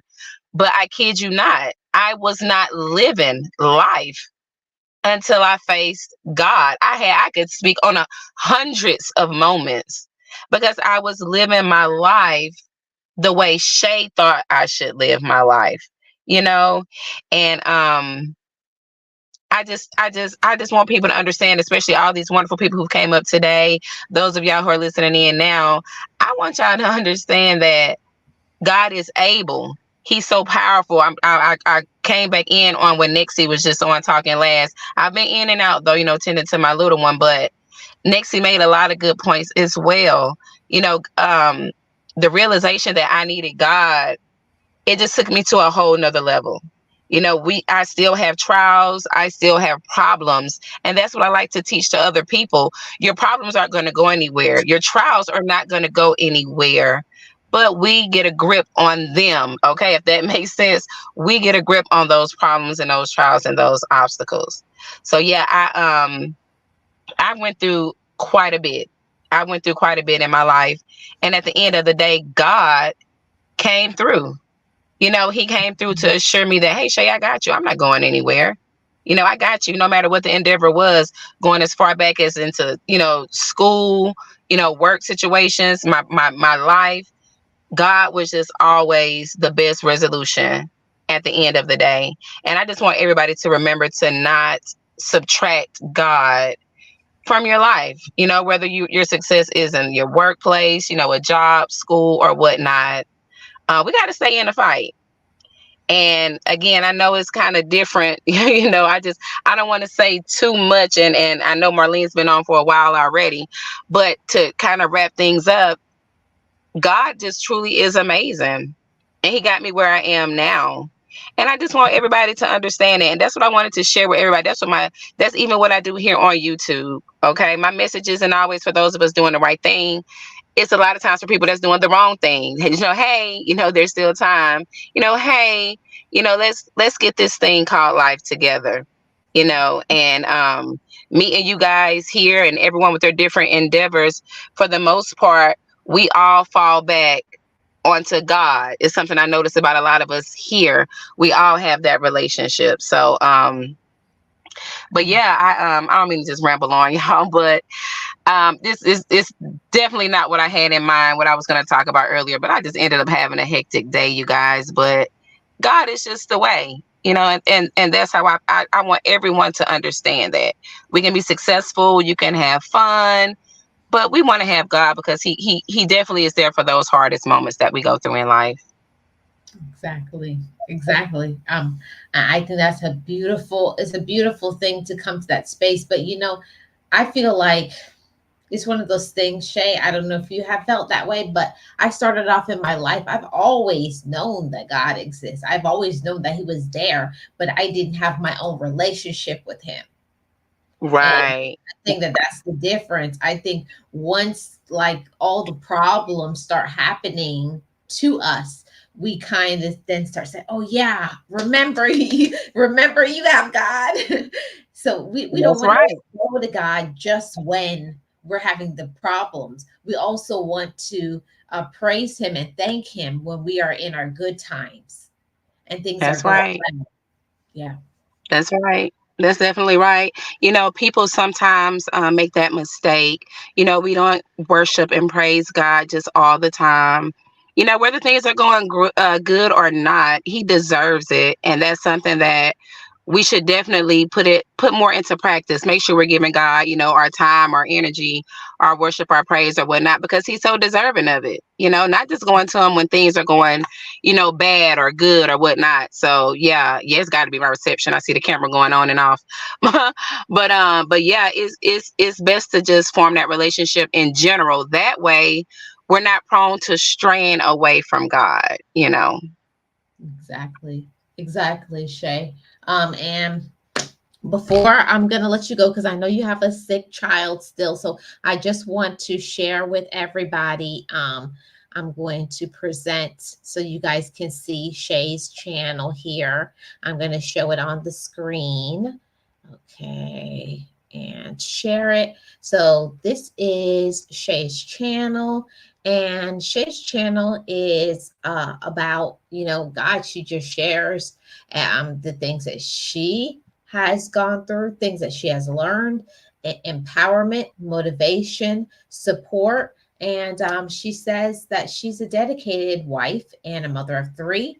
The family we created is everything to me. Thank you, God. I love reading, cooking, and tending to my babies. I am no licensed therapist, nor do I claim to be. However, I provide real life information based on real life scenarios, my studies, and dealings with everyday people. We can learn so much from each other. Let's evolve into better beings by bringing to the table information that can help better humanity. Yes. So amazing channel. So the link to Shay's channel is going to be in the chat, but also in the description box. So another awesome channel for you guys to go ahead and check out. So I'm not going to hold Miss Shay any longer, because I know that you got your babies and they're waiting for you, and you got a life and all of those things, and also everybody in the chat too. But I definitely wanted to shout out this amazing channel, Miss Shay Love. Thank you so much for supporting, even though you've had a day, and thank you for sharing, some of your story. And no, it's not a little thing that you shared, because a lot of us need to understand how important that relationship with God really is. That's right. I appreciate you, Marlene, and I appreciate what you're doing here. You are awesomely awesome, and I definitely adore you. I appreciate you. Thank you, Shay. Have a great rest of your evening. I'll see you Will on. do. You too. All right, sis. Thank you. So that is Shay Love. Shay Love, everybody. And we have come to the end of Everyone Has a Story for this episode. For I think we did pretty good for the very first Everyone Has a Story. This is definitely going to be a series. I have a lot of different ideas for other things, about sharing. Everyone has a story, and you guys will see, yeah, coming up really soon. I appreciate every single one of you. Thank you so much to every single one of the, content creators and supporters, to Goga, Boss Life Online. Let me see if I can remember everybody. Boss Life Online, Shay Love, My Weight Loss with Keto Granny, Be Amazing Sylvia, um, um, um, um, um, Drea Lachey. Oh, who else? Who am I missing? Who am I missing? Um, Miss Nexie, um, and Shay Love. I think I got everybody. I hope I didn't miss anybody. And if I did, it's not intentional. It's not intentional.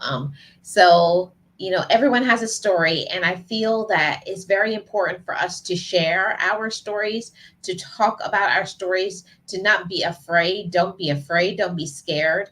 Don't allow your past to determine your present or your future. Use your what hurt you to help you, to heal you, to support you, to catapult you into the next level of your life. You are deserving. Know that you have value. Know you have meaning, and you are somebody. You are somebody. You are important and special, even if other people don't see that inside you.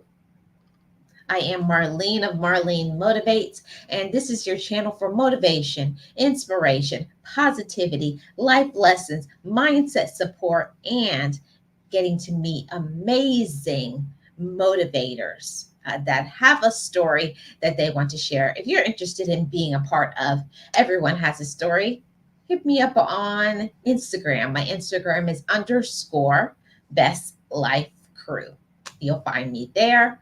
I appreciate every single person who has tuned in and who has supported me and has supported this channel. Yes, I hope those babies get better. I really do. Thank you so much, Miss Deborah. Oh, thank you so much, Puzzle Pieces. I really do appreciate it.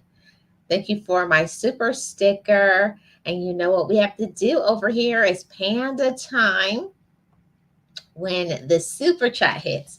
Thank you so much, Puzzle Pieces.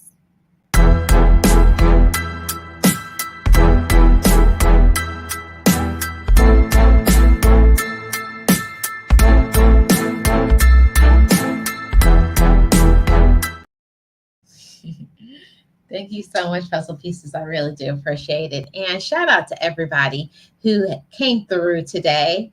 Appreciate every single one of you. Love you too, Zon. I love you.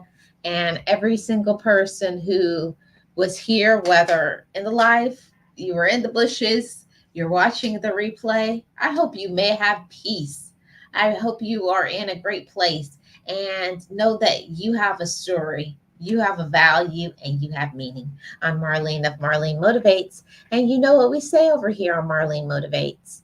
Just know it, just breathe it, and be it, and live your best life. I will see you all on the next live stream, premiere, motivation, or interview. I appreciate you all. Be encouraged, everybody. Be encouraged, be inspired, be yourself, you will survive. Just know it, just breathe it, and be it, and live your best life.